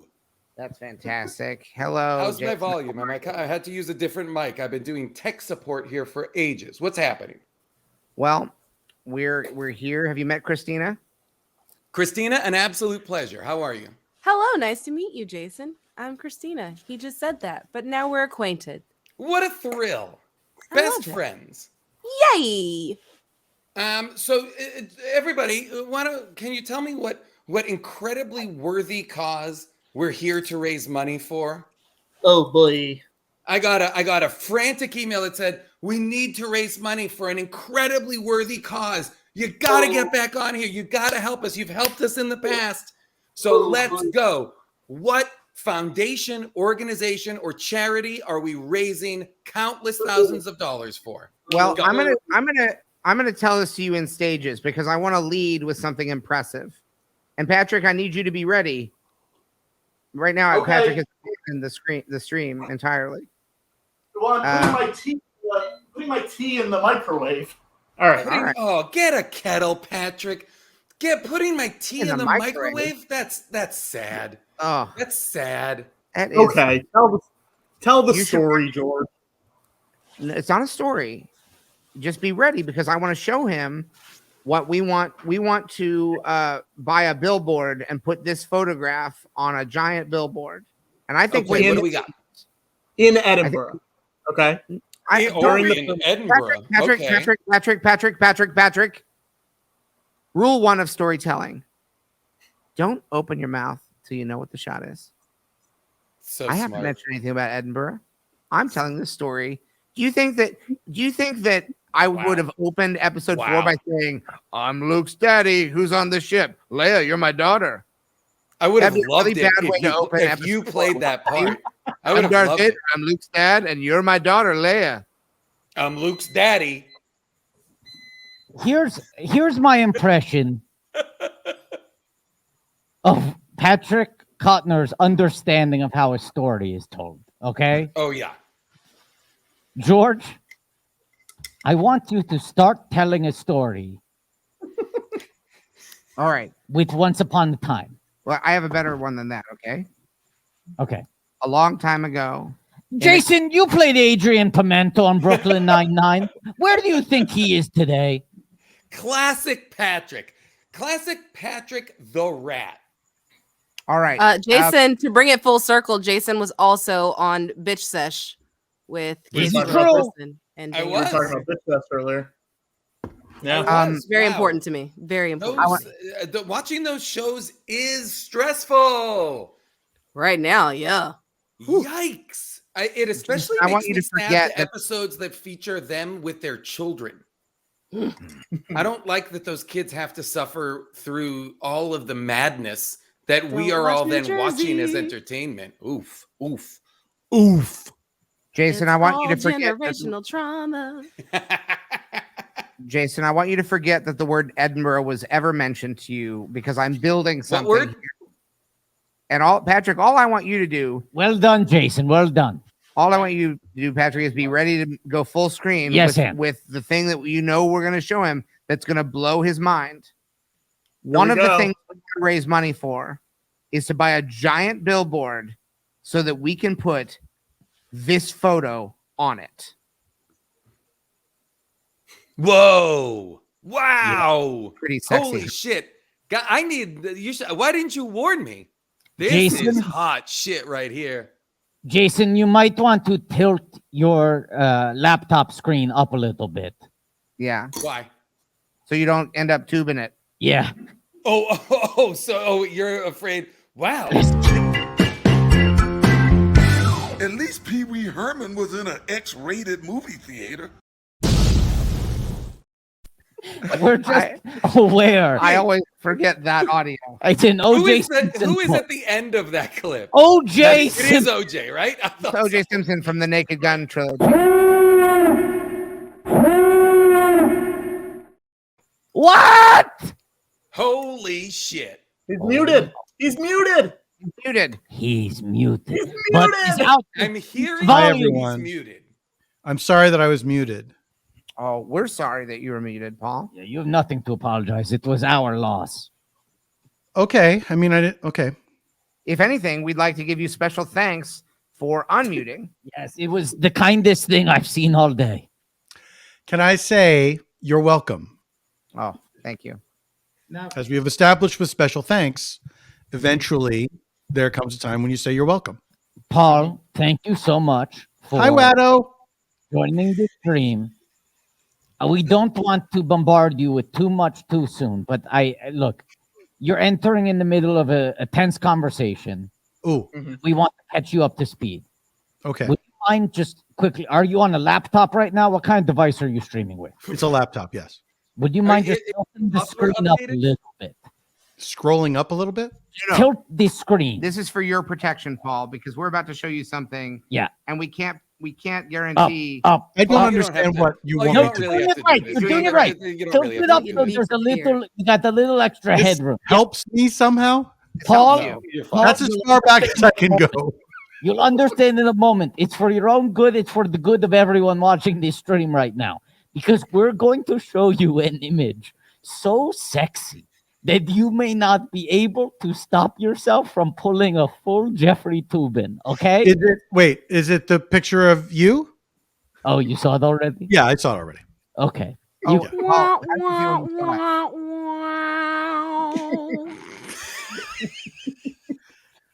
Christina fucking got you. I feel like I've just tuned in, but I feel like that's maybe the 10th time Christina has justifiably made that sound. Yeah. You know what? Generally, but not today, surprisingly. Okay. Yeah. I do actually have an app on my phone so that in certain situations I can make that sound on demand. That's If good. I lose my voice, you never know. Oh yeah, got to protect your voice. Yeah. Paul, these are good colors on you. Hey, thanks, man. Unbelievable. I cannot believe the George and Watto are crammed into the same frame in both a close-up and then the wide is really just a terrible shot. We want to give people options. The angle on the wide is wild. It's high enough Yeah. that it makes me think that there's two different time periods happening. Like there's George and Watto in the present, and then there's George and Watto in the future. This is like the worst version of Mike Figgis's time code I've ever seen. Or is it pay? Did you see Mike Figgis's time code? I did, yes. You may already have seen the worst version. Paul, that is a good fucking pull. Thank you. Thank you. You rarely hear the invocation of Mike Figgis's time code. Are you kidding me? Who doesn't like to see Russell Peters doing a stand-up set on a train at the end of a science fiction action thriller? Oh, we're adjusting angle to make this even better. Oh, wow. Oh, that's the shot. Oh, we got kneecaps. No, we got to get higher. What's crazy is that just tells us there's someone else there. You know who it is. We got the Jersey Dave in the room. Oh, classic Jersey Dave. What a piece of shit. Paul, I believe you were in the remote middle of control. roasting Mike Figgis's time code. Let's bring it. What else you got? In terms of references? No, let's stay on time code. Let's stay on time code. Let's not ease up on this piece This has been of a shit. long time coming. I've seen time code. I bet I remember a lot of it. We're talking about, of course, Mike Figgis's experimental, real-time, split-screen film. I believe this was an early mini DV feature. Yes, this is a movie in which all of the deleted scenes are full takes of the entire movie. Wait a second. Time code. I was thinking of what's the movie? There's a time travel movie or a time crisis movie. Not Time Cop. Oh, no. I Time know what Line? you're thinking of. Time No. Train? It can't be Time Train. Is it that? What do you stupid? think of Timeline based on the Michael Crichton book? Source code? Source code. Oh, Thank you, Blackbed. Source code. So that's a Jake Gyllenhaal movie, I believe. That's that correct. right? That's Okay. I googled Russell Peters time train, and that's what came up. Okay, now this is what's weird about this. You were thinking source code. By the way, and you I said- would book a ticket on Russell Peters' time train. I want to into this. I want to dig into this. My kid got into Russell Peters' Time Train. Now I got to buy all the toys. You know they're building an actual Russell Peters Time Train. I know. More money I have to spend. That song is That's stuck the in my next fucking Kenneth head all Branagh day, all Agatha night. Christie thriller. Paul, Yeah. you were thinking source code. Yes. And what came out of your mouth was Mike Figgis's time code. That's right. Well, that's because that's what I said. Jason mentioned Mike Figgis's time. Oh. This is your show, Watto. This is your show. I've been trying to build a fucking Lego, and I can't find this one goddamn piece. It's driving me insane. Wait, are you showing it to us thinking we might be able to help? Yes, Yeah, please. find the piece, viewers. Oh, I see it. This is the piece I'm looking. There it is. Yeah, it's right there. There. That. Well, no, that's on the booklet. That's yeah. It's a little triangle with three studs, and I cannot. you gotta move the little thing. Life of me. Have you looked on the floor? Yep. Here's the problem. I'm out. The problem. The floor- problem is The floor is Legos. the floor. No. I thought it was lava. Wait, Watto, bring it I'd rather back. walk Bring on it the back. lava. Show us it again. Show us it again. I'm sorry, what? Show us Show again, us the Watto. light. Now, flip the one next to the circle. Yeah, flip that guy upside. No. It's a gray. Wait, that's How 3, isn't it? This is what you're doing to raise money? Jason, things have not been going well. Hold on. The picture on the left, that's what it's supposed to look like when it's finished? It's the book that he's building. That's impossible. This is one No. piece. Hold on. Oh yeah, wait, what's it gonna look? What's the final thing? This is what it looks like when it's finished. Well, George got creative. Oh, okay, of course. This is what I'm building the Razor Crest. Okay, yes. Right. Of course, the Razor Crest, like, R.I.P. Here we go. Oh. Well, look at that. Look at that. Hey, look, Wait, I got that. okay. Look. Yeah. Oh yeah. Same. That looks to me like So Grogu, the the scale child. on those are wrong. I don't mind telling you. The scale? No, this is later. This is like season 8 of The Mandalorian when Grogu is a little older, a little bigger. Yes, and also in that season, he's made of what I believe is trademarked on the package as softy dough. Not Play-Doh, but softy dough. Now we are just fully into double crotch. Okay, now Let's raise George, some money. these are just crotch shots. Watto, I don't need to see this. Let's raise some money. This is how you raise money?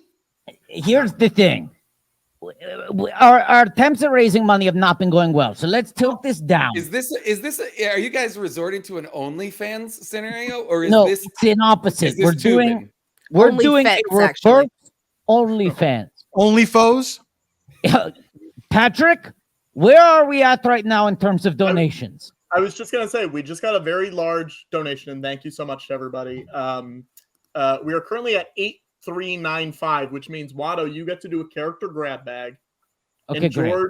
George and Watto get to read a deleted scene that was generated by AI for the play. Right. Here's what I'm going to say. We will not tilt up this screen until we get to $9,000. It's an anti-OnlyFans. We're not asking people to pay for this. We're asking them to pay for it to stop. Because this is Star Wars, I think you must call it only toxic fans, right? Yes, good call. Great. That's great. Okay, now we No, every base has their group of people. This that is true. process things the same way. It does not mean that everyone is a certain way. It just means that everyone has their underliers. I fully agree. And as a absolutely enormous Star Wars fan, boy, are there a lot of lunatics in this group. George, what are you showing here on your? Oh, that's good. What we're gonna read in a second. Okay. But Patrick, let us know the second we can change the shot. Oh, okay. Yeah, sure. This is wild. I'll say this. Here's the thing we can do from this angle. Introducing right at the bottom of the frame the character grab bag. George is going to, from this crotch angle, reach in and reveal a new character. Not a new character, but an old friend. The kneecap? Oh, Jar Jar. Jar Jar. He's What's a he little doing? ball. It's Jar Jar. He's hugging some gorgs. Oh, okay. George, reach in and let's reveal another friend. We're just going to keep on giving you full frame crotch shot. Another This is Jar a Jar. Watto. Wow. Watto grab bag of fast food items. Whoa. You don't have the cups, though? Not all Jar Jar. The Jar Jars are just at the top. It doesn't count if you don't have the collector glasses. Oh wow, Master What a Yoda in his. likeness Whoa, that what? is. I got the Watto cup here, but hold on 1 second. Can I see that Yoda again? Yes, because George, It's let's Master not move Yoda past in his George. Jedi Council chair. Because it looks like somebody, but not Yoda.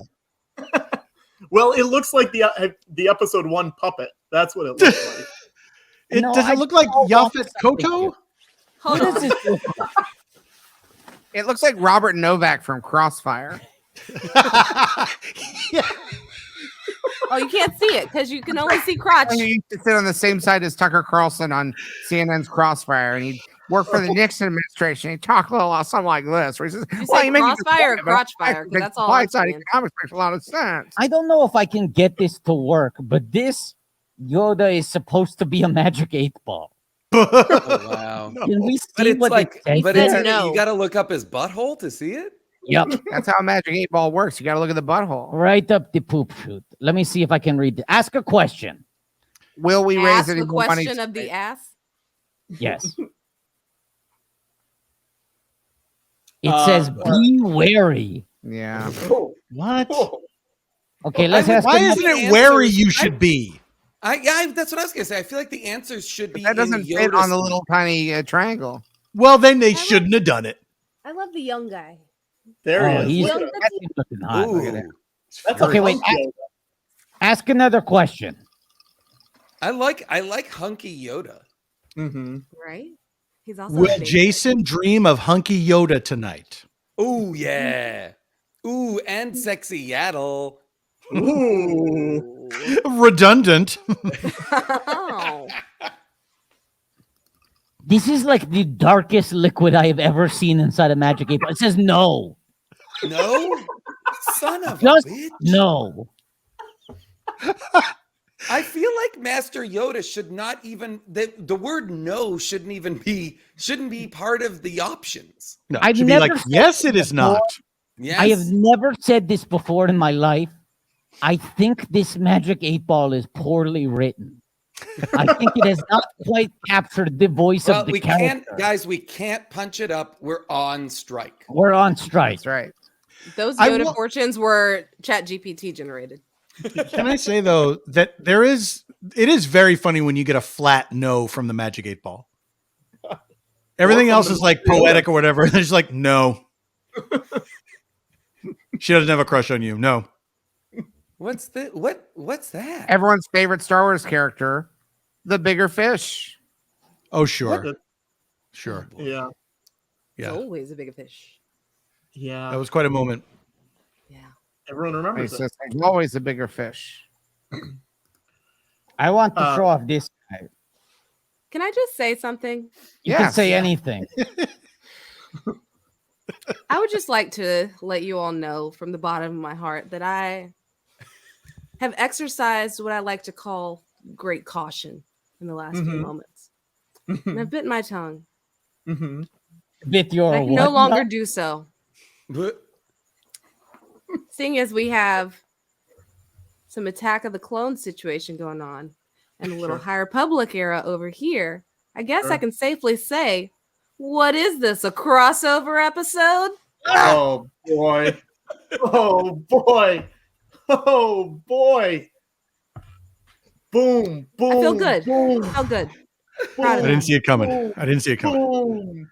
Now, Jason, to It's go called into more detail, misdirection. for you, Jason, yes. we made the very foolish decision to create an original George Lucas talk show play that will be premiering at the Edinburgh Festival Fringe in August. And it's perhaps a financially what this show needs is a script. What this show needs is lines. Not Yes. right now. Yes, and Jason, increasingly it is feeling like the Baron and the junk dealer will be the spruce goose to our Howard Hughes. This Talk is the about a thing junk dealer. that Look at will that angle. ruin us. Financially, psychologically, physically. We're in bad shape right now. We're in real dire straits. Patrick, how And much money? So have we're we here helping you raise money so that you two idiots can go put on a play in That is Scotland. the best way it's Oh ever my been God! described. Some people took their money back. Oh. I didn't even know that was allowed.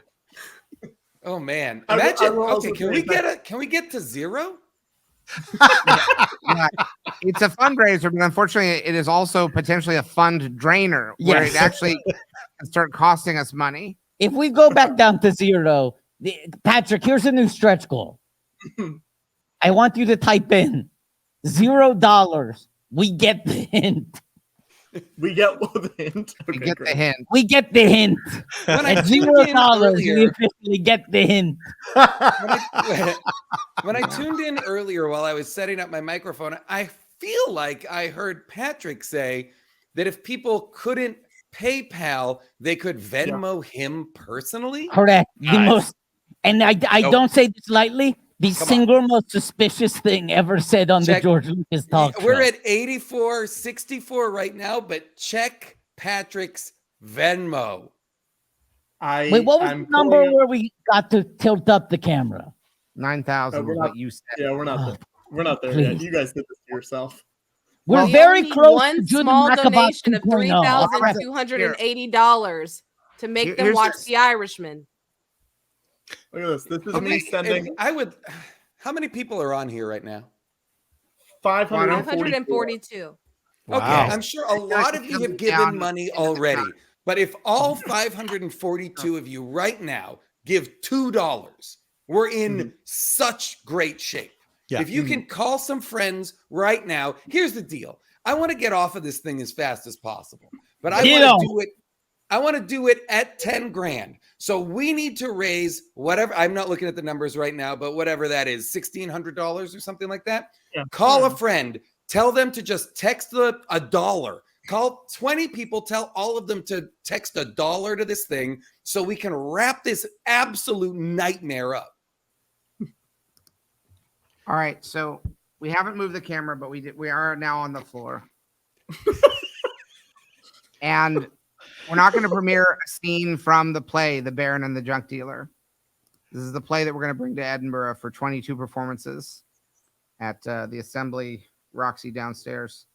But we did have an AI, the Chat GPT program, write the first scene of the play, really just to demonstrate how bad these machines are at writing. Let's make it clear. This is bad. This is not the Baron and the junk dealer. This is what happens if you don't have real writers doing real work. You end up with something like this. So this is an AI approximation. All right. You ready? Yes. The stage is set on a desolate planet. The wreckage of a cargo ship lies in the distance. The Baron, played by George Lucas, and the junk dealer, played by Watto, emerge from the wreckage of the ship. Well, this is a fine mess we've gotten ourselves into. Speak for yourself, Baron. I've always wanted to crash land on a desolate planet with a stranger.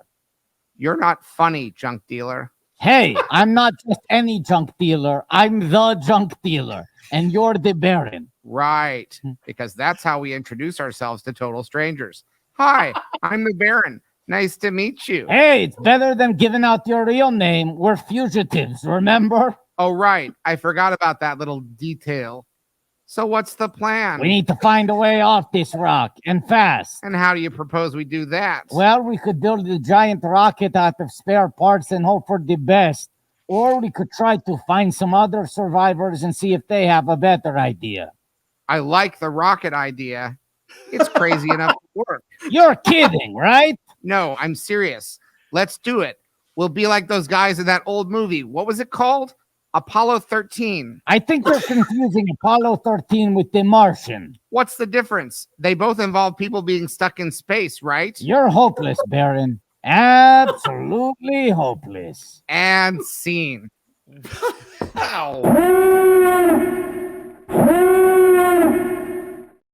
What? What?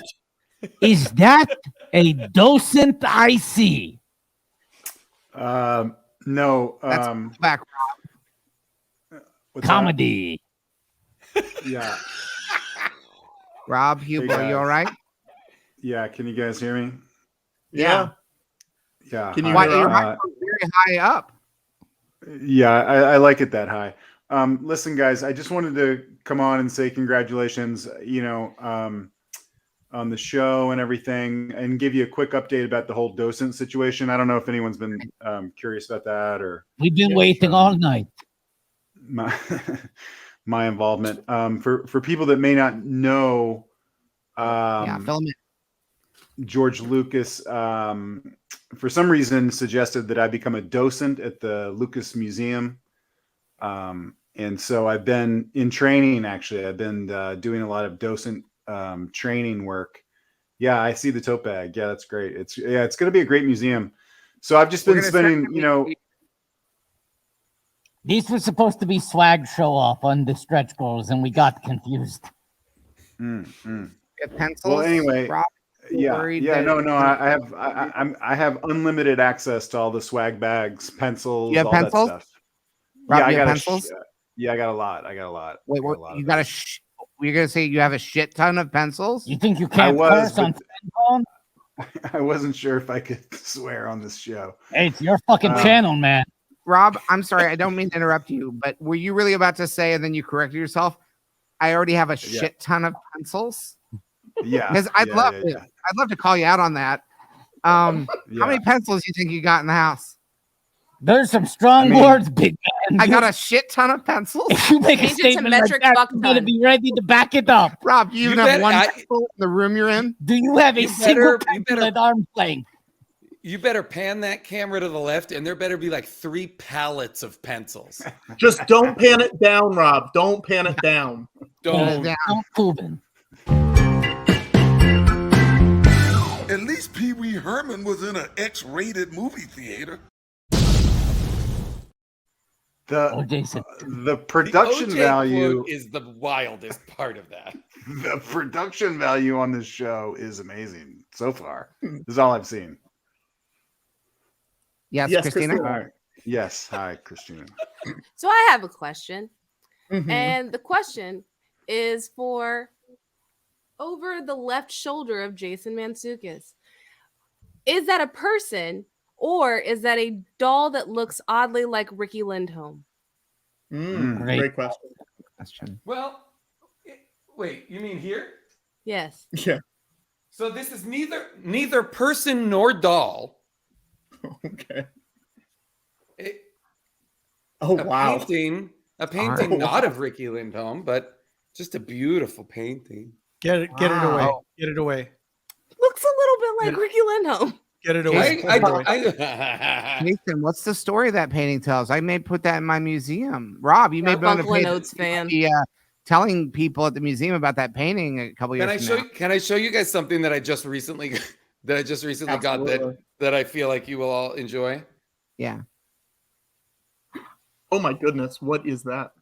Tell us everything about this guy. The handbag. What is that?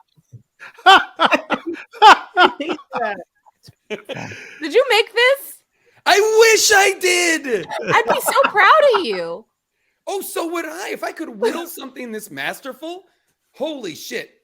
I found this. I bought it. Guys, it is absolutely brings me such joy when I do the dishes and this little lady with her purse and her cane is staring right at me. Ay, ay, ay. Now don't. What? Oh, man. Who is that? All Scheer. Welcome. Thank you, guys. Thank you for having me. Wow.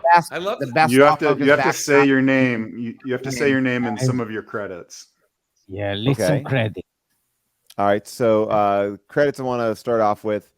Purina presents Meow TV, a Lifetime exclusive.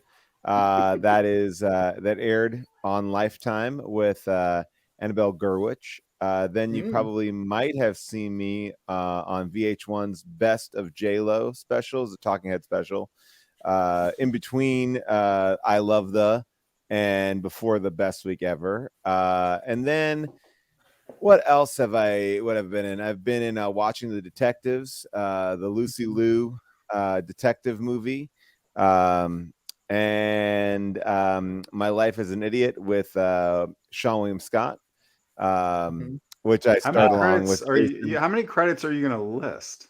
Just the big Real one. Housewives of Las Vegas and Real Housewives of Orlando. I mean, there you go. I mean, Put some respect on it. It's my favorite. There we go. This is now, Paul, no exaggeration, the 5th time that has come up in this live stream. This is a very pro hot wife. I've been enjoying watching the live stream. I'm glad that Tubin Time has come back. I feel like that is a deep pull. I feel like this is, speaking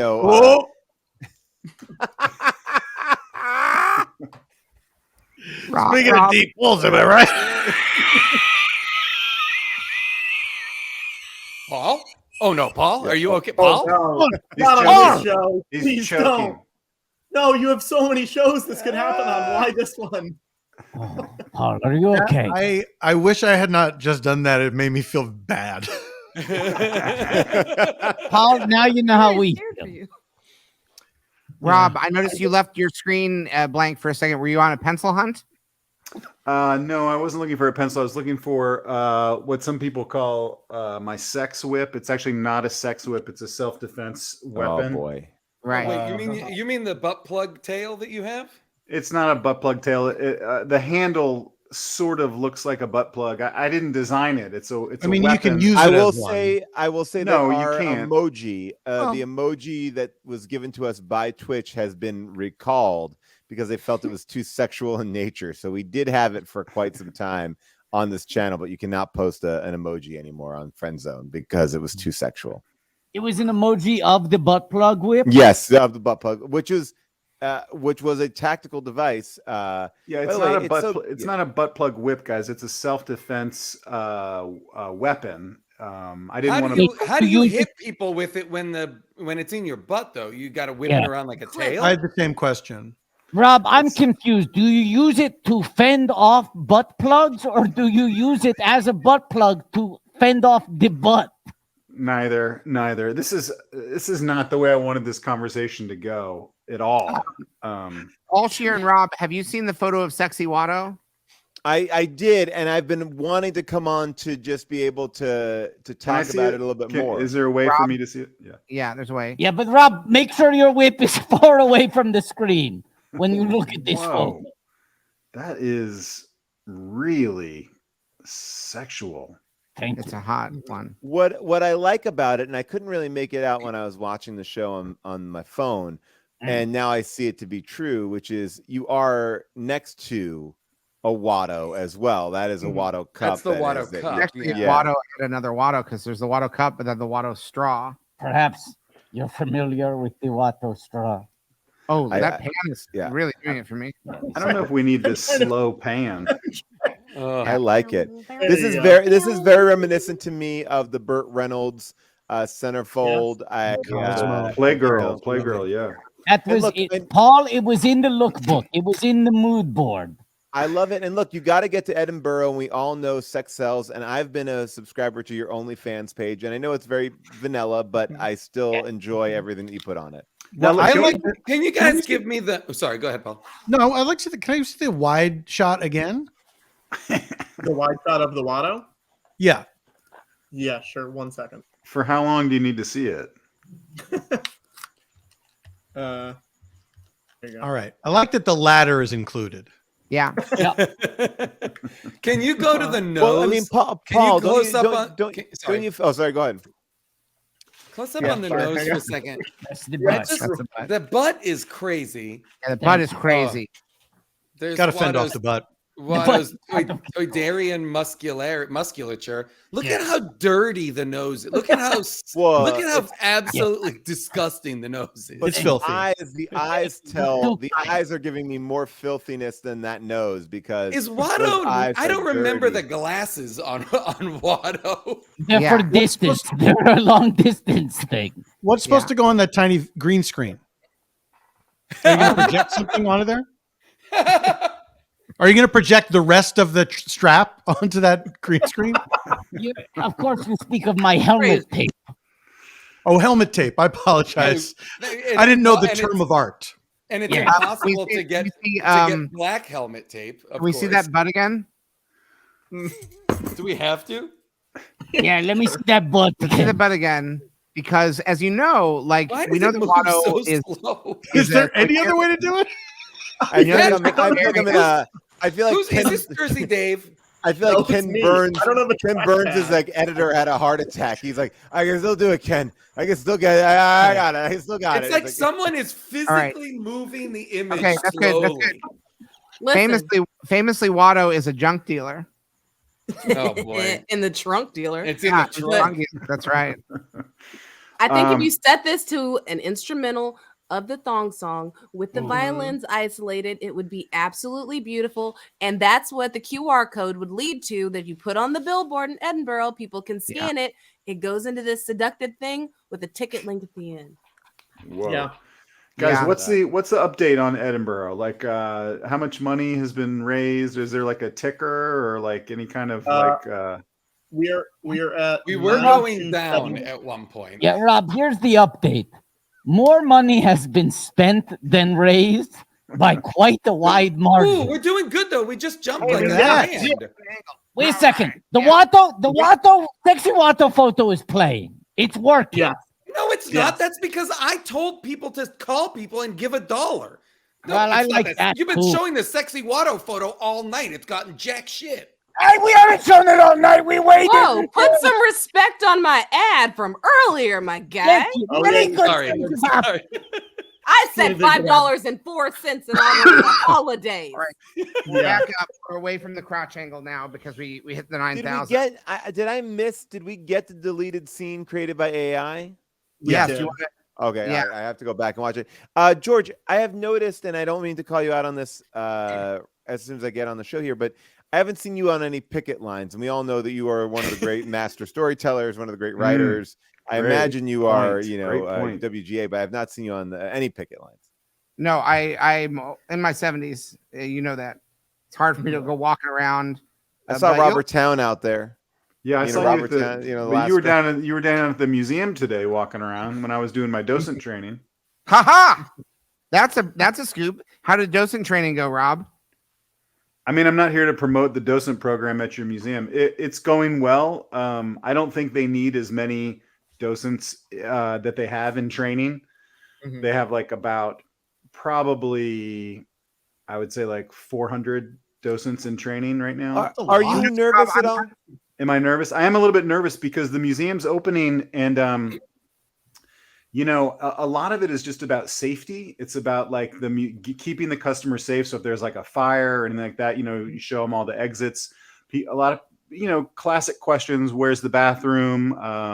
Well, the answer right now is it still hasn't been built yet. Like part of the safety thing is that you're doing your training in a building that is still under construction. Yeah. And we all know the bathroom is the last thing you build in a museum. You leave the best for last. Rob, I'm skeptical. I apologize, Rob. I'm skeptical. You're saying there are too many docents in the docent training program. Well, they say it's sort of like the Marines. Like not everyone's going to make it through. They said. But here's why I'm skeptical, Rob. It's because previously, when I asked you how many pencils you owned, you started to answer that you had a shit ton of pencils, and I have not seen pencil one from you. Rob, how's that petard doing? Is it hoisted enough for you? That fucking petard? No, it's not. You didn't. The hoist status re-petard. I don't know why you think Rob, like Watto you guys just made you look like a fucking idiot. No, I don't look like an idiot. I don't. I don't trust you. I'm reading the comments. You just I'm looking at the comments.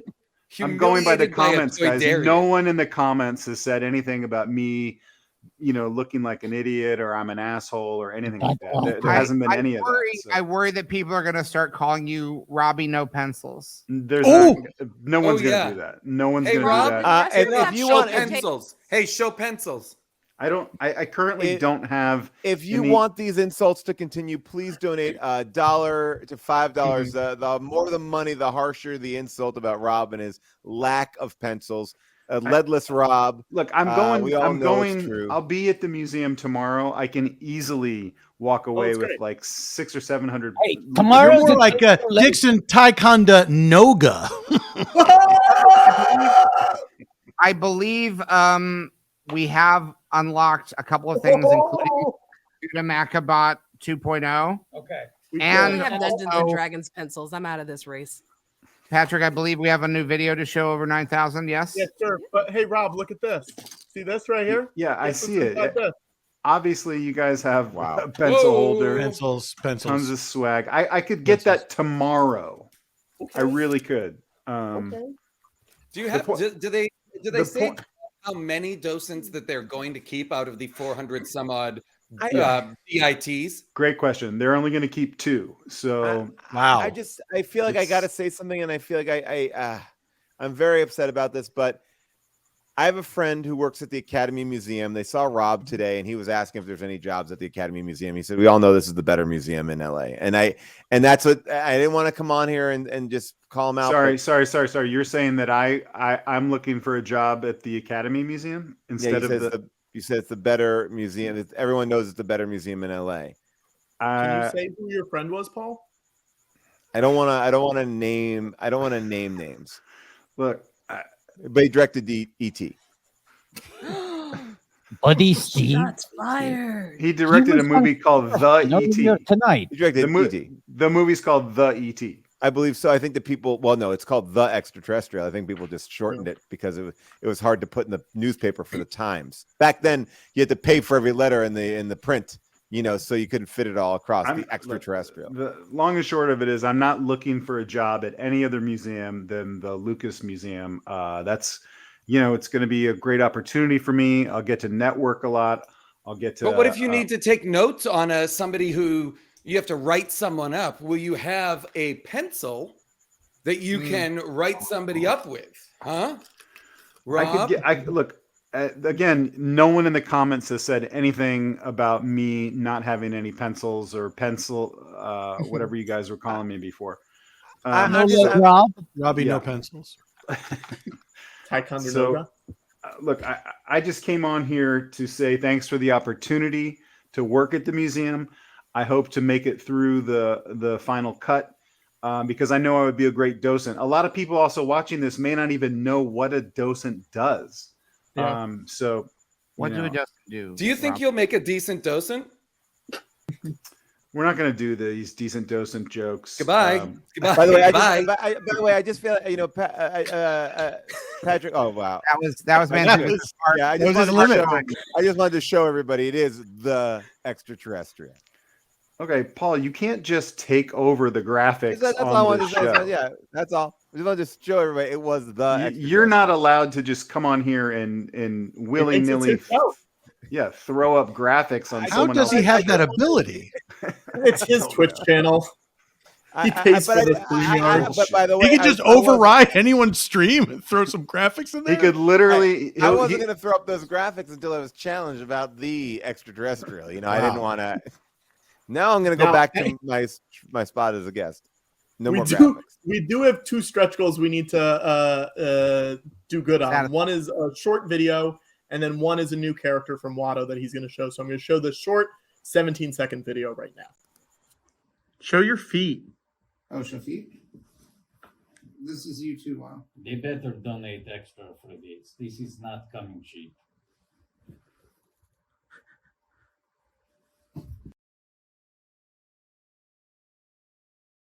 His feet were so filthy. Like the bottoms of Watto's feet are just disgusting. Okay. You like it filthy. Oh, that's what they want. Jason goes, there's feet. I'm here. I'm back only because I want to know, is there a stretch goal that we can get to where the Watto suit gets washed. Imagine, if you will, 8 shows a week in Edinburgh with one of those outfits. That is going to be absolutely disgusting. Are you really doing 8 shows a week? Is it gonna be as tight as this show or tighter? Tighter. It is a fully scripted. How many times are you guys doing it, George? Is it 23 times in August? 22 times plus 4 talk shows. It's fully scripted. What is the script? Like, what is it? Is it like a like, what is it? Legitimate This play. is a great producer question. What is the script? It's not the producer, Paul. I'm the producer here. What is it? The Baron and the Junk Dealer is about 2 completely original characters, a Baron and a junk dealer. They're both fugitives. They've booked passage on a cargo spaceship, which then crashes on a planet, and they are the only 2 survivors of this crash. They don't know each other. They don't trust each other, and they have to figure out how to survive. That Star Trek Next Generation episode, Daymok, right, where it's like Picard goes there with that weird alien. Darmok, yes. Different than that. Very different. Different than that. Very different. Yeah. Yeah. Look at Now, that. who's that? They never looked like that in that episode, did they? Those are the Baron and the drunk dealer. You like that, Paul? Wow. Actually, I'm engaged. Yeah, I do. Okay. I like it. So in the play, Watto wears a silk jacket. The Watto jacket. The Watto jacket. Is it going to Watto jacket? He's not playing Watto though. He's playing just a junk dealer that goes. I'm sorry, I misunderstood. That is the costume of the junk dealer. That's the junk dealer's costume. Okay, now I understand. Thank you. Now, I've been burned before because I went to go see the Gutenberg Bible, which is, of course, Steve Gutenberg's one-man show with 9 performers, and I feel like I was expecting a lot more. I just don't want to be burned by a celebrity show like I was burned with the Goot. Yeah. What's your favorite play, Paul Scheer? Sorry, Paul. What I'm was just the saying question? that sometimes it's a vanity thing. These celebrities launch their own theater shows. It's a vanity project. It's not real theater. I go to Are you Edinburgh. guys commit? Well, are you guys committing to doing every night, or will your understudies go on? We have no understudies. No, and no understudies. No understudies. There's no backup plan. And Paul, to your point, I offered a rebuttal. Okay. What's to make this different from the sort of celebrity plays I've been burned on before? Mm-hmm.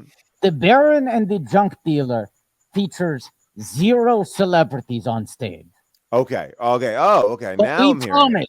Every night, 2 icons. Wow. It's like And George. So That's George, 4. George, have you acted before? And I'm sorry, I should know this. You have, Rob. Rob, you're a Just Shoot Me fan, right? I wouldn't say like a hard George. He likes Beverly Hills Cop 3. You like Beverly Hills Cop trilogy? People slander no Wendy Malick projects. Thank you. I do like third Beverly. one. You remember when Axel Foley goes to the amusement park? Who can never forget that scene? Yeah, And he wants to get on one of the rides for reasons of police reasons. Okay. But the worst reasons of all. But he has to cut the line. Well, there's a man in line. He's there with a woman, and he can't wait to get on that ride because he wants to kiss. He loves to kiss. He loves to kiss women. And he's about to get on the ride, about to have his kisses, when all of a sudden, Beverly Hills Cop detective Axel Foley ding ding.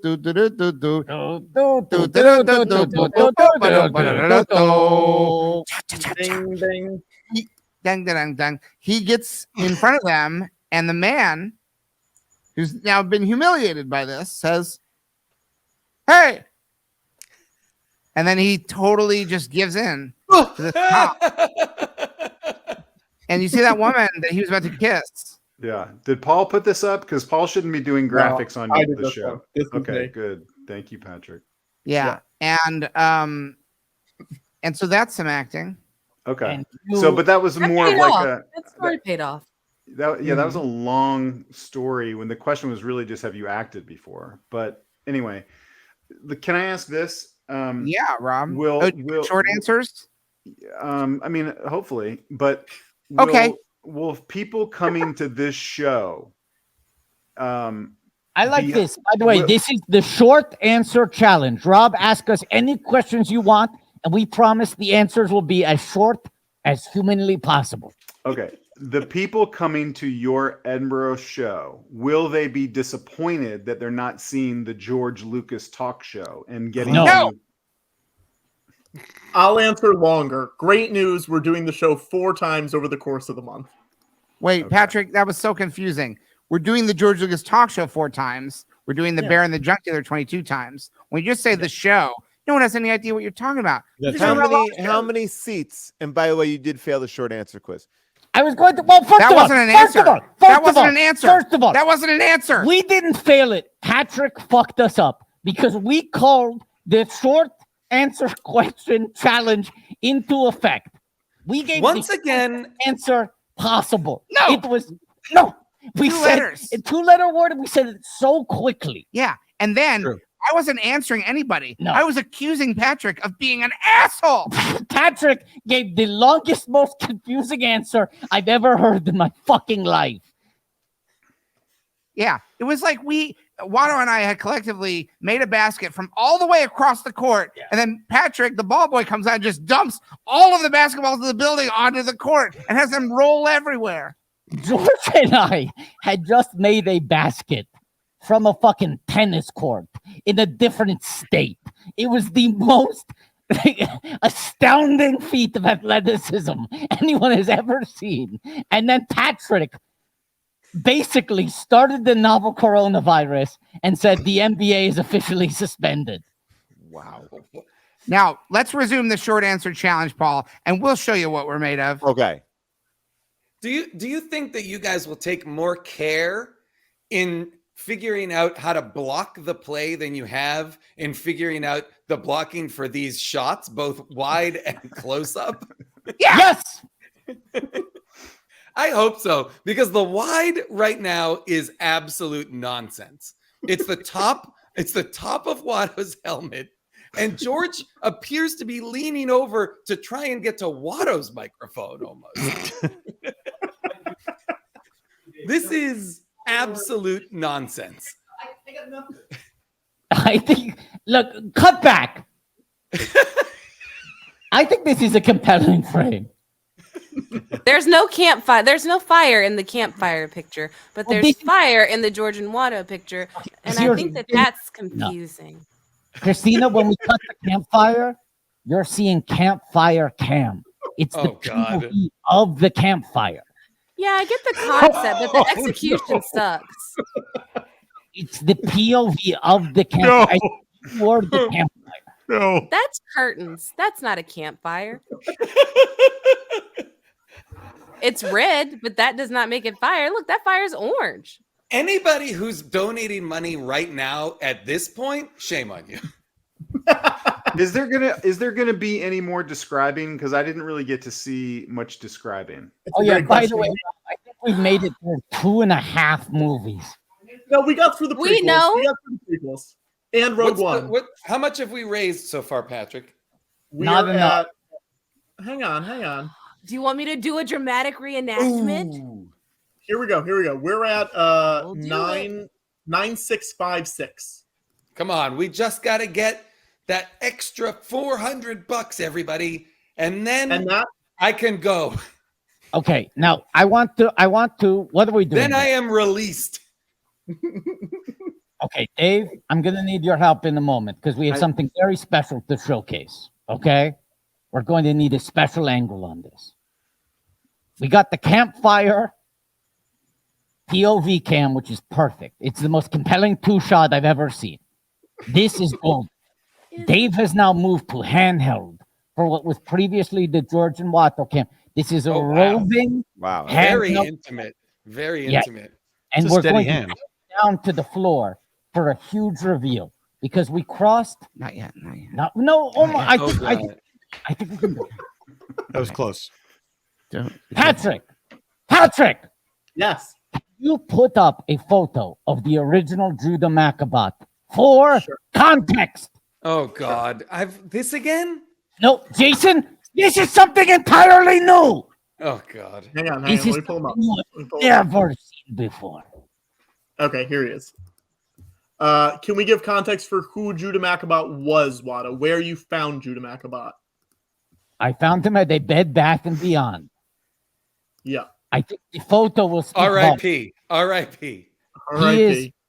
He is a little robot who loves to sing Hanukkah songs, mostly Dreidel, Dreidel, Dreidel, but also Oh Hanukkah, maybe one other one I'm forgetting. He's got a spinning propeller. Patrick, put the photo. But now, can you use him on the Sabbath? You can use him any night you want. You don't have to have your Shabbos Goy come over and flip the switch on Judo Macabot? Yes. Now, perhaps you notice some of the finer details, like that his eyes themselves are little dreidels. That he has his own name on it. That And he's got he a seems to propeller have head. he seems to have a prolapsed anus as well. Thank you. Paul, Jason, thank you. Paul's, Rob, Jason, Christina, thank you all. He does, in fact, have a prolapsed anus. It is what he rotates upon, because his dance move is that his legs splay out in a Jean-Claude Van Damme split, and then he spins upon his prolapsed anus as if he were a dreidel himself. Now, some said this was a weird design choice in order to make the dance work. And in fact, it did not work on a great many surfaces, which is why they introduced a friend who we brought onto the George Lucas talk show during our December Life Day show. This is Judo Macabot Jr. Now, Dave, I'm going to put you on the carpet here. We want to get this special on Judo Macabot Jr. so we can see a little bit of how he dances. Oh, wow. Oh, wow. That's... What's the song? Dreidel, Dreidel, Dreidel. I made it out of clay. Oh, okay. I mean, oh boy. I want to point out here. Anus is just fine. Well, I got some sad news for you because I was actually out of the store. Patrick, you can pull this up if you want to put this into the chat. Yeah, sure. Oh, now he's acting like he can't control the graphics. Now he can't. Welcome to the future. Whoa. Paul Macabot 2.0. Paul, I got some fucking awful news for you. What? Because Judo Macabot 2.0 is right here, right now. Thank you.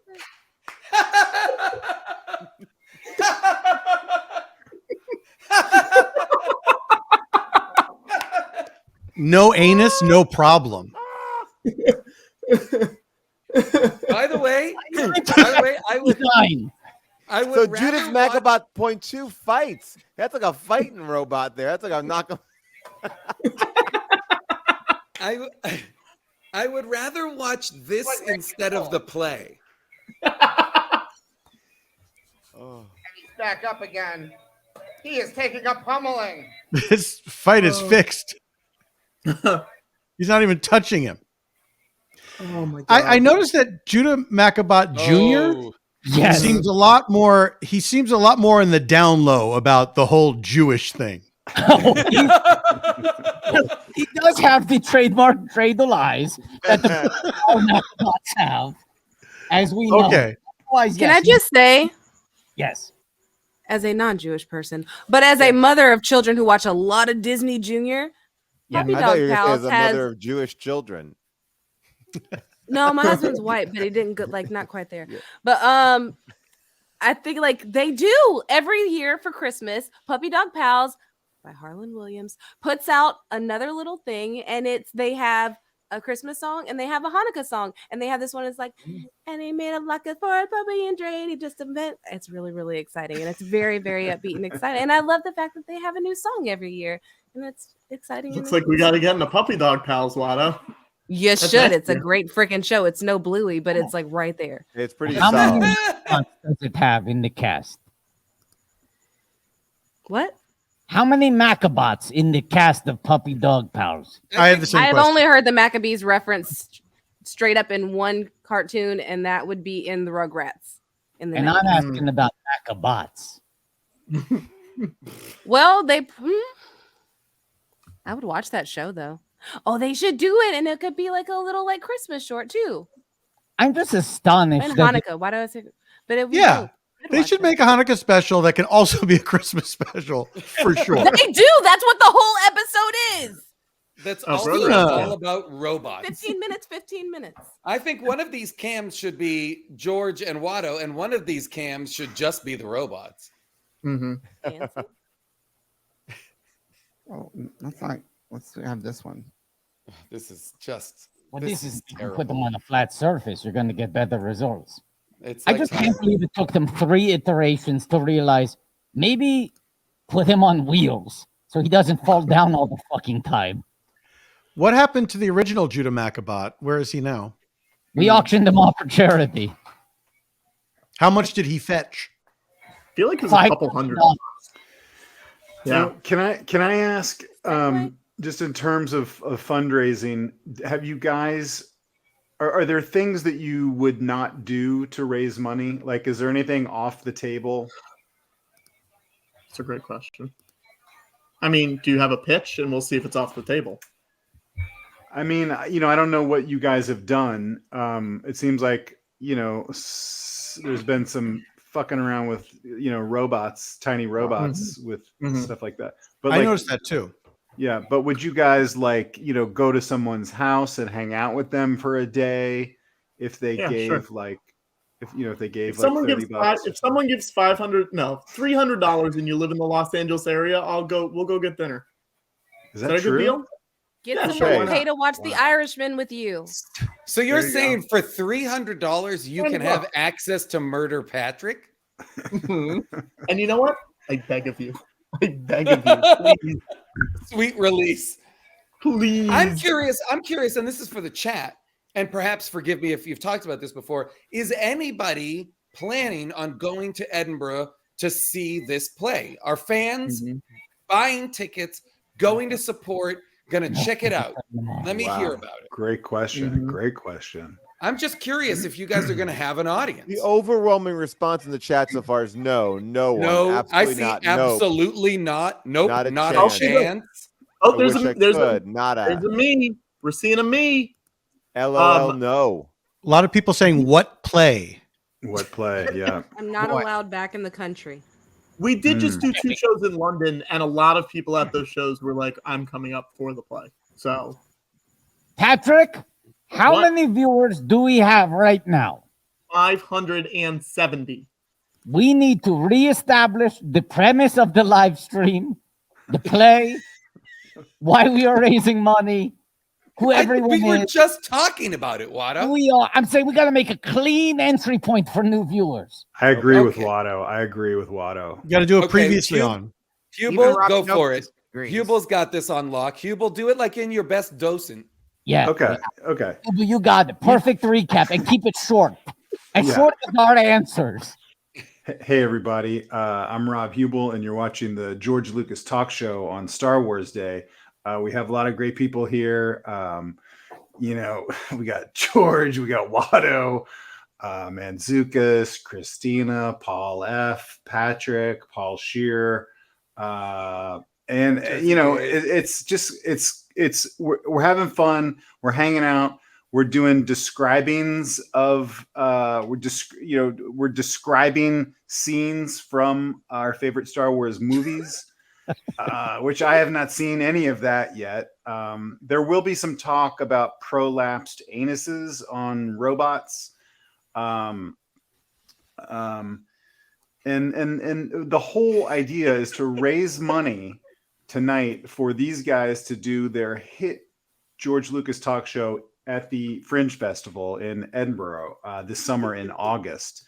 So if you want to help us out and donate some money, Patrick, the producer, has said that if you donate $300, he will allow you to take him out to dinner and physically do things to him sexually. So that's not off the table. So anyway, we're having a great time. I'm going to look over here at the ticker. Oh, God, someone just gave a fuckload of money. This is exciting. Such a great time. And that's Patrick, have we made any money off of that? That was terrible, Hughes. See, I don't know. Hang on. Yeah, we did. We made $150 off of that. Yeah, see, all you, Watto's right. If you recap every now and any then, of that from me. Hey, I know we promised to describe-a-thon to everybody, and we may have let people down on that front somewhat. But I would love. I wish there would be, because I have to go. I wish that I could just get a little taste of some describing. You want me to go through? I'll go through all the Star Wars movies, 5 words a piece, and I'll give you a description of all of them. Rob, have you seen Star Wars? That would be awesome. Yeah, I would love to hear 5-word descriptions. Okay, so I'm going to go in release order. Okay, which is not what I normally do. That's not the way you watch Star Wars. You got to watch 1, 2, 3, 4, 5, 6. That's the way you got to do it. Okay. Okay. I'm even going to do the ones that I didn't have anything to do with. Okay. So just to be clear, up until this point, in 5 hours of stream, we had successfully made it through 4 Star Wars movies. Yeah. With many more to go. George is instead going to reset and cover all of them with only 5 words designated for each film. Wow. Like that? Yeah, I love it. Yeah, I'm ready. That's at least worth $100 to me. Okay. Watto, I want you to read the numbers out. Okay. Okay. All right. So this is going in release order. So we're gonna start with 4, just like it happened. You know. Okay. Ready? Yeah. And go. 4. Darth Vader killed my daddy. 5. Darth Vader is my daddy. 6. He has good in him. 1. I'm a very special boy. 2. I want to get married. 3. Oh no, I'm Darth Vader. 7. I wonder who I am. 8. Maybe I'm nobody special. 9. Oh shit, I'm Palpatine's granddaughter. Rogue One. We got plans for you. Solo. Here's young Han Solo. I mean, that's how you fucking do it. That's a describe-a-thon. That was amazing. Wow. That was. I'm looking at the ticker and so much money. $75 for that. Wow. Yeah. Wow. And that's Needed the a story. little more angst on the prequel area. Deal. Yeah, I feel like my description. You had extra words. You could have said, "I hate sand." Mm-hmm. If I had extra words, but I didn't. I do want to hear the Han Solo one more time, if you would just. I think it was just "Here's young Han Solo." Okay, but I could be wrong. I may have missed something. Dukes, you are giving some notes, thinking that George could have done it differently. What if I now challenge you to your own 5-word per movie describe-a-thon? Oh shit! Well, he was doing it with 3 words, right? Do you think you can do it in 3? Look at him. Wait, look at him. He's terrified. He's terrified. This is name that tune rules. I have to do it in less. Okay. Hey, let's give it a try. Guys, do it before in- that happens, I got smaller somehow, so I'm gonna have to go. I don't know what happened, but good luck, everybody. I hope I get big again. I hope so. Thank you so much, Paul, and our thoughts and prayers are with you. And Paul, we're gonna try. If people want to donate more money, we'll see if we can find a cure. Please. We want to make you big again. We want to make you big again. We want to make you so big. Thank you, Paul. Thank you, Paul F. Bye, Paul. Christina, you said something before and I didn't hear it. What was it? That's the story of my life. Hey. No, I said that it could have used a little more angst. Mm-hmm. I feel like you really buried the lead of good old episode 3 there. Oh no, I'm Darth Vader. No. That's maybe a challenge to Zooks. 3, Zooks has to get it in under 5 words with more angst. More angst. With more angst? Okay, let's go. More angst, fewer words. Okay, ready? I'll call out the numbers. He's terrified. Look how scared he is. Okay, ready? 4. Here we go. 4. I hate womp rats.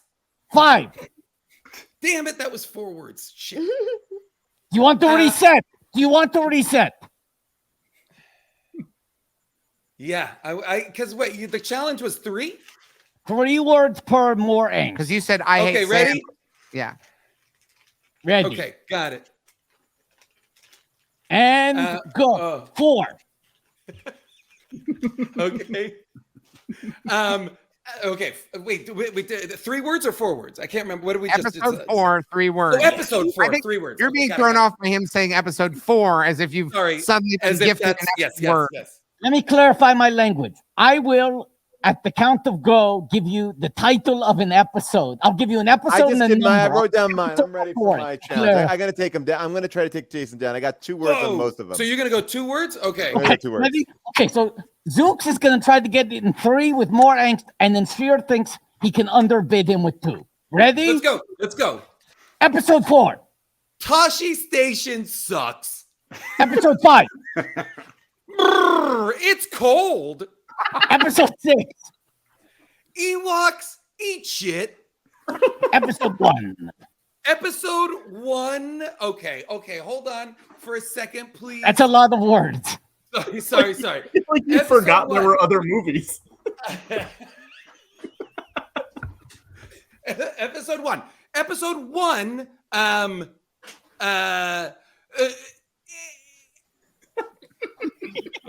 I got mine ready to go. I can't wait. Pod race, boys. Well done. Episode 2. Wait a minute. No, I want to do a different one. I will say all these stories sound like you walked out. I got it. Ready? Episode 1. I gotta be Shmee. Let's go. Episode 2. Episode 2. I hate sand. Right? Episode That's episode 3. 2.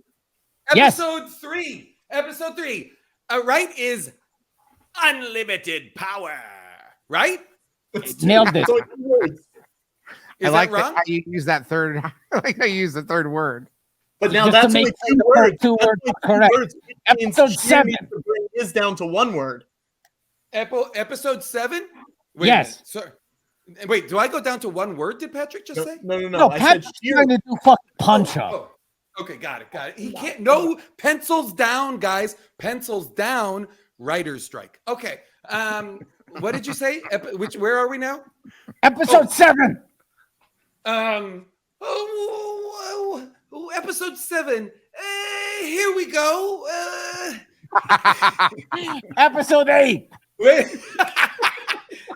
Episode 8. Broom Boy gets it. Yeah. Okay, we're making Broom Boy 1 word. I'll take it. Episode 9. 4. Episode 9. I'd rather not, thanks. Episode Rogue One. Episode Rogue One. Oh, okay. Okay. Oh no, Galen Urso. How about Galen Urso? No. Better punch up. Yeah, good way to condense words. And finally, Solo. A young Han Solo. Perfect. It couldn't be improved upon. Okay, Christina, do you want to rate the level of angst in Mantzoukas' described? Muted. Oh no, Christina. Muted. Does she know she's on? I don't know. Christina. It's all. Christina. I found some pencils, by the way. Pencils, Rob. Yeah, these are all pencils from the Lucas Museum. Rob, we know what the pencils look like at the museum, and they don't look like that. Oh, I'm sorry. Maybe you didn't get the finished product. You probably got regular pencils. These are this new Star Wars flat pencils. Look You at fucking assholes. here, like a champ. He was not even asked to show pencils, and he's flashing a big 3. Big deal. Anybody can get a pencil. I didn't even Now, move. Paul, I didn't you get a believe pencil. Yes. you can do this in 2 words per movie? Absolutely. No Okay, way. are you ready? No I way. can. If Paul can do this in 2 words, someone has to donate $20. I can describe that universe in 2 words. Describe that universe. Okay, let's go. You Okay, wanna tee me ready? up with them? Yeah. mhm. Episode 4. Magic Boy. Episode 5. Buddy Trouble. Episode 6. Magic helps. Episode 1. I'm special? Episode 2. Politics. Episode 3. Shit. Episode 7. Let's roll. Episode 8. Oh, wait. Episode 8 is Oh, hold on. Wait. Oh, I Find your messed plate. up. Wait, what did I mess up? I had 1, 2, 3. Then wait, aren't we on Rogue One? Oh, you're Wait a going second. You were doing release order. Oh, that's why I messed up. All right, cue me back up. All right, so I may have Ready? messed up. Okay, yeah. Okay. Take me just from the. So I'm special. Would you rather? Would it make it easier for you in your prep work if I went in inner universe chronology? At this point, I you know what? I just made a mistake. I put Rogue One before the JJ trilogy, and I that should have gone before. The chat is destroying you right now. Sorry. All right, Paul, I'm just what movie was Let's Roll? That was Rogue One. Oh, I didn't know if it was a 9/11. That's what yes, all 9/11 reference. Be true. Yeah, there was a 9/11 reference because I felt like that's the 9/11. That's the suicide bomber. And then episode 8. Yeah, episode 8. Never forget. So episode 8 was. Can you sum up each movie in a 9/11 reference? Oh, no. Well, but all right. So, my new trilogy. Yes. I got those. I got them in 2 words. Ready? You want to cue me up for that? I'll just say. Okay, I'm gonna do. Yeah. Here's what I'm gonna do. Okay. I think you should go titles. I'm gonna go titles. I'm gonna go full titles. Okay. In the order that George prepared. Yeah, he's gonna go full title boogie. Okay, ready? A New Hope. Or would you rather I go, what's better for you comedically? I don't really at this point. I don't think it's going to build either way. I think we're digging ourselves out of this hole. Yeah. I think we're getting there. Ready? Mm-hmm. Okay. And Phantom Menace. I'm special? Attack of the Clones. Politics. Revenge of the Sith. Shit. Solo. No go. Rogue One. Let's roll. A New Hope. Magic Boy. Empire Strikes Back. Buddy Trouble. Return of the Jedi. Magic Helps. Force Awakens. Lost and Found. The Last Jedi. Existential Crisis. Rise of Skywalker. Billy D. Someone needs to donate $20. And we're not saying who, but someone does. People say it was 3 words. I didn't do 3 words on any of them. No. I'm special that's a conjunction. That was the most I got. I also liked the. Oh wow! Look at that. Whoa. Hey. I liked the prompt being the title instead of just numbers. I thought that was a lot. That was also to watch. That was more compelling. Hey, look, we iterated it much like Judo Macabot. We got it perfect on the 3rd try. There's some R&D that goes into making a masterpiece. People say Lost and Found. I have to go, guys. 3. I have to go. Bye, Rob. See you later. Thanks so much. Bye, Rob. Congratulations. Thank you, Rob. Hey, Rob, where are you going? Bye, Rob. Nice to meet you. Look, nice to meet you, Christina. No, I'm not shopping for pencils. Sharpen. No, I don't have any pencils to sharpen. I'll be at the museum at 6:30. Show us your Sharpies. I don't have Sharpies. I'll be at the museum at 6:30 a.m. tomorrow for my docent training. Museum doesn't open until 2025, Rob. I don't know what you've been doing, but I think someone's taking you for a ride.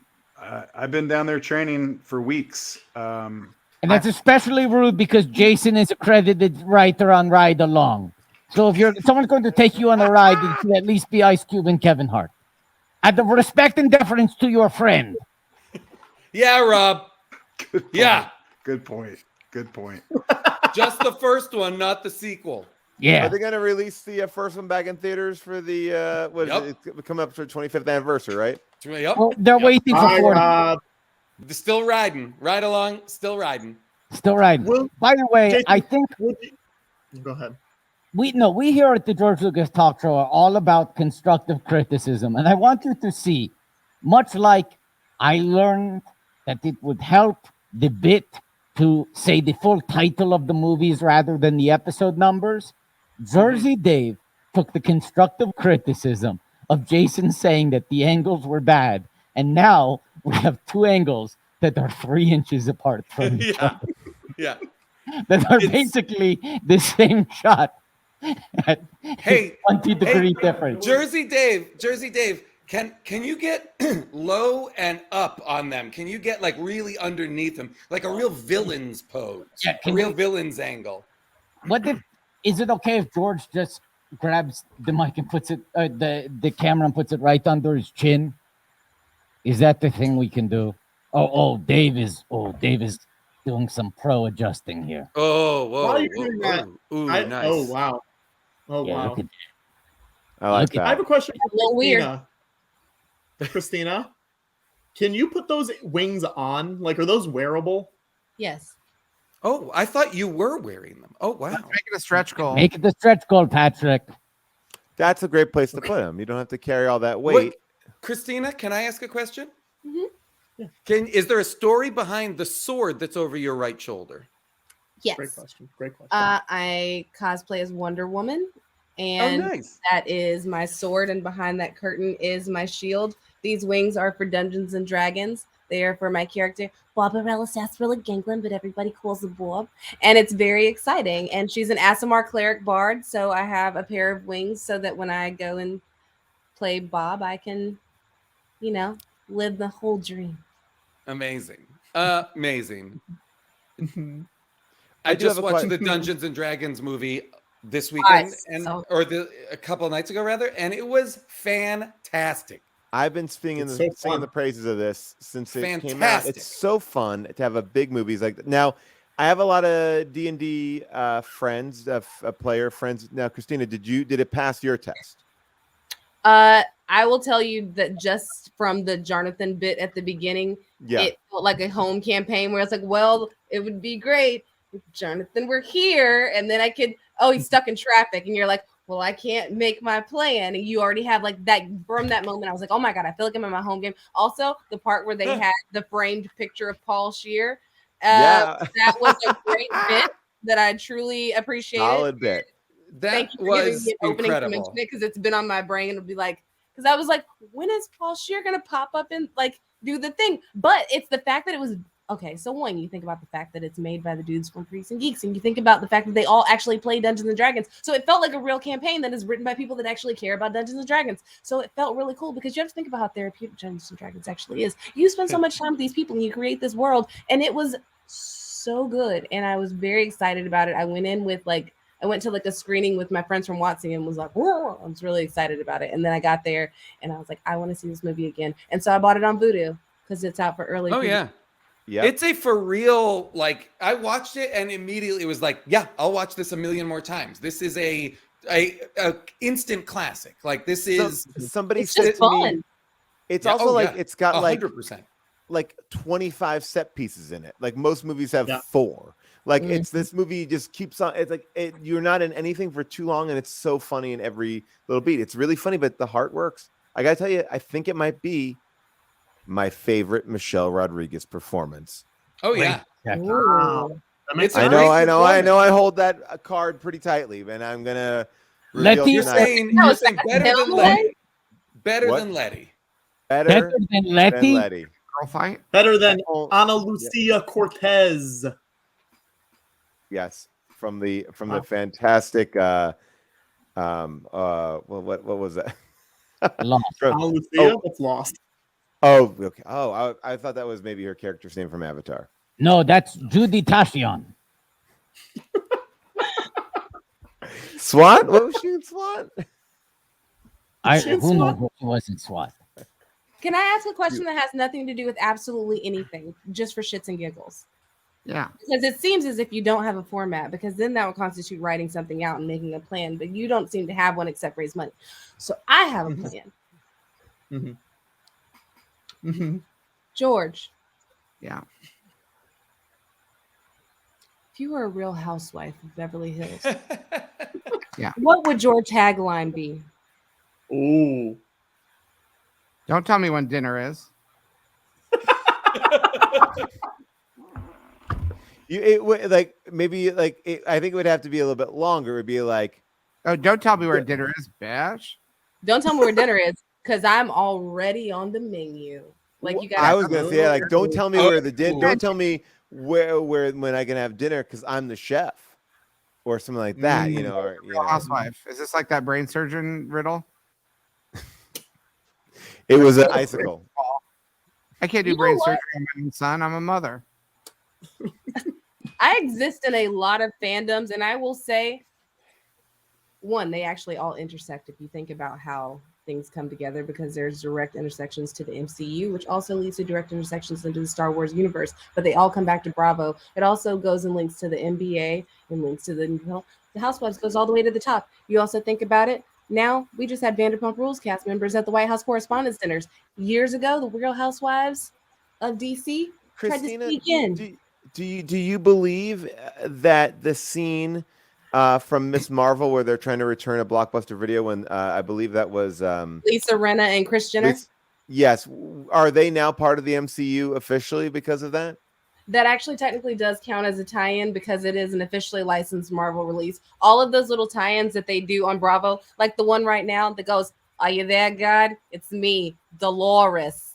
And she's there with her mom, and it's one of the greatest feats of cinematic intersection and marketing that I've ever seen. They really are great. It's iconic. Wow. Listen, I don't ask for these facts to stay in my brain. They just do. Yeah. I get it. I have to tell you. Sorry, I got really excited. Don't tell But us. I have to tell Paul something, and I'm very excited about it because this is a full Here, circle. hang on moment. 1 second. Hang on 1 second. Right. Hey. Oh, is it? Oh, are we going one-on-one? I feel like we're going on. I love it. So, Paul, as I've said earlier, I am a very large fan of Housewives, Real Housewives. So I went on a show called Go Fact Yourself with Jeff Hiller. And we dedicated about a good 5 minutes of me saying that you and June Diane and Casey Rose and all of that ilk are very underrated. And I'm very excited to say that to your face. And I think that you're lovely to say that. I will say that back at you, and I also like that show was such a fun show, and thank you for saying that. That was so nice.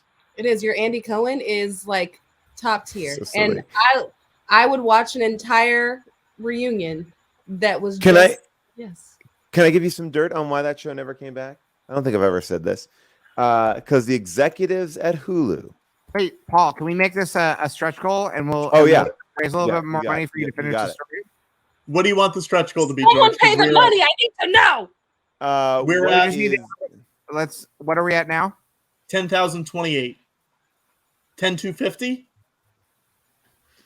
I think we should set it at 11,000 and say we're making a big push here because I don't know if the you've been going for $1,000 5.5 hours. worth. Right. This stream is not going to go on much longer. Yeah. This is a big ass push. And okay, There's no time. Yeah. Should we put a time stamp on it? And it's either everyone hears this story or only Christina hears it once the stream ends? Correct. Sounds good. And let's also throw in as a bonus because I believe at 11,000, what's the stretch? At 11? You get one more video. What? No, Patrick. More bloopers. To give up on the video. No, the sexy Watto video is the last video. Oh, that's the 12. best of all. That's 12. Oh, right. That's 12. Well, If what you've if we enjoyed get rid any of the joke about during the play this video? stream? Send us money now. What if we get rid of the about the play video and put the sexy Watto video there? Okay. Because no one cares about the play yet. Sure. But they do care about sexy Watto. I will say that my Who wife would have thought that so much of this live stream would be focused on a Google spreadsheet? This is how we roll. This is how we roll. But it's a shared document. It's actually quite convenient. I really like it. And what everyone do this. They can see when you're editing. Well, which Christina, I feel I'll tell you very one thing. I don't know if Jeff told you this, but let me double check to make sure I tell you something that is truthful. Hold on one second. Well, he ended up. We were on with Winnie Holtzman and Steven Schwartz because he was an expert on Wicked and I was an expert on Power Rangers the movie. And how did you guys do? I'm actually exceptionally excited because once again, Ivan Ooze is one of the most underrated geniuses in all of cinema.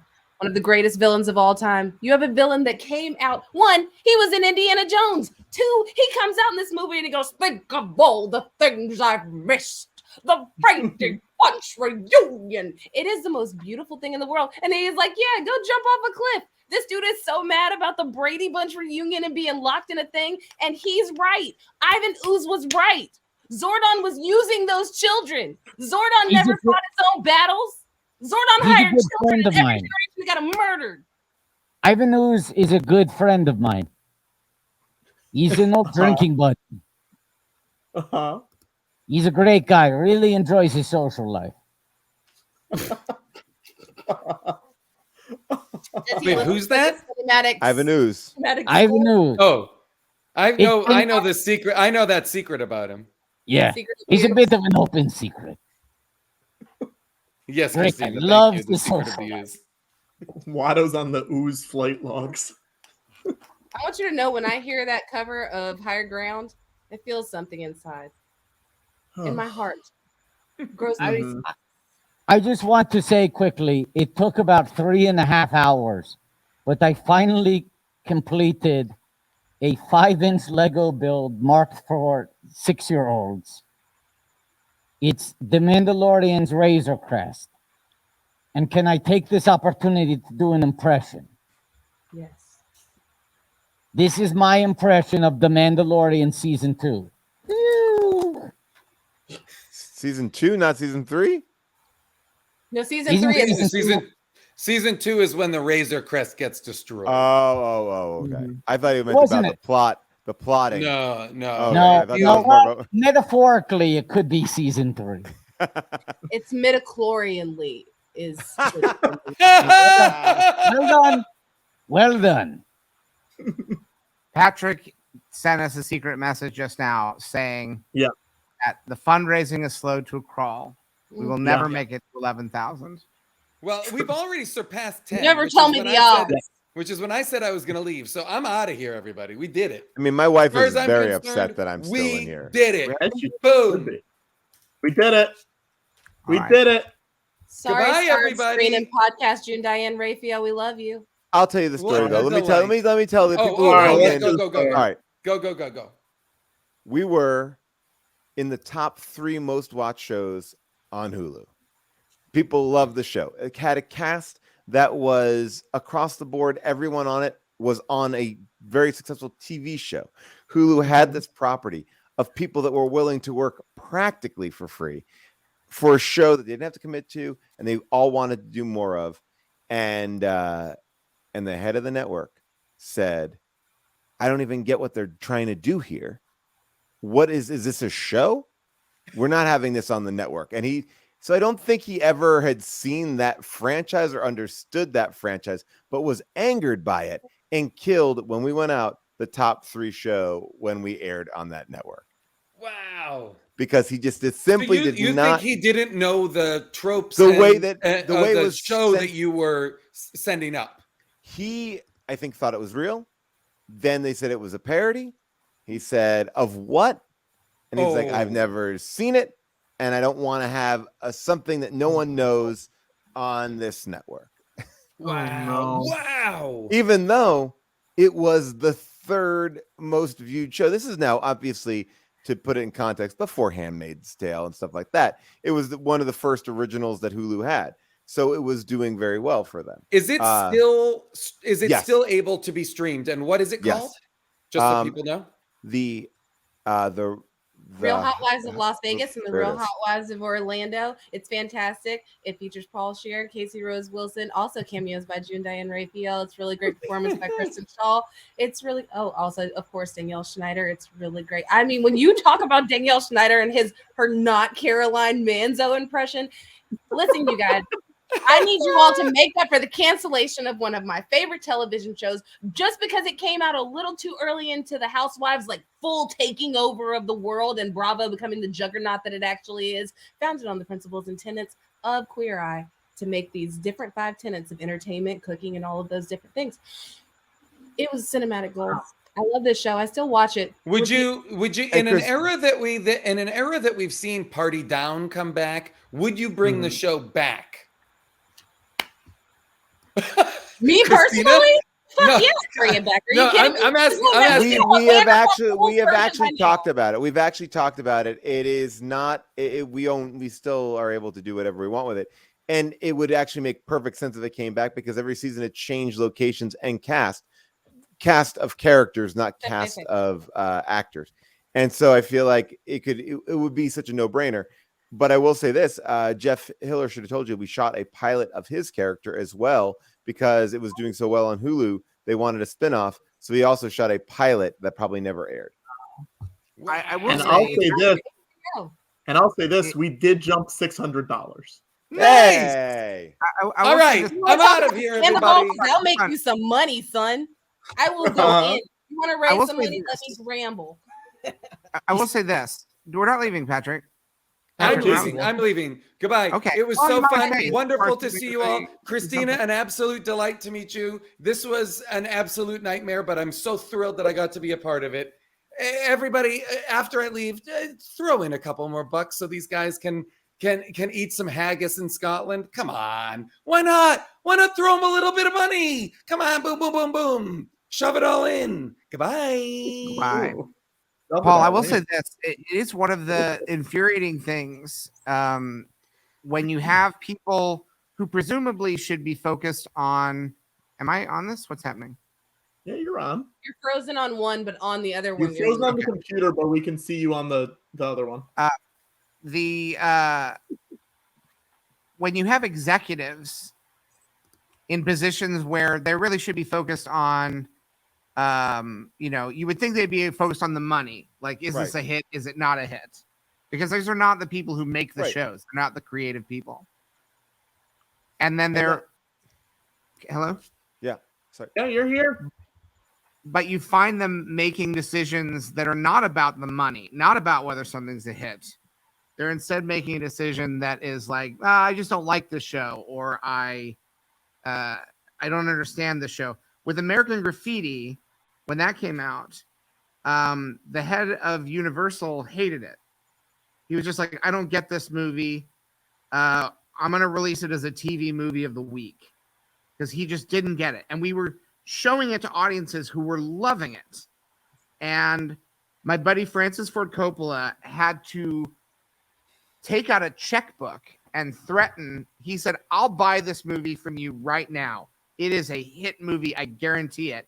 And he basically shamed the guy into, okay, we'll release the movie. And it's still one of the most profitable movies ever made because it costs so little and it has made so much over the years.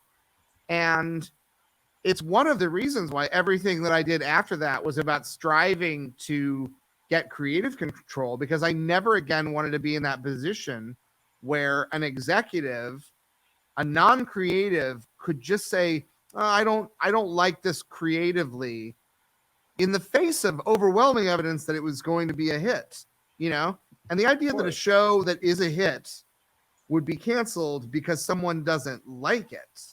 Yeah, or doesn't even understand it. It would be like saying you see a magician and you are uncomfortable with the magic that is going on, and you cancel the show, you call him a witch, you burn him, you do something like that. That's what I feel like we're experiencing here, is the people who don't understand it oddly have a lot of power, and they kind of pick what we have to watch.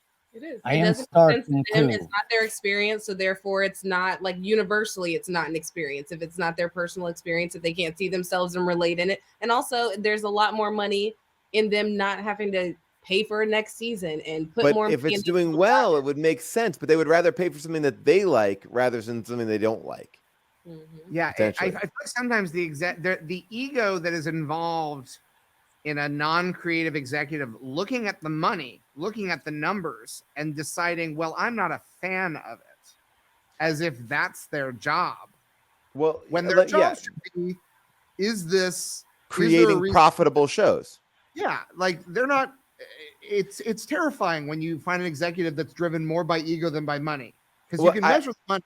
You can't Yes. figure out the ego. You can't fathom. Ego is a hard thing to measure, but I'll tell you this much. I wanted to throw a situation at you because you painted a beautiful picture there. It's 1973. You're on the 20th Century Fox lot, and you sit down to screen your new film. It's a similar story to the one that you just told. There's no laughs. The studio execs turn to each other and say, we need to bury this movie. We are not even going to make it into a TV movie because we don't believe in it at all. And the director says, give me a chance, give me a shot. I want to release this film in New York and LA. Film goes on to be released in New York and LA. It becomes a giant hit. It's deemed one of the top 5 comedies of all time, American. That film, Blazing Saddles. Now, if those executives had their way, Mel Brooks' career would have been gone and there would be no Spaceballs. Thoughts? That's right. Yeah. It's alarming to me because, and that's, the importance of there are so many, I feel like, brilliant voices that have been held back by those kind of forces. People saying, no, we don't want to take a chance on this. We don't want to take a chance on that. But to get to the point where you have a show that's doing well by the metrics that we've been told to measure things by, and then to be told, well, despite this, despite you creating something that is good for business, you can't keep doing it, or we're not going to push it forward, is so baffling. It's so hard to fathom, because you would think, well, we're going to make you money would be enough. I am starting to, for the first time in my entire life, question if perhaps there are issues in the current structure of the entertainment industry. There are certain warning signs being thrown up in this conversation for the first time. I think there might be a couple of problems in how things are run right now. Well, wow, we made another $100. They're so close to. They want real conversation from the heart. And by the way, I do want to. And we're also very close to turning Patrick's "Will Never Make It to 11,000" into a classic Oscar night Zegler. I love this, and I want to just say, George, I did ask you a question though, and maybe I was a little elusive in it. Mm-hmm. If you could have stopped Mel Brooks's film, like one of those executives, to prevent Spaceballs from ever being made, would you take that opportunity? Now, and as an executive role, would you kill an artistic thing you didn't get if that would actually benefit you? Like you get that? Would you? But I like it when I get spoofed. I like Spaceballs. You love it. You love it. Yeah, okay. I like it. There's a fun story about me. Yeah. Which is that when Empire Strikes Back came out, Mad Magazine did a spoof, because that's what they did. They would make fun with everything. They did a spoof, and they got a letter from Lucasfilm lawyers saying, this is you have to withdraw this issue. You have violated our copyrights with this, and you have to pull your Empire Strikes Back spoof and get rid of all the copies. And they responded, Mad Magazine responded by sending Lucasfilm lawyers a copy of a letter from me asking if I could buy the art by Mort Drucker, and saying that his work belongs in a museum along with Da Vinci and Van Gogh. So I had already reached out saying, I love this spoof, but the lawyers were like, no, we don't like this. George won't like this spoof. And because I heard a lot of people thought that George was just George, were trying to buy that art so you could destroy it so it could never be seen again. No, I love it. I love to be spoofed. Paul, he only does that with his own art. I do that with my movies. Whenever I release half-finished versions, I destroy the original drafts. Yeah, it's just the rough drafts. You don't keep those. But I love to be spoofed. I tell you what I don't like. I don't like a porno of Star Wars. I don't like that. No, I don't like it. It's too dirty. If you do a porno of Star Wars and people do it, that's not for me. And everybody knows that. But you are okay with the Mel Brooks making lightsabers penises? Absolutely. It's very funny. Yeah, because those penises don't go into vaginas or buttholes or mouths. Yeah. Okay, got it. Yeah, they're not like Rob Huebel's sex whip, you know. And got it. There has to be a line, and the sex whip is over the line. Because there's Art George and then there's Money George. And I'll say this. I'll get to you in 1 second, Christina. I'll say this. I did my one condition to Mel when he asked if he could do Spaceballs. I said you can, but you can't merchandise it. You can't make toys. You can't. That's the line. Don't. You didn't even want to merchandise it. You didn't want to like have like a Funko of yogurt. No, or it's barf. Paul, he didn't say I get the merch rights. He said no merch, period, because I don't want it competing with Star Wars merch. I don't want it devaluing Star Wars merch. People buy a barf, that means that person could have bought a Chewy and they bought a barf instead. Got it. That's irreversible. Right. So like Christina, it's like there's no like so a Pizza the Hut. Kids would have loved the Pizza the Hut, but that's why even now in the toy boom, the adult toy boom, you don't even see a Pizza the Hut. I don't even like it when I hear them say that nobody out pizzas the Hut because I think Jabba does. I think Jabba out pizzas the Hut. Well, no, first of all, that's a Pizza Hut joke. You don't own the Hut. I'm getting there. I mean, I might. Hey, Paul, can you do me a favor? Yeah. Can you Christina, what were tell you us saying? that? Raise your hand. Oh, sure. Go ahead, Christina. Well, what I was going to say was exceptionally important, and I've not gone there all day. So I just want to go ahead and say this. Since we are speaking about it, Spaceballs is a direct connection to One Tree Hill because it stars Daphne Zuniga, who plays Brooke's mom on One Tree Hill. That's right. And Paul, can you do me a favor and tell us the Hulu story? We did, Patrick. Wow. Isn't this... I'm sorry. Patrick, I'm sorry. The entire rant that we all just went on for the last fucking 10 minutes about how broken the industry is, that came off of Paul explaining why Hulu canceled Hot Wives. What did you think that was?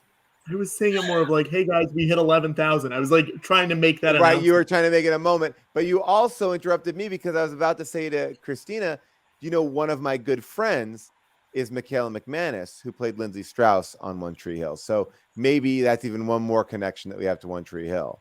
Yes, and she's also on Lone Star now, so we have that one. But which is great because there was a scene with Hillary Burton, and she's like, "My name's Lindsay, and your face, Lindsay," and it was in the library where she was recreating the whole scene with. And to make another connection, a movie that I did second unit photography on, The Godfather, has an edit where you see a literal One Tree Hill, and then it fades in the edit to be Vito Corleone's mustache in a hospital bed. Patrick, oh, wow. But do they play the Gavin DeGraw hit, I Don't Want to Be? They couldn't. It didn't exist yet. By the way, did that was that One Tree Hill the same One Tree Hill from Barry season 3 and 4? That where Barry is burying people out there. Is that the same One Tree Hill, or is that a different One Tree Hill? I think not North Carolina is the One Tree Hill. Okay. There's a line in the show, and it says there is only one Tree Hill. Wow. Patrick, let's show the sexy Watto video. I would love to. Elegance, intensity, international. What is promised and what is forbidden? How do you promote a work of live theater? Forget what you think you know. What is possible? A large billboard or a series of small ones? Everything depends on how much you want it to happen. Exposure, the ultimate luxury. One large billboard of sexy Watto in Edinburgh during the Festival Fringe, or a series of smaller billboards. If, and only if, we raise enough money. Sexy Watto billboard. Is it worth it? Is it worth it? Is it worth it? Is it worth it? Is this what you want? The Baron and the Junk Dealer.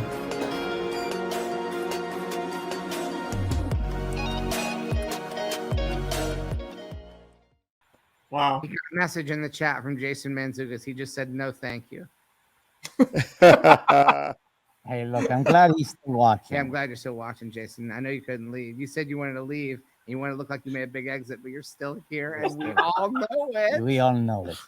He's hiding in the corner. Unbelievable. Hiding in the digital dust. Christina, you looked at your watch?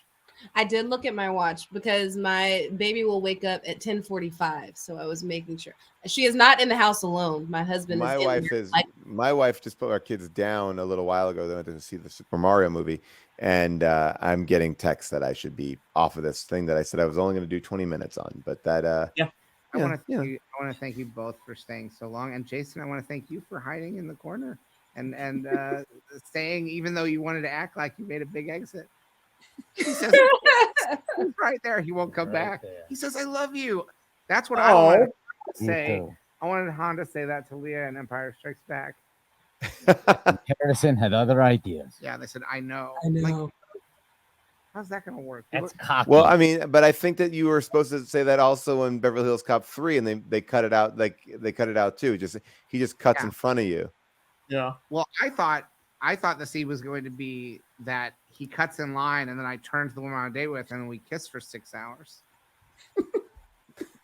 And that's Hollywood again. Another problem of Hollywood. They won't let you actually explore that kind of intimacy. They don't like adult intimacy. Yeah. Yeah. Well, I want to thank you both for joining us on this disastrous night of fundraising, and to thank everybody who helped us out.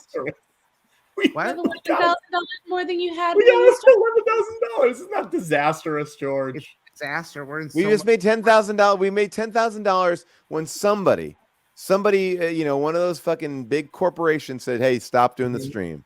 It's over." The big money, big studio money wanted to shut this thing down, and within 15 minutes, we made $1,000. Now, wow, Patrick, you're the guy. Patrick, you're the executive that tried to shut us down and said we wouldn't make it. And you know how it circles back. It all circles back. Proud about don't be proud about the fact that you've been trying to make this stream fail all night. And you know how I know it was a disaster? Yeah. Because you were laughing as it died. Oh no. Oh no. I'm never going to be invited back to this show, but thank you for having me. You're welcome anytime, Christine. Oh, I can't top this. I'm gonna leave. Let's cut him from the stream. Come from the stream. Dave, let's pull him. Yeah. Christina, lovely to meet you. Christina, thank you for everything that you said. You're the best. Thanks. Thank you guys for having me. It was really great. Have a good night. Good night. Good night. And now it'll just be two shots. And now just be two. It'll just be two shots. Two Rabinowitz. Two bastards, 2 shots. Two bastards, 2 shots. I do want to thank from the bottom of my heart everyone who helped out tonight. Yes. I know that it wasn't the greatest cause in the world, but it really helped us out because we are in real trouble. And some could say it's one of the worst causes imaginable, but we do appreciate your support. And we never got to the point where we will be doing a podcast from Edinburgh, but that means we don't have to do the podcast. Which for me sounds great. Yeah, but tell your friends, tell your family, tell whoever. We'll keep the fundraiser. Unlike the other fundraisers, which sort of closed off. Right. We're gonna keep this one off. We're gonna keep. Oh, this one's gonna keep going. In the hopes that we can dig ourselves a little bit further out of it. But we did, we're not out of the hole, but we're like halfway out of the hole. We're just trying to get to dry land here. Yeah, we're underwater and we're heading to dry land, and we can see, I can see it. Land ho. I can see the dry land. We're so close. I cannot believe we've been doing this for 6 hours. And, if we've learned anything from describing all those Star Wars movies, what have we learned? It's that you have to believe in yourself. Of course. You have to believe in your friends. Don't leave your friends behind. Never. Help your friends out. Of course. Even when your new friend says don't help your other friends. Hate when that happens. And then you do help your friends. Yes. And you go back and the friend who said don't go help them, he's dying. And he's like, you shouldn't have gone to help your friends. And you're like, what is this relationship that we have? Yep. I saved my friends' lives. Yes. And now I come back to you and you're dying and you're still guilting me about saving my other friends. Right. I'm not sure if our friendship is really a friendship. No one's happy here. Yeah. And then you become a ghost, but you rarely visit. Hate. that. And then when you do, you make fun of me? And that's the ultimate insult. Yeah, but that's what friends are for. Is it? It is. To make fun of you for being a ghost? If needs be. Jersey Dave, how are we feeling?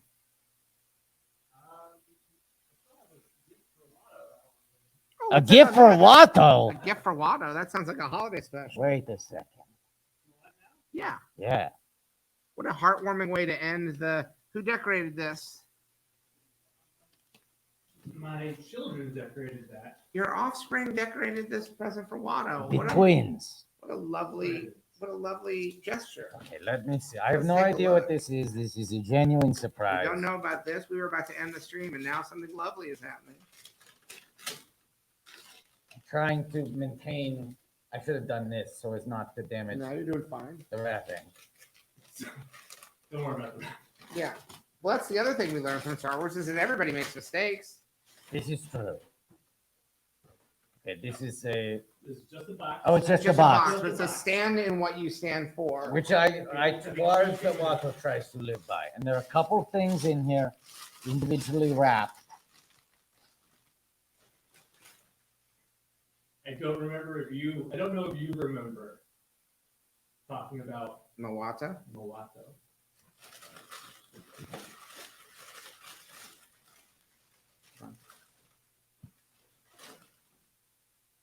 And then that's the leftover piece. And what do we call that's Wana? Yeah, I mean, I guess it would be Watto and Watto and Wana. Wana. what? Oh yeah, the Wana's the leftover. Yeah, they're great. These are great.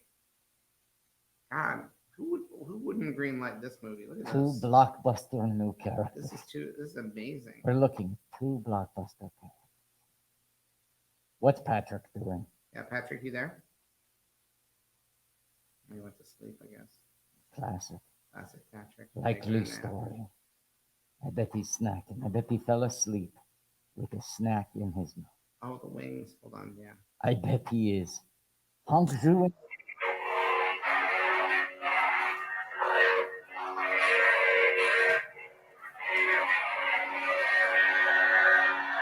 And may the force be with you.